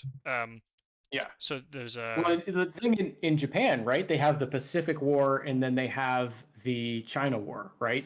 So right, in Japan, World War II has two phases, the first of which starts in like 1936, 37, something like that. So it's a mm, totally different perspective of when World War II starts, yeah, depending on how you define the war in Japan. right. They'd already even well before that must be even before Nazi Germany was doing its thing. It It was was. Yeah, it yeah, was because the China War started before the war in Europe. right, right. But it just ended up becoming. But that's the thing from a especially from a British centric perspective. We always say, oh yeah, World War Two, 1939 to 1945. hmm But really, yeah, when you start looking into it, it's like, well, yeah, but that's because of Britain's involvement. As you said, Japan, the conflict with China started much earlier. Czech Republic, what is now the Czech Republic, won't say 1939. They would have said, hmm earlier than that. So I can't remember if it was within 1939, maybe 1938, but anyway, with Nazi Germany occupying the Sudetenland, and then they ran over the whole of Czechoslovakia more or less very quickly, and there was no hmm resistance because that was when Britain was doing its whole appeasement strategy, and that didn't work out Right. very well at all. Um, so yeah, and then we did learn some World War II history. Well, there was a if anybody goes to Prague, I recommend a museum called the Story of Prague. I think that's the right name. It was really weird. We went in and there's hardly anybody there. but it's a really highly rated museum. Story It's called Story of Prague. It's really really cool because it was done almost through like virtual reality. You had an app Oh, on your cool. phone with QR codes, and there's like this ghost of Prague that was telling you all about the history of Prague. So it told you about the medieval period, and then World War II and communism, and then post-communism. And that was kind of you went through the different floors of the museum, and it explained all these things. It was really neat. It was a really cool museum to That go to. sounds great. Yeah. Oh, it was awesome, and really worth it. And I was like, why don't more people know about this museum? It's amazing. Everyone just goes straight to the castle and the Charles the Fourth Bridge. Oh, I'm gonna get that wrong. Um, Whatever Charles Bridge it is, which is a really cool bridge Yeah. crossing one of the rivers, the river in Prague. Um, but then one of the stories that we learned when we were there was about this resistance movement. And I'm going to get it wrong. There was a very high-ranking officer within the Nazi regime. I can't remember if he was Gestapo or SS, and I can't remember it. I probably won't find the name now. But basically, there was a movement in Prague to try and basically assassinate this guy, and they ended up doing it. Hmm. Oh, wow. Um, but what ended up happening, there were two really sort of interesting, I mean, very sad, obviously, but interesting strands of the story. One of which being the people who undertook the assassination plot basically somehow got ratted out and they took shelter in, I think it was a church cellar, and they stayed under under siege for many hours. And the Nazi officers were trying to flood the cellar to get them out, didn't work, and eventually they took their own lives rather than being captured. But then after we went to the museum, I said to my wife, "We have to find where this happened," and we found it, and you can Hmm. still see in the wall of the church or the building that they stayed at. You can see the cellar window, and you still see like where the bullets like penetrated into the stone. Wow. And there's like a little memorial there and some flowers, but you could easily pass it and not know what happened there, and not know the story. You just see a little memorial and some flowers, and that's it. Hmm. Um, but then the other thing with that story was, unfortunately, the Nazis retaliated by burning down an entire village. Oh, It was wow. through one of these really unfortunate circumstances. I can't remember. I need to reread the story and then we'll get back to a later podcast. But I think one of the people who took part in this assassination plot was from a particular village, and they thought it was instigated in the village, or it wasn't, and it was. But they basically went and burnt down this entire village. Um, but then the way that the rest of the world retaliates to that action is then the name of this village started popping up in other countries. So if I'm not mistaken, I think in America, the Hmm. name of this village exists Oh, because wow. people started renaming villages or founding villages kind of in honor of this Czech That's really village. that's really Uh, cool. I mean, obviously the story itself is not, but the naming of villages around the world, that's a cool thing. the name in English, I hope the pronunciation is good, is Ledisi. Okay. Um, and there's a Wikipedia page about the massacre there. Oh, that's it. The assassination was of Reinhard Heydrich. That was the person. Who was he? Oh, that's right. He was the protectorate of that region of Czechoslovakia. Um, Basically, like the person who was made to sort of govern that region. Um, Hmm. so yeah, so it was a a very sort of enlightening and it was a story I'd never heard about before either. Um, Yeah. but no, it was a lovely time. We it kind of we're kind of busybodies when we're on holiday. We tried to explore as much as possible, Hmm. but at the same time we didn't overdo it either. Um, That's good. so we weren't up at the crack of dawn every day to go off exploring. We didn't stay out until the latest possible point. We took it easy. Yeah. We went. Hmm. We got a pedalo and went around the river in the center of Prague and stuff. We did it in Hamburg too. We got a pedalo, went off Nice. around the lake at the center of Hamburg and stuff. So yeah, it was a nice mix of sort of culture because we always go and seek culture. We went to the castle, but there were too many. For me, there were too many people at the castle. I don't know how Uh, the castle was organized in a way I'd never seen before, where anybody could access the grounds of the castle. But if you Hmm. wanted to go inside the certain cathedrals or exhibitions, you had to pay. I So see. the grounds were full of people. I mean, full of people who maybe didn't have Wow. tickets. And then Yeah. there were so many people going in, and literally, like, I'm not even joking. When we went to one of the cathedrals, very beautiful cathedral, no problem with it, but there was no way you could sort of stop and kind of enjoy it. You were kind of like funneled in, and you had to follow the line round, and then you got funneled back out again. Wow. So you could kind of appreciate it, but not in the same way you just could walk in freely and go, "Oh wow." Yeah. um, Yeah, that's sort of a shame. so Yeah, yeah, I've been to a lot of Japanese castles, but I've never been to your European one. oh, yeah, that got to be next on your bucket list. You have to do a. Yeah. You're gonna have to walk across the length of Europe now. Yeah, you know. Just Me don't and my walk big in. projects. Yeah, Yeah. exactly. Yeah, don't tempt you. Just don't walk Yeah. in Spain in the summer. Yeah, right. There, the heat will be too much. Yeah, one day at about 40 degrees was enough to almost kill me, so. Um, so yeah, so that they were the kind of the main things. And then yeah, most of the time, mostly in the north of Scotland, where suddenly there's a really strange change of pace where we had 10, no, maybe not, maybe closer to 2.5 weeks of full activity in terms of Oh, wow. traveling, flying, Hamburg, wedding, Prague, all this sort of stuff, and then suddenly going to Hmm. the north of Scotland and just Wow. nothing. And just and just going for walks around the woods, and that was kind of it. Well, that's nice. But one of the things I was able to do when I was up in the north of Scotland was actually get back into reading a little bit. Oh, Um, cool. I managed to read 3 books in the time that I was there. Now I Hmm. know that won't sound very impressive to most of the people watching this have probably read 3 books just in the time of listening to this podcast. Oh, Um, I don't think that's true. I don't think very many people read. well, I don't know. I mean, yes, it's a shame. Nowadays, not a lot of people read, but I'm sure our audience are very well read. Yeah. Um, Yeah, but it's of course, like our audience is the master of everything, right? absolutely, absolutely, we can't doubt them at all.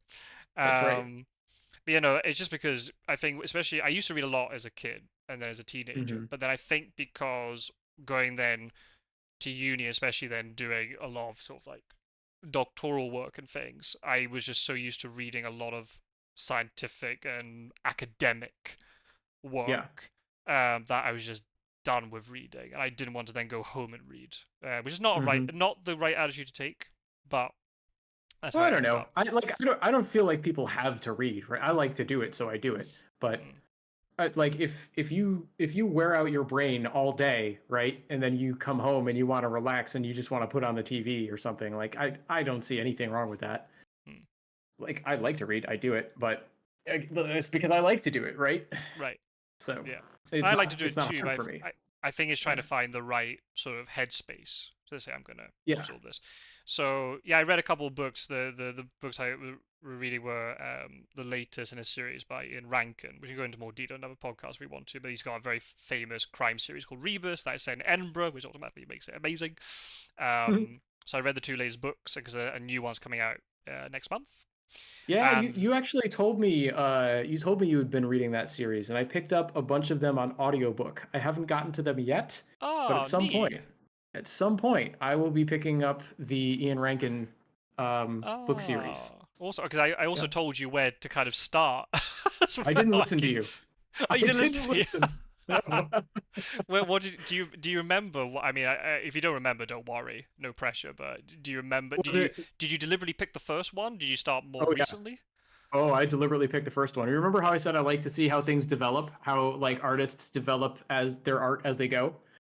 I Oh, started with the very first one in publication order. What I did was I took your recommendation. I think it was Black and Blue, right? Something like that. yes, yes, yes, yes, yes, yes. Yeah.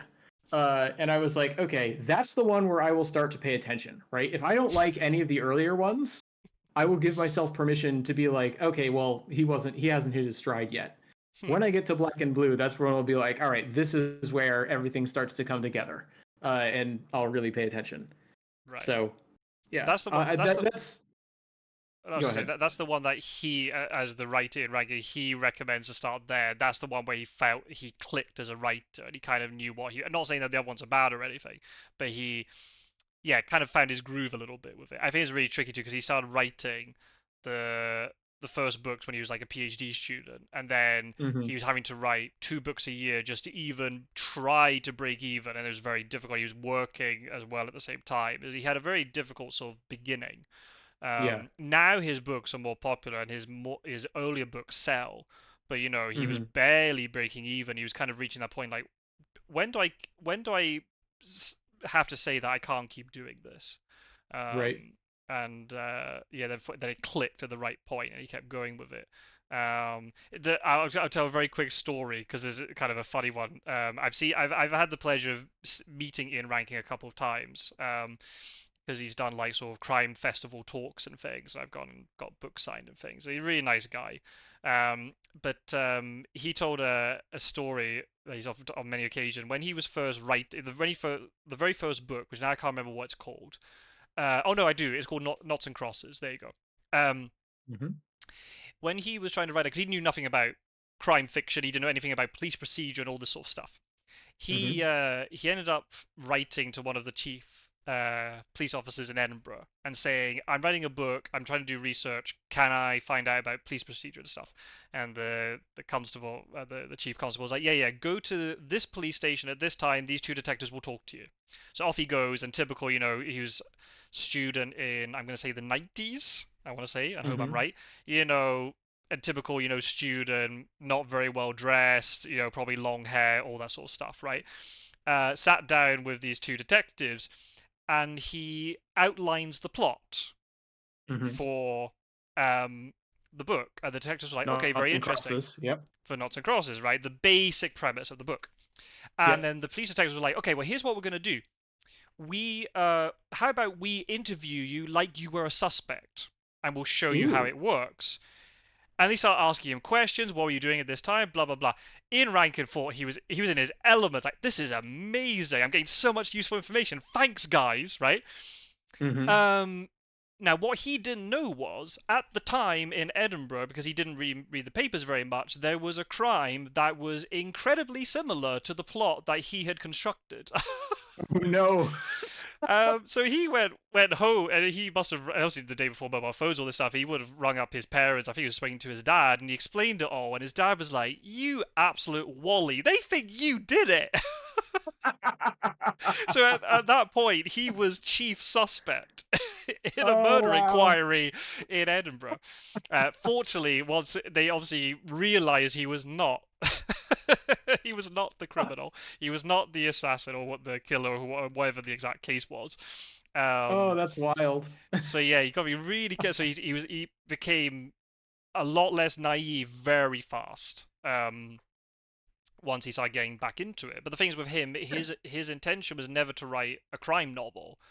His Yeah. intention was to write about Scottish society, and a police Ah. officer is the perfect medium to explore Hmm. society because police officers have access to any, doesn't matter, rich, poor, corrupt Hmm. politicians, drug addicts, whatever.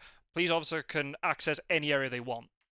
Yep. um and Edinburgh has this very kind of interesting history to it. He describes, and I would agree with him, especially after living there. He describes it as a Jekyll and Hyde type of city. Yeah, Mm. when you go there, especially nowadays, right? It's a beautiful city. Anybody hasn't gone Hmm. to Edinburgh, if you have a chance in life to go, go. Don't go in August when the fringe is on because it's very expensive and there's too many tourists.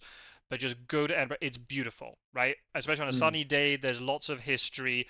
You've got all the stuff with the scientific research that was done there, the Enlightenment. It's called Athens of the North. All these like beautiful kind of things. But then when the night rolls in, or there's a lot of fog, you've now got all these really narrow streets that kind of very spooky. Going back into history, yeah, there was a lot of scientific, especially medical research and advancements that were made in Edinburgh. But one of the Hmm. main reasons, one of the really special or very notable cases was there was a particular medical researcher and doctor who didn't have enough corpses and cadavers for the medical lectures he was giving to his students, so he hired 2 basically henchmen to go out and dig up corpses from the graveyards. Yep. And eventually there weren't enough of them, so they ended up going around murdering people in the street. Wow. which is crazy Yeah, because you got that two sides to everything, right? there's this is a surprising sort of crossover point, but there's another person on YouTube who's a big like Bloodborne YouTuber named or well named their channel's name is Charred Thermos, and they talk all about the because Bloodborne is about running around in this setting where there's this healing church and people are turning into beasts, and he talks this YouTuber talks about the ties between the medicine being practiced in the like fantasy world of the game and the ties to the historical development of medical practice. And so he Mm-hmm. goes a lot into the history of Edinburgh specifically and the Sack 'em Up men and like all the different deep gory details of Mm-hmm. like digging up graves and things like that. So Yep. it Yep. was a strange sort of cross reference point where you were like, yeah, Well. Edinburgh's big in medical history and it's got this dark side. And I was like, oh yeah, I've seen those Bloodborne videos. Mhm.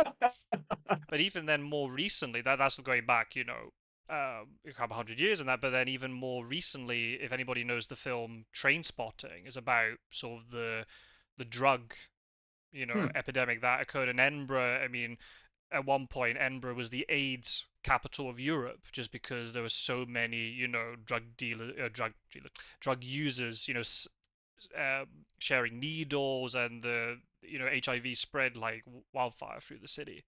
Um, Wow. so it's like any sort of fairly big settlement. It has these really positive and insightful and cultural and fascinating aspects to it. But it does also have this dark side to it, like any sort of big place does as well. It has, Hmm. the inequality in terms of rich and poor, and in terms of education, and then, as you said, like the medical research. But then, where did that all come from, and all this sort of thing. So it's a very dynamic sort of city.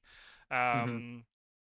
Um, I want to make it really clear that a lot of that drug stuff I was talking about, a lot of it's gone now. I mean, like everywhere, there's there are communities where drugs are a problem, but Edinburgh is Hmm. is relatively speaking is a safe city, and people go and they really enjoy it. So don't be go to Edinburgh. Edinburgh is amazing. It's an awesome place to go and visit.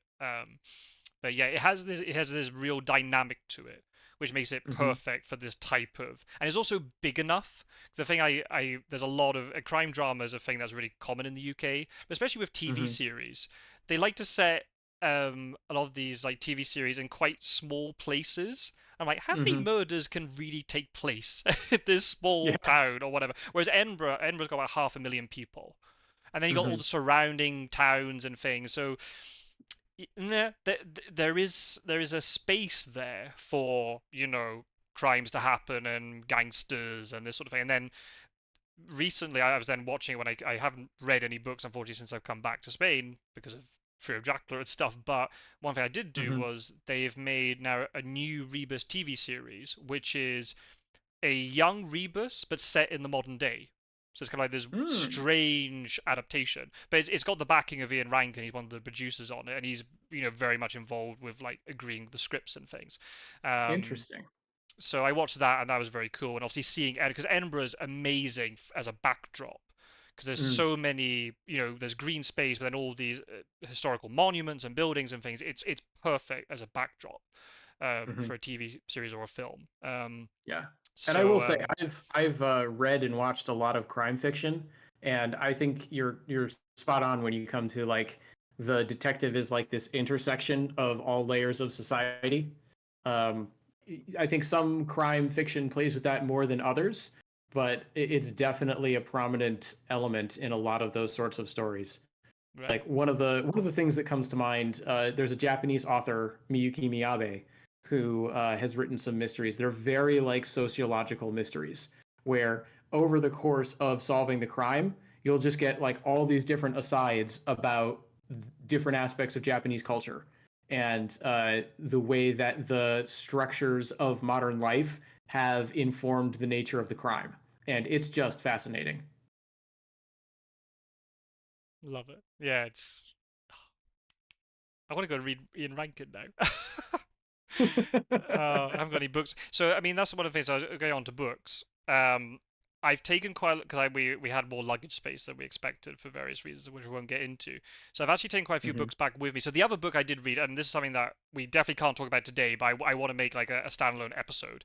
Is I bought, you know, the YouTube channel Abroad in Japan. Yes. I ended up buying the book, and I didn't make that connection when I bought the book. I didn't realize it was the same guy. But as I soon as I started remember reading, I went, because you sent me that photo, and I was like, "Was that guy you sent me that YouTube video of?" And right, you were like, right, "Wait a minute, let me check." and it was, and it Yeah. was.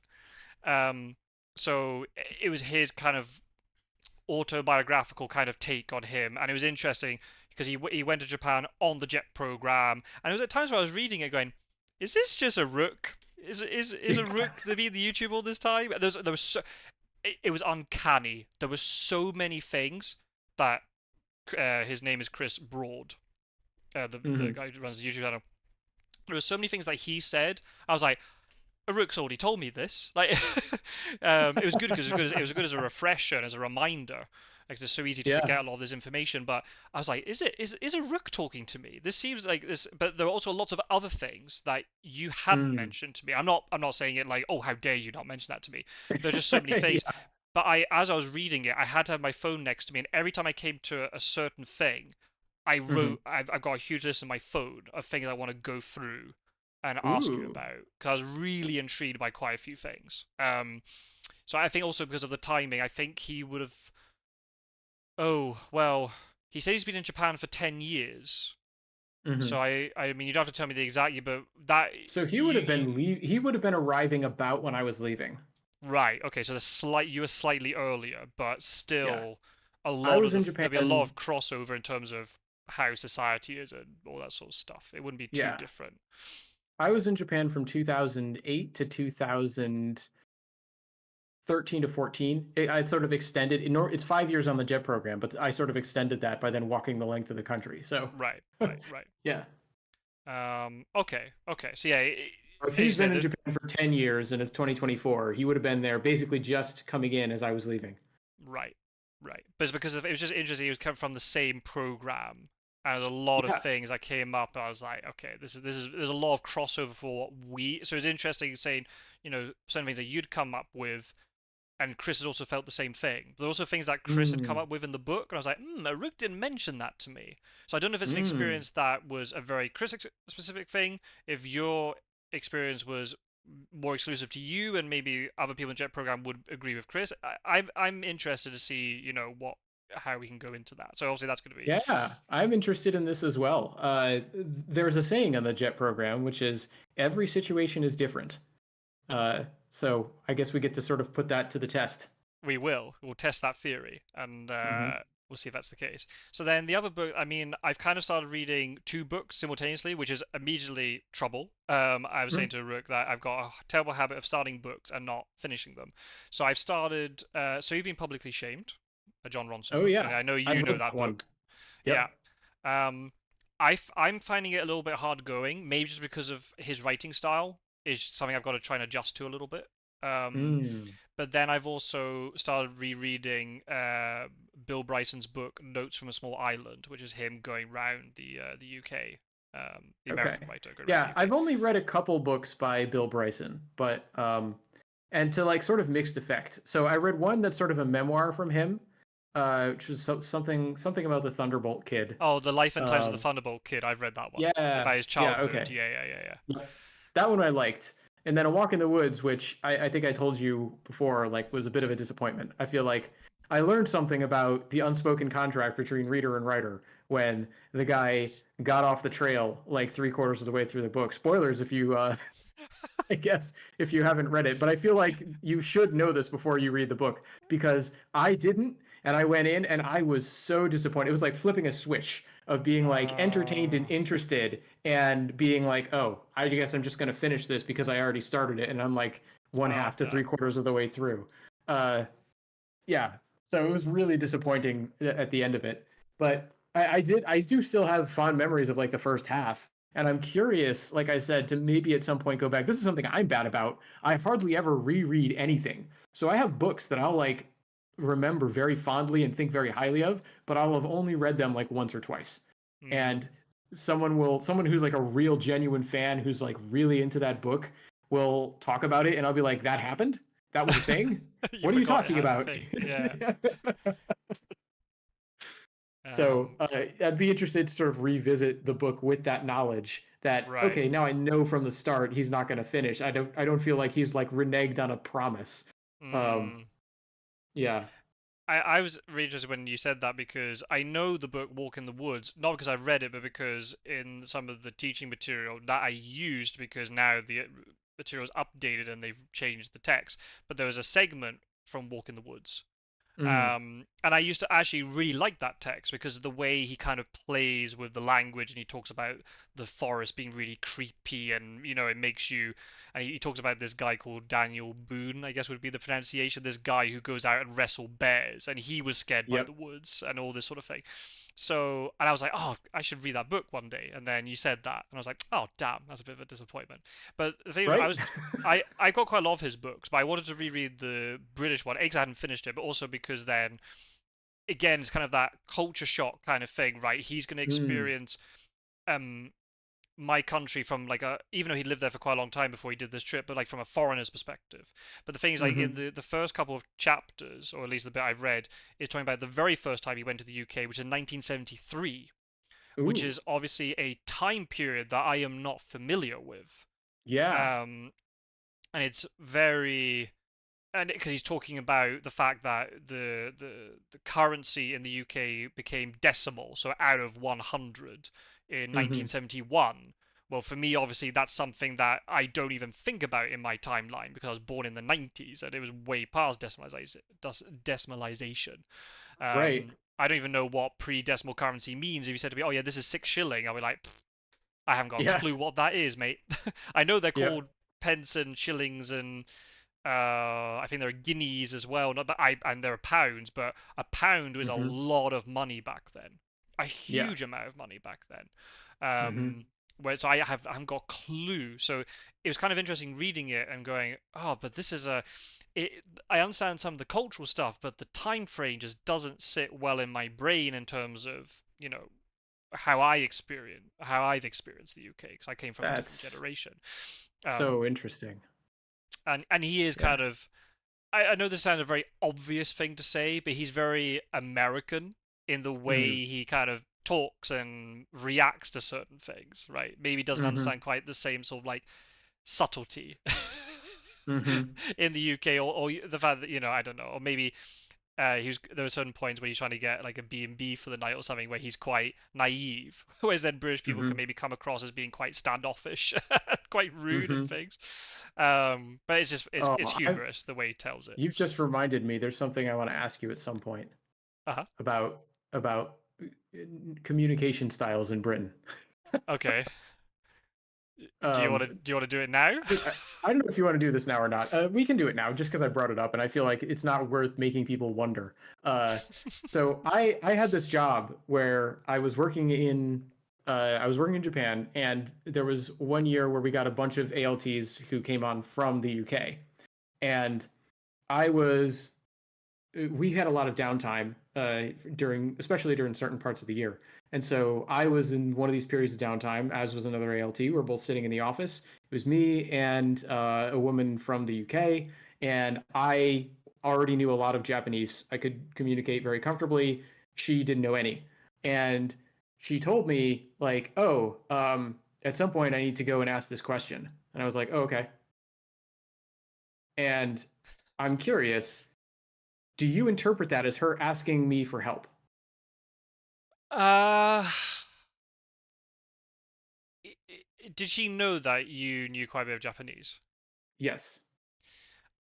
Yes, I would assume that was taken as a little bit of a prompt for you to try to help her. Yes. Yeah. I did British. not pick up on that at all. I was like, oh, okay. And then an hour went Cool. by and she was like, I still haven't asked that question. And I was like, yeah, you should probably ask it.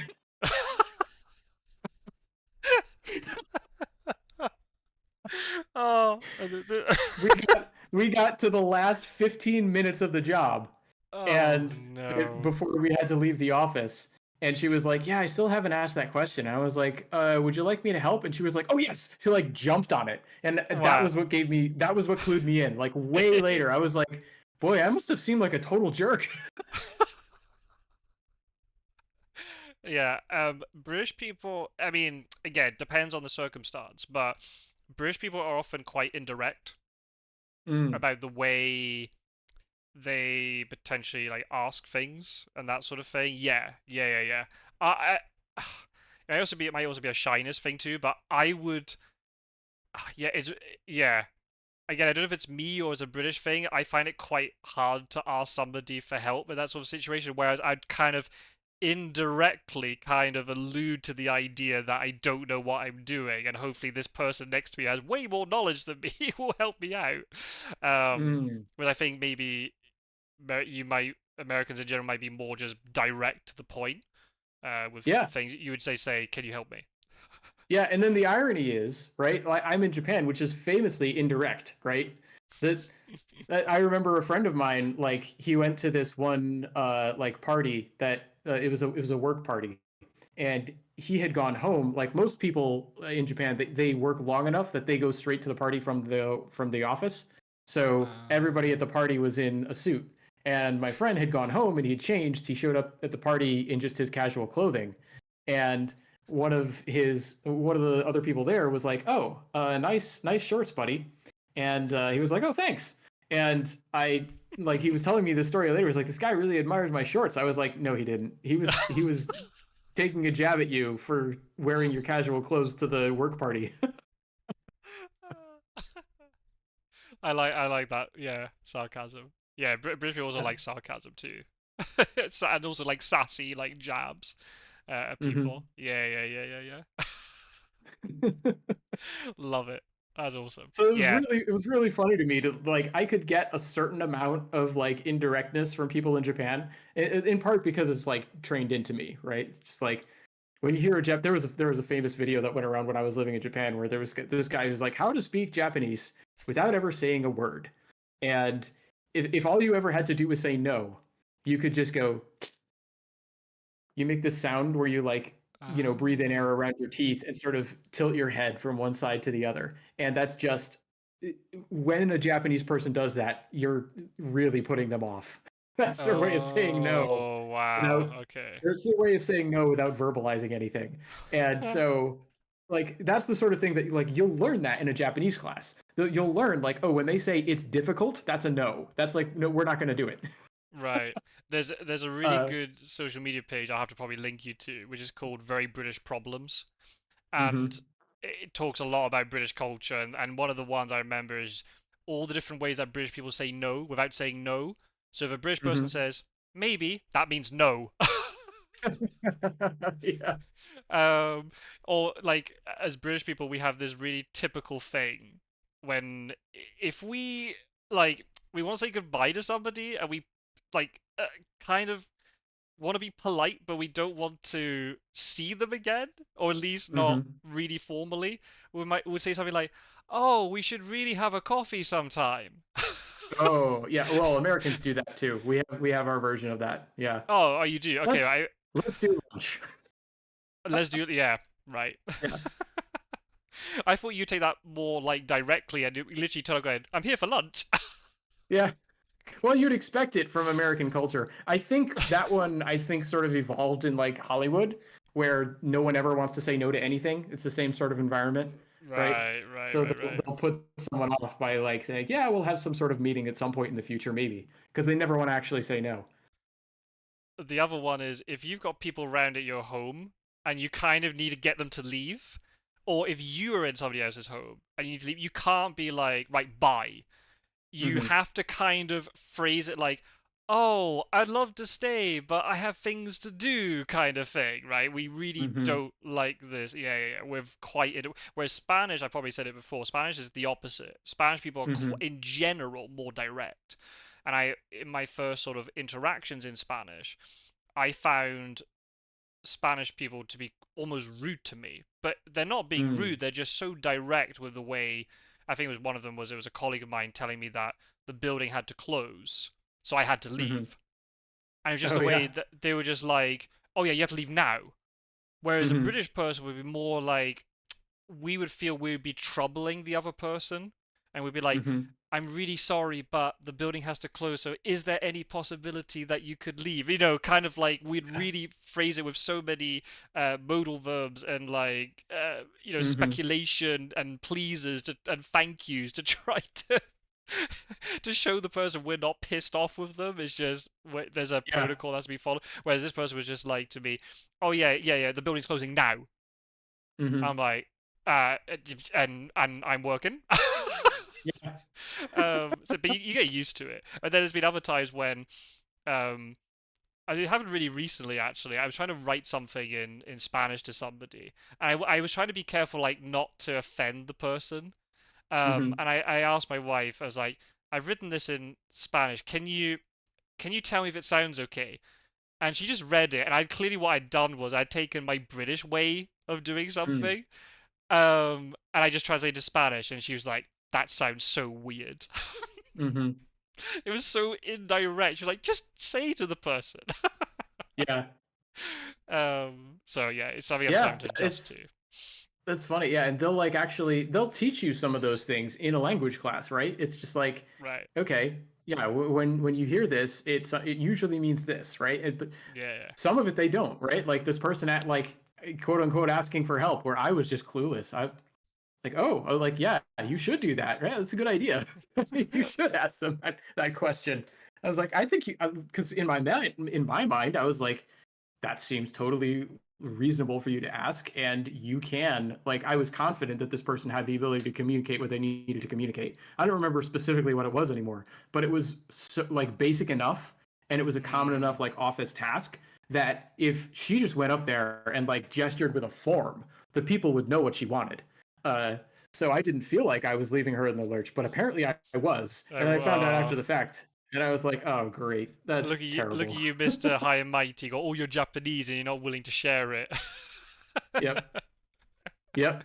I was withholding my expertise without knowledge. And I was like, oh, Outrageous. I wish I'd picked up on that a lot sooner, because I kept her waiting for like, 2.5 hours for no Mm. reason.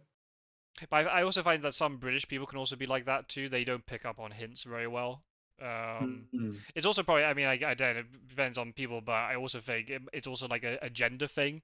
Um, Mm. Men are, at least British men, are generally quite terrible at picking up hints from women to Mm. do certain things or to act a certain way or whatever.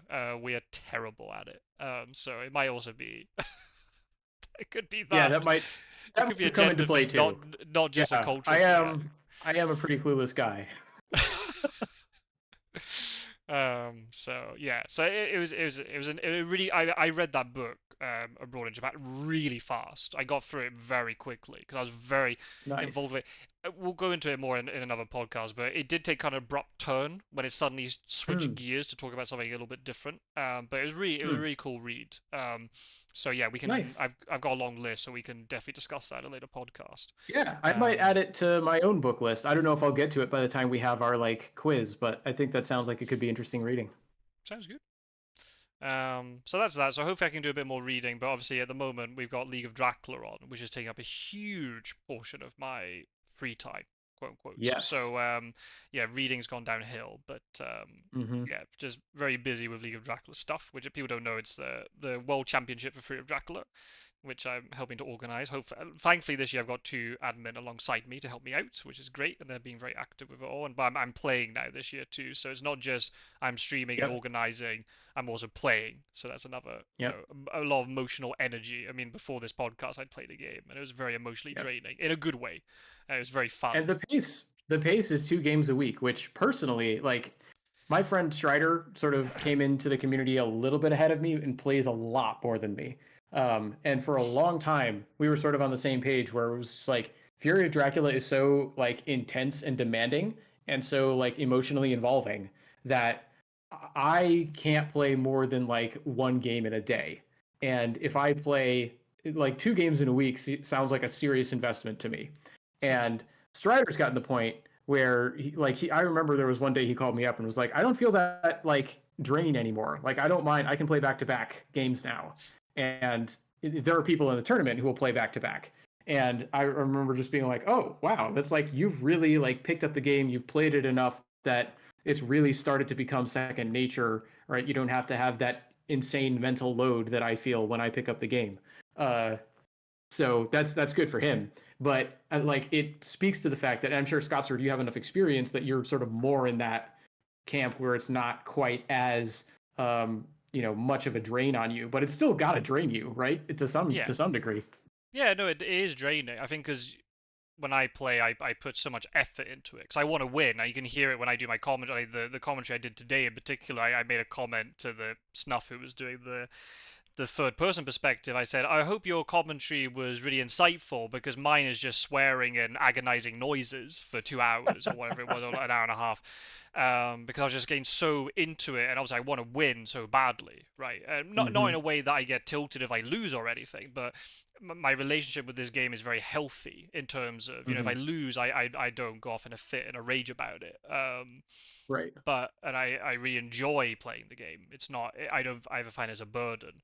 Um, but yeah, it is draining. I think I find it more, especially at the end of tournaments, when the tournament's done, you're just like, oh, okay, we're done. Not in a way that's like, oh my Yeah. god, we got through that. That was horrible, but kind of just, oh, I can breathe now for a little bit. Mm-hmm. And again, there's something we'll talk about in another. We want to talk about burnout at some point. That's been on the list. I Yes. think that's something we can definitely both relate to in different ways. But I think, especially during the very first Free of Dracula tournament in particular, because I organized it more or less on my own. I had another community member create a lot of the graphics and stuff, which was great. Um, but I did a lot of the work myself, and I was like almost the only streamer or like recorder of games at that point.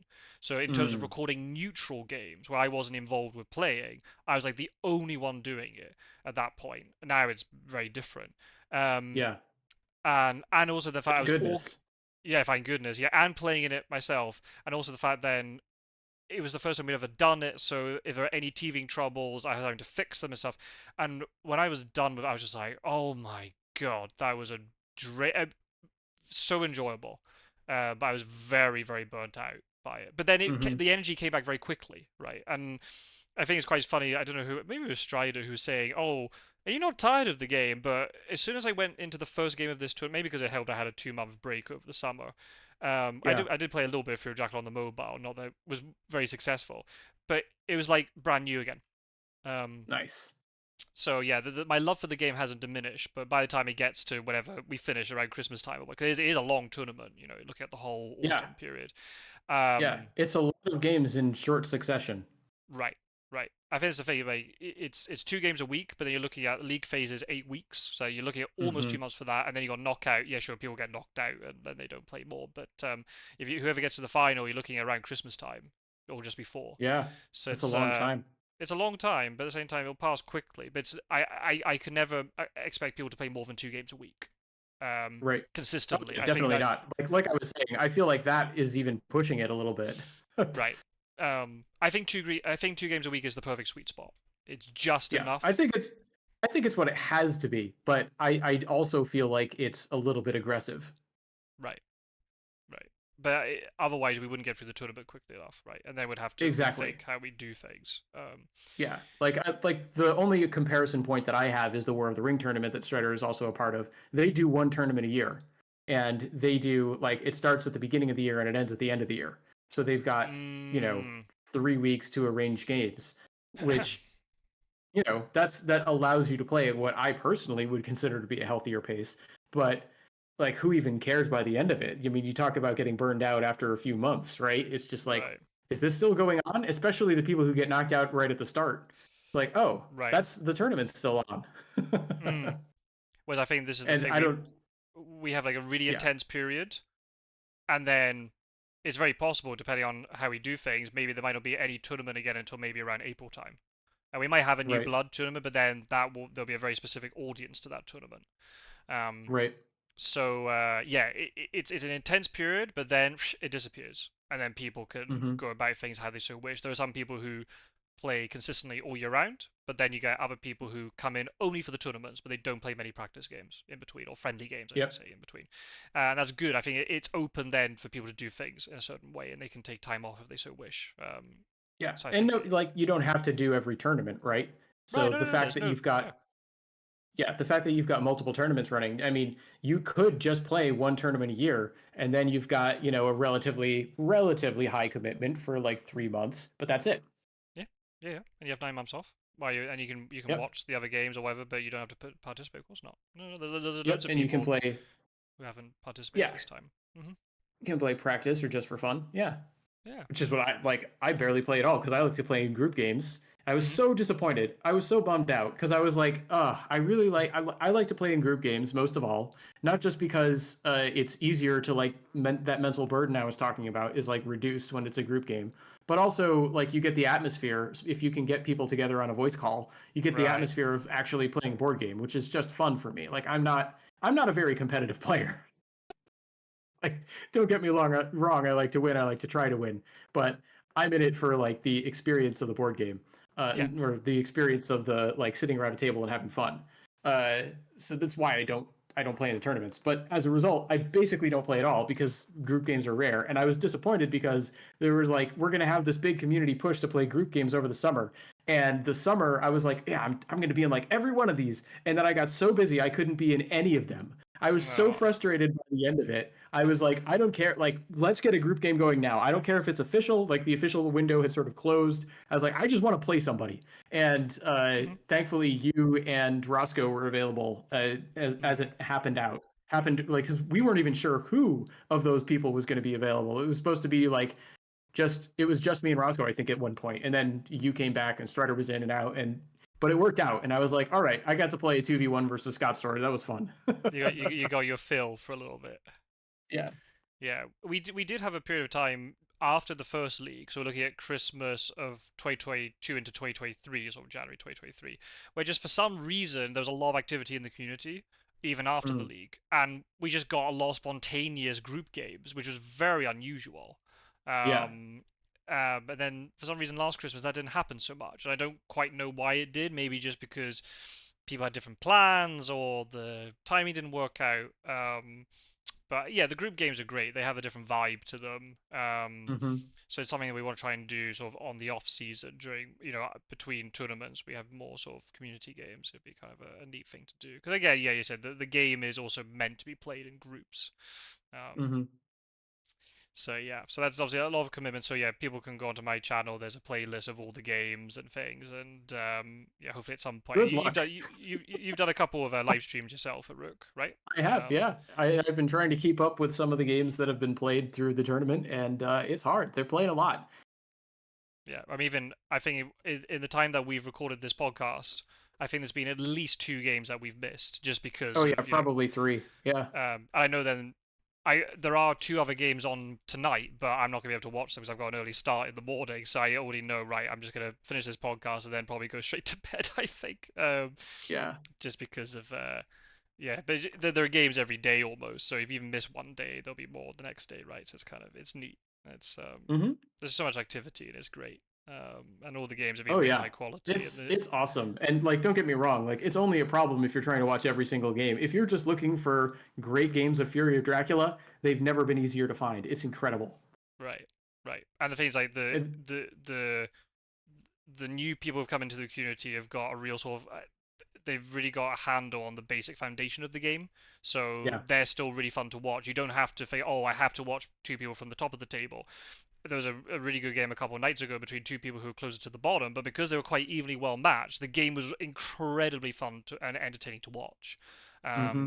so yeah, there's just so many great games now, and I think most people have got a win so far. So it's really good to see that nobody's stuck there kind of on zero wins, and even the people who have been struggling, even some of the newer players and experienced players, they've still been messaging me and saying that they're still really enjoying it and they enjoy the experience, especially the new players. You do wonder, oh god, are these new players going to get Yeah. put off with losing? But so That's they've walked in with a really good attitude to things, which is That's great. really important. Yeah, I think that's one of the hardest things about growing a Fury of Dracula community is like one of the best ways to do it is these tournaments because they're big headline events that get people excited.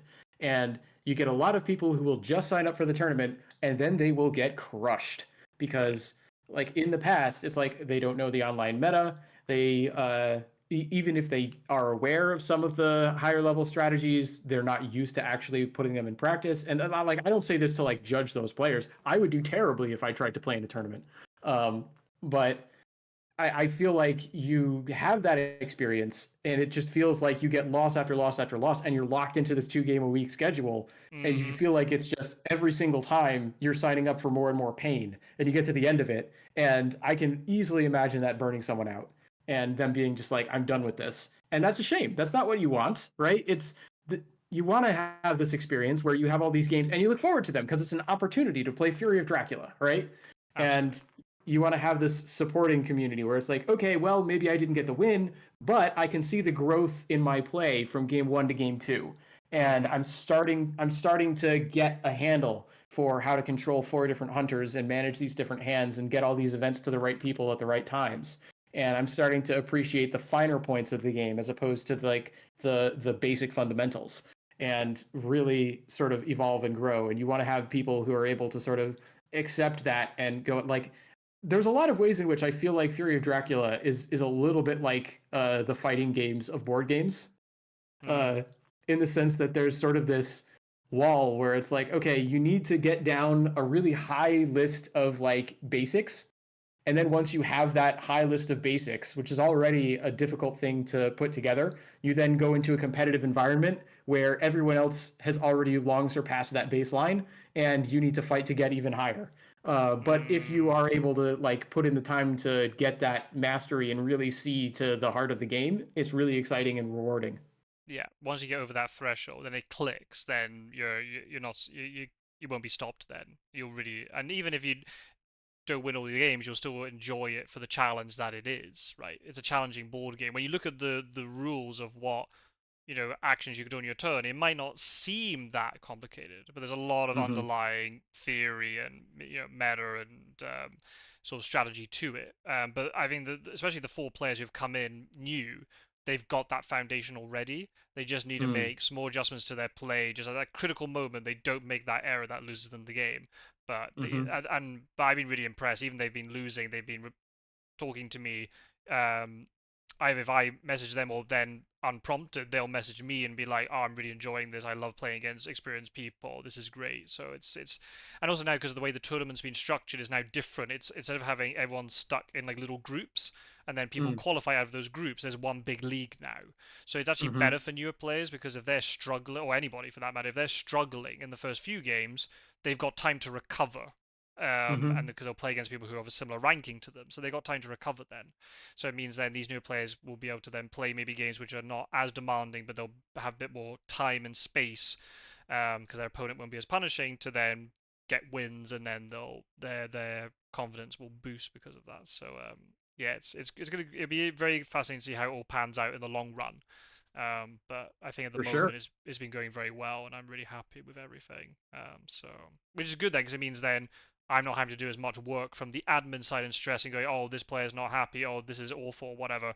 I can just enjoy it and focus on my games, and then when it comes to my Yeah. duty to do certain bits of admin or whatever, I can switch in and do it. But no, there's not going to be huge problems and things. So that's going very Yep. well so far. We're still early days. We're only 3 weeks in, I want to say. It's been Mm-hmm. 4 weeks, but officially 3 weeks. So some people are playing games earlier, but so it's still very early on. But it's uh, it's been going very well so far, so I can't Yeah, complain. I'm very curious to when we get to that first ranked phase, right? Where the positions are locked in and we get the sorting by the official rankings. I'm Right, very curious to see how that plays out.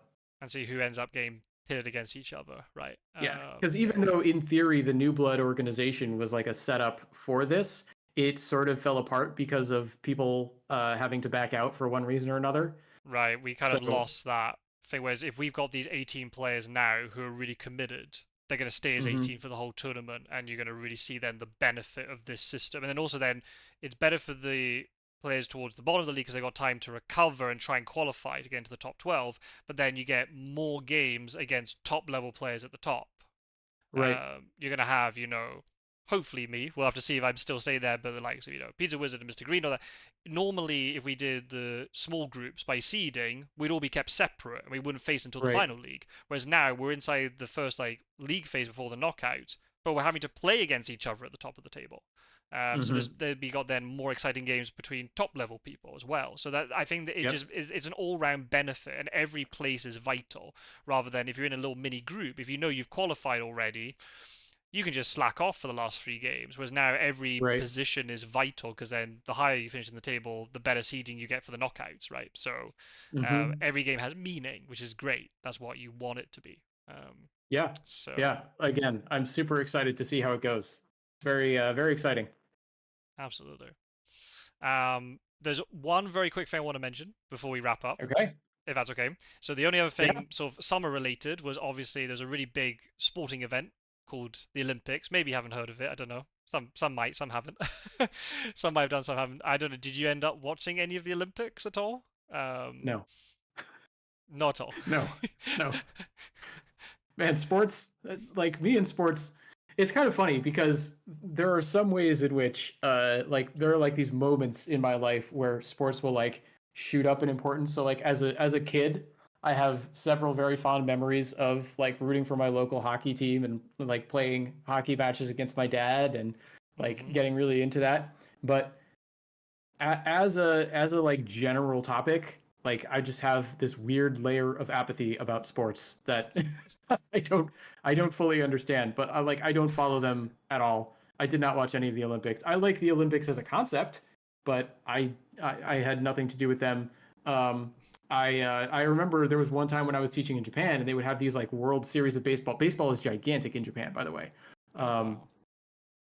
and they have these like major games where they have like the I forget exactly what they call it because the Americans call their like big tournament the World Series, Yep. but it's like an actual World Series of baseball where Oh like okay. teams from around the world will play each other. And the Japanese team, there was one year where the Japanese team beat the American team, and the kids, I went to school the next day, and the Oh. kids were like, "What do you think about the Japanese team beating the Americans?" And I was like, "Good for them." And they were like, "What?" Like Where's the? where's your national pride? What's you're Yeah. supposed to be? Aren't you an American? Don't you like baseball? Don't you want your team to be the best? And I'm like, I don't care about baseball basically at all, and I don't have a huge amount of national pride either. So Oh. sorry, Wow, you broke their hearts. They wanted to just I slander did. you for the entire lesson. Yeah, they Yeah. were they were really looking forward to a big reaction from me, and I hit them with a big wall of eh. Oh, I see. The only reason, because I know you told me before that you're not really into sport, and I did actually write it as a comment or as a thing on our sort of podcast document to maybe talk about sport at some point, especially since there is quite a big difference between European sport, especially and American sport, with the way it's organized and things like that. But I did Mm-hmm. wonder if maybe the Olympics might be a little bit different because it's kind of like this strange thing that is on the TV every 4 years, but there's all these different sports. It's a very kind of different vibe to it. But if you didn't watch it, Mm-hmm. that's fine. The other reason I Yeah. wanted to bring it up, A, because of that, but also because there was something quite if you don't know, the Olympics took place in Paris. Mm-hmm. And there was quite a moment in the opening ceremony for someone like me. A metal band played in the Ooh. opening ceremony, which is highly unusual. And then all the comments on social media got flooded, going, "When is Metallica going to play the Super Bowl?" Because it obviously hasn't happened. The band is called Gojira, if anybody's interested. Ah, Um, Godzilla. there you go. Well, yes, that's the one. I've seen uh, that movie. Yeah, yeah. Gojira. Yeah, that's literally the Japanese pronunciation. There you go. So that's what that is. They're actually from the Basque region of France, but they're called Gojira. Ah. And they if you think Alter Bridge is heavy, yeah, they're nothing compared to Gojira. Yeah, I Gojira are bet. very, very heavy, but very good. I've seen them live. They are phenomenal live. But Hmm. anyway, the reason why I wanted to bring it up was a couple of things. Firstly, from a historical thing, it was really cool. What they did was they actually played with the four members of the band on sort of like windowsills in one of the castles close to Paris, and I'm going to butcher the pronunciation. I'm really sorry. The concierges. I don't know how to pronounce it. Oh my god, this is awful. It's basically anyone who speaks French will know the castle I'm talking about. It's a castle that was the resident of the French kings during medieval times. Um, and I think Ah. the likes of Marie Antoinette were there and things. The song that they played, it was in a segment of the ceremony called Liberté, and Hmm. it was basically the song that they did was a modern kind of metal slash opera interpretation of a revolution song. And Hmm. the sequence they did started with and kind of like a weird kind of like actress pretending to be Marianne Antoinette, but Oh. she was decapitated. Oh no. Sorry to bring up the morbid imagery, but she was like holding her own head, and she was Oh. chanting, saying, "Oh, the monarchy has been strung up from the lampposts," basically. So it's really Oh. diving into the revolution, and then they had this really heavy, revolution anthem, and then this opera singer comes through on a boat midway through it, and all this sort of thing. Um, the thing That I is not that is not what I expected to come next. No, I have to send the video to you. It's very cool. The aesthetic, and they had like these sort of like red streams being fired, almost like Amazing. fireworks, off the castle to make it look like blood from like the guillotine. And the guitarist had his not his normal guitar, but it was silver to make it look like a guillotine blade. It's Oh, very cool, very wow. very cool, very metal, and it was really cool to see like the reaction to it. Hmm. The I mean, I can't say everybody because that'd be stupid to say so, but the entire metal community seemed to be so behind this. Even if they weren't really big fans of Gojira, they were like, hell yeah, we've got metal being streamed to like 1 billion people. This is Nice. awesome. And then people were trying to put videos of it online, but they had commentary over the top of it, and all the comments were like, how dare you comment over Gojira? Gojira does not deserve your pitiful commentary, right? And then the mainstream media, I don't think knew how to handle this, and there were like all these things going around that Gojira was satanic. Oh, yeah. And then all the metal fans going, if you knew anything about Gojira, they most of their lyrics are about environmentalism and saving whales and being vegan and vegetarian. They are not satanic. There is satanic metal, Amazing. it exists. But Amazing. the, the mainstream media just saw this spectacle of all these Yep. like decapitated statues of Marie Antoinette and all the blood, and they were like satanic. And then I think it was the New Hey, York and Times don't or New. forget the don't forget the opera singer on the boat. I mean, I never Well, trust that guy. exact girl. It was a female I opera singer. never trust that girl. I never trust No, that female opera singer. you can't. No, it's outrageous. I know. How dare they stream this to 1 billion people? Absolutely outrageous in 2024. And if he was It's a even stupid assumption of mine. one of the media said they called them hard rock. Oh wow. Just like you haven't got a clue what you're talking about. You haven't got a clue who these people are. So yeah, it was very very funny. Because I didn't see it because I think the day of the ceremony I was actually traveling and I had crap internet, so I couldn't watch the ceremony. And then by the time I got to a place with a TV, it was way past then, is when they were lighting the Olympic flame, and there's some really weird dancing stuff. I'm like, okay, I'm sure this means something to the French, but I don't understand it. But I managed to find the Mhm. clip of Gojira, and it's been so popular, they've now put the audio only version on Spotify and stuff, Oh and wow. it was amazing. And then they did because they after the Olympics they had the Paralympics, which is like the Olympic Games but for disabled athletes. Yes. Hmm. And then after that they did like a special kind of event in Paris, basically to say thank you to the Parisians for basically giving us like your city and celebrating the volunteers and all that stuff.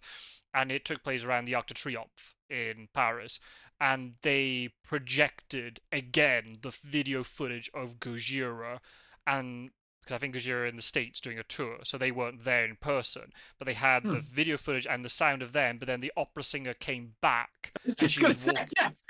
Yes. I was just gonna ask you if the opera singer came back. Oh yeah, not in a boat this time, but she was walking around the Arc de Perfect. Triomphe doing her part. That's Um, awesome.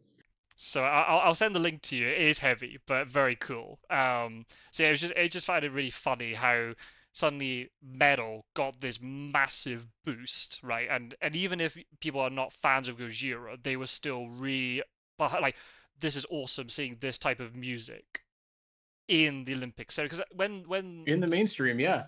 in the exactly in the mainstream, and a lot of people didn't understand what on earth it was supposed to be during the British Olympics in London 2012.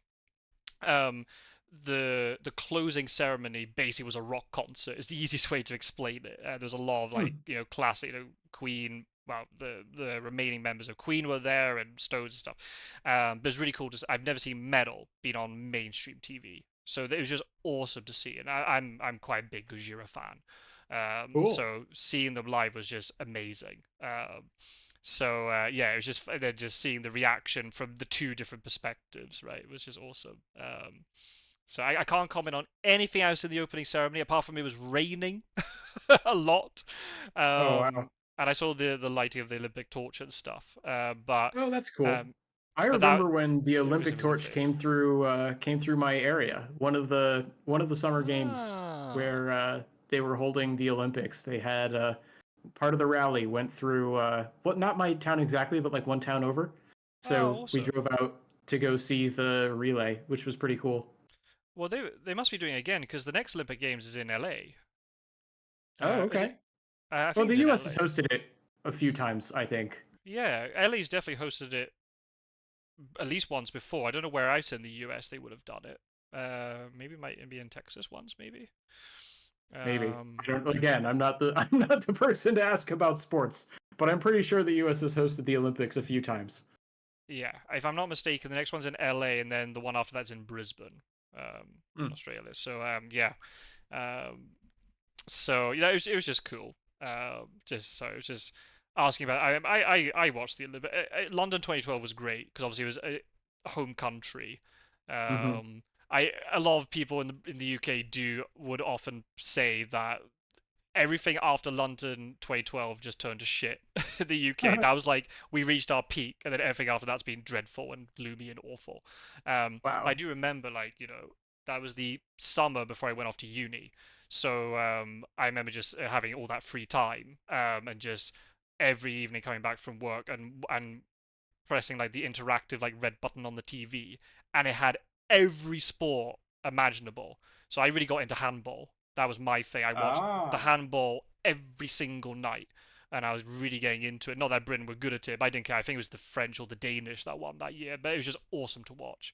Um, Hmm. the coverage this year wasn't as good because the main broadcaster in the UK didn't get as many rights. It was given to the Discovery Channel, so a lot of people suddenly Ah. signing up to the Discovery Channel to watch more of the sport. Hmm. But they showed a lot of swimming, and that was good. And again, I didn't see much of the Paralympics. I normally watch the Paralympics, but we ended up leaving when the Paralympics was starting, so I didn't actually see much of the Paralympics in the end.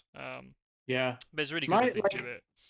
my history with the Olympics is generally, like I said, I'm pretty apathetic, but like other people in my family are not. So my history of watching the Olympics usually boils down to what the rest of my family is interested in. And now that I'm living alone, I don't I don't engage with it at all. But Right. it's always struck me like conceptually as like the Paralympics should be the one to watch, right? It's like Mm, that's the one that I think is really impressive that these people have are dealing with physical disabilities and actually like really still competing on the world stage as first class athletes, which I think is right. really cool. No, it's extremely impressive. And there's one in particular. Now it's dreadful. I can't remember what sport it was in. Um, but this para Olympian was saying that she remembered watching the London 2012 Olympics and Paralympics, but at that Hmm. point in her life, she wasn't disabled. Oh So wow. she was watching it in her own country, and then suddenly now, 12 years later, she's then competing in it. Oh Um, wow. and I think you're seeing that What there's a a lot of perspective. yeah, and not just in the Paralympics, but it'd be in the Olympics as well. There'd be a lot of because there's that 12-year gap.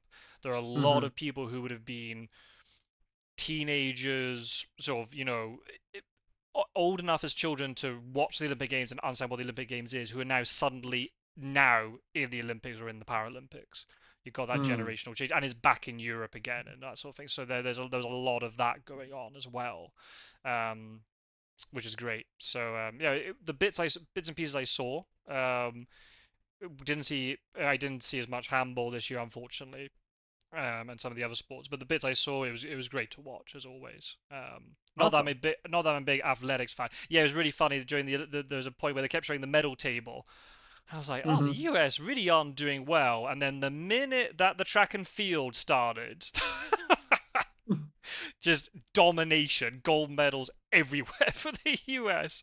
Um, Wow. just kind of the point, kind of like funny, like we were kind of thinking, should we root for the non-American athlete just so we see someone different to win? Even Jamaica, which is normally known to be really good at like sprinting and stuff, even they were just getting, you know, dominated by the Americans. Yeah, yeah, yeah. Wow.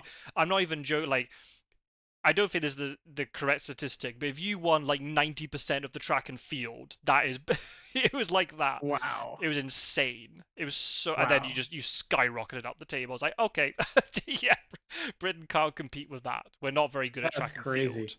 Britain can sometimes Yeah. do middle distance, okay, but sprinting, nah, we're not. I think we got bronze in one of the relays. I think, if I remember rightly, maybe silver or bronze in one of the relays. But generally, individual track and field, we're not very good at. We Hmm. did have a very good heptathlon athlete in line 2012, and we had a good one in the female category this year. But no, you've got track and field locked down for certain. Wow. Um, yeah, yeah, yeah. Very impressive. Well, I don't know. I don't even know what to make of that. I think we should But probably end that's there good if to that's the know. case. Yeah. This, Are we going for a record? This has been crazy. yeah, this is the longest podcast we've done, and I'm kind Oh, of concerned. I've got an 8 a.m. train tomorrow, and it's already close to 1 a.m. I don't know how I'm going to do oh no. that. it's, Wow. Well, it's thank been, you. Thank you for staying up and sharing your adventures with me. This has been a real pleasure. oh, it's been really good fun. Really good fun. I think that's kind of what happens. We've had 3 months without talking to each other. We I should think so. this is somewhat inevitable. Yeah, we should have known. Yeah, We that's just go okay. on forever. But we got loads of things planned for future podcasts. Obviously, we want to talk about abroad in Japan. Hmm. Another thing I prepared over the summer was I said I like Oh, quizzes, so throughout before, possible of a yeah, cultural quiz. before we move on, there's one bit of feedback I forgot about, which All right. was, did you do the research to say no to a tip? Oh, good point. Right. So I actually didn't in the end, because partly Ah. because we didn't actually eat out as much as I thought we Oh. would. Okay. There are probably other reasons. I did actually. It was funny because when I was listening back to the podcast, I was like, "Oh, damn! I haven't done that." What was the other reason why I didn't do that? Hmm. No, I didn't in the end. Um. Oh, that's okay. No, no, no, I didn't. I think maybe just we didn't eat out as much as I thought we would because we did things in a slightly Hmm. different way. But also, hmm. Maybe there might have been circumstances that appeared that I didn't end up doing it. I can't remember why. But I Yeah. did actually Well, think about it after to the be fact. I was like, fair, oh, I didn't do it. yeah. Um, To be fair, like we recorded that episode way in advance, right? So by the time it would have been relevant, it was, months in the past. So I don't oh blame you no, for. but I would have looked at the bill and I would have immediately remembered the podcast Oh, okay. because I hate Okay. paying that stupid tip, right? Yeah. The Yeah. optional service charge. Mm. Um, no, there's probably a very good reason why I didn't. Maybe we just end up going to more pubs where then they're not so inclined to charge that Yeah. service charge. I don't remember. There was probably a very good excuse that I had for doing it, but then maybe in the end I don't know. I can't remember now. Oh, when I go back again, I'll try it and see Yep. if Maybe circumstances next allow. year. Yep. Um, then we can I can let you know. We'll see what happens. Well Yeah. remembered. Well remembered. I hadn't written it down on the list, but yeah, that well remembered for that. But yeah, we could probably stop. We got loads of things sort of planned. We said we've got I've prepared like a British cultural quiz for some point, Yep. and obviously then the listeners can play along with you. And then I'm Hmm. sure then once you see the style of quiz, you can then return the favor and watch me get humiliated. Yeah, yeah. You put on the document like American cultural quiz, and I was like, uh-oh. That's okay, don't worry, it doesn't have And to be done immediately. It's just something we got in the pipeline. But the British one's yeah. done, so we can kind of do that whenever we So want. yeah, Um, yeah. So I think that could be fun, and that'll give me, like you said, an example to be like, oh, okay, this is what he has in mind, and I can more easily come up with something on my end. we want to talk about abroad in Japan. There was one point when I was passing through one of the airports on our travels, and something really funny happened. Hmm. Um, so I immediately went, "Oh, do you have any funny like flying slash airport stories?" And you said yes. So Yep. that's definitely a topic I have to get into. And Hmm. there's so much other stuff. So I don't think we have a problem filling up time. We're just gonna find time to Oh, record. definitely not. Yep. So yeah, basically, I will try to get this uploaded so that it comes out on Sunday 23rd. Yeah, Sunday 23rd. No, no, Okay. 22nd. Oh my God, it's already into the Yep. 21st. Oh my goodness. Right, okay, I have Oh to go to wow, yeah, bed. you are up late, right? Yeah, but then it means then 2 weeks after that, at the beginning of October, if we have enough time to record another podcast, we'll have one coming out then. And yeah, if anybody did miss the one about Catalan pooing, feel free to go back into the playlist that is in the description and you can find it. So yeah, it really has been a pleasure. And yeah, this is what happens when we don't talk for 3 months. So we mustn't leave it Likewise, 3 months yeah, again. definitely not. I hope people have enjoyed watching this video loop about 10 times. I hope so. I'm curious to see the footage myself because when we record these, I'm not looking at it. Right, so It's all you don't know what I'm showing. yeah, it's all on Scott's Swords end. I'm curious. Yeah, so it's been a pleasure. Thank you very much as always. It's been great talking to you. Yeah, I mean, I'd say thanks for having me, but as we've clarified, I'm like the co-host now. So Yeah, you're stuck. You're stuck. You can't get out now. yeah, but I instead I will say thank you everyone if somehow you've made it to this like over 4 hour catch up excursion. Thank you very much for listening. I appreciate everyone who tunes in. Sweet. Take care, everybody. I hope this podcast finds you well, and we'll see you in the next one very, very soon. Take care for now. Bye bye. Bye.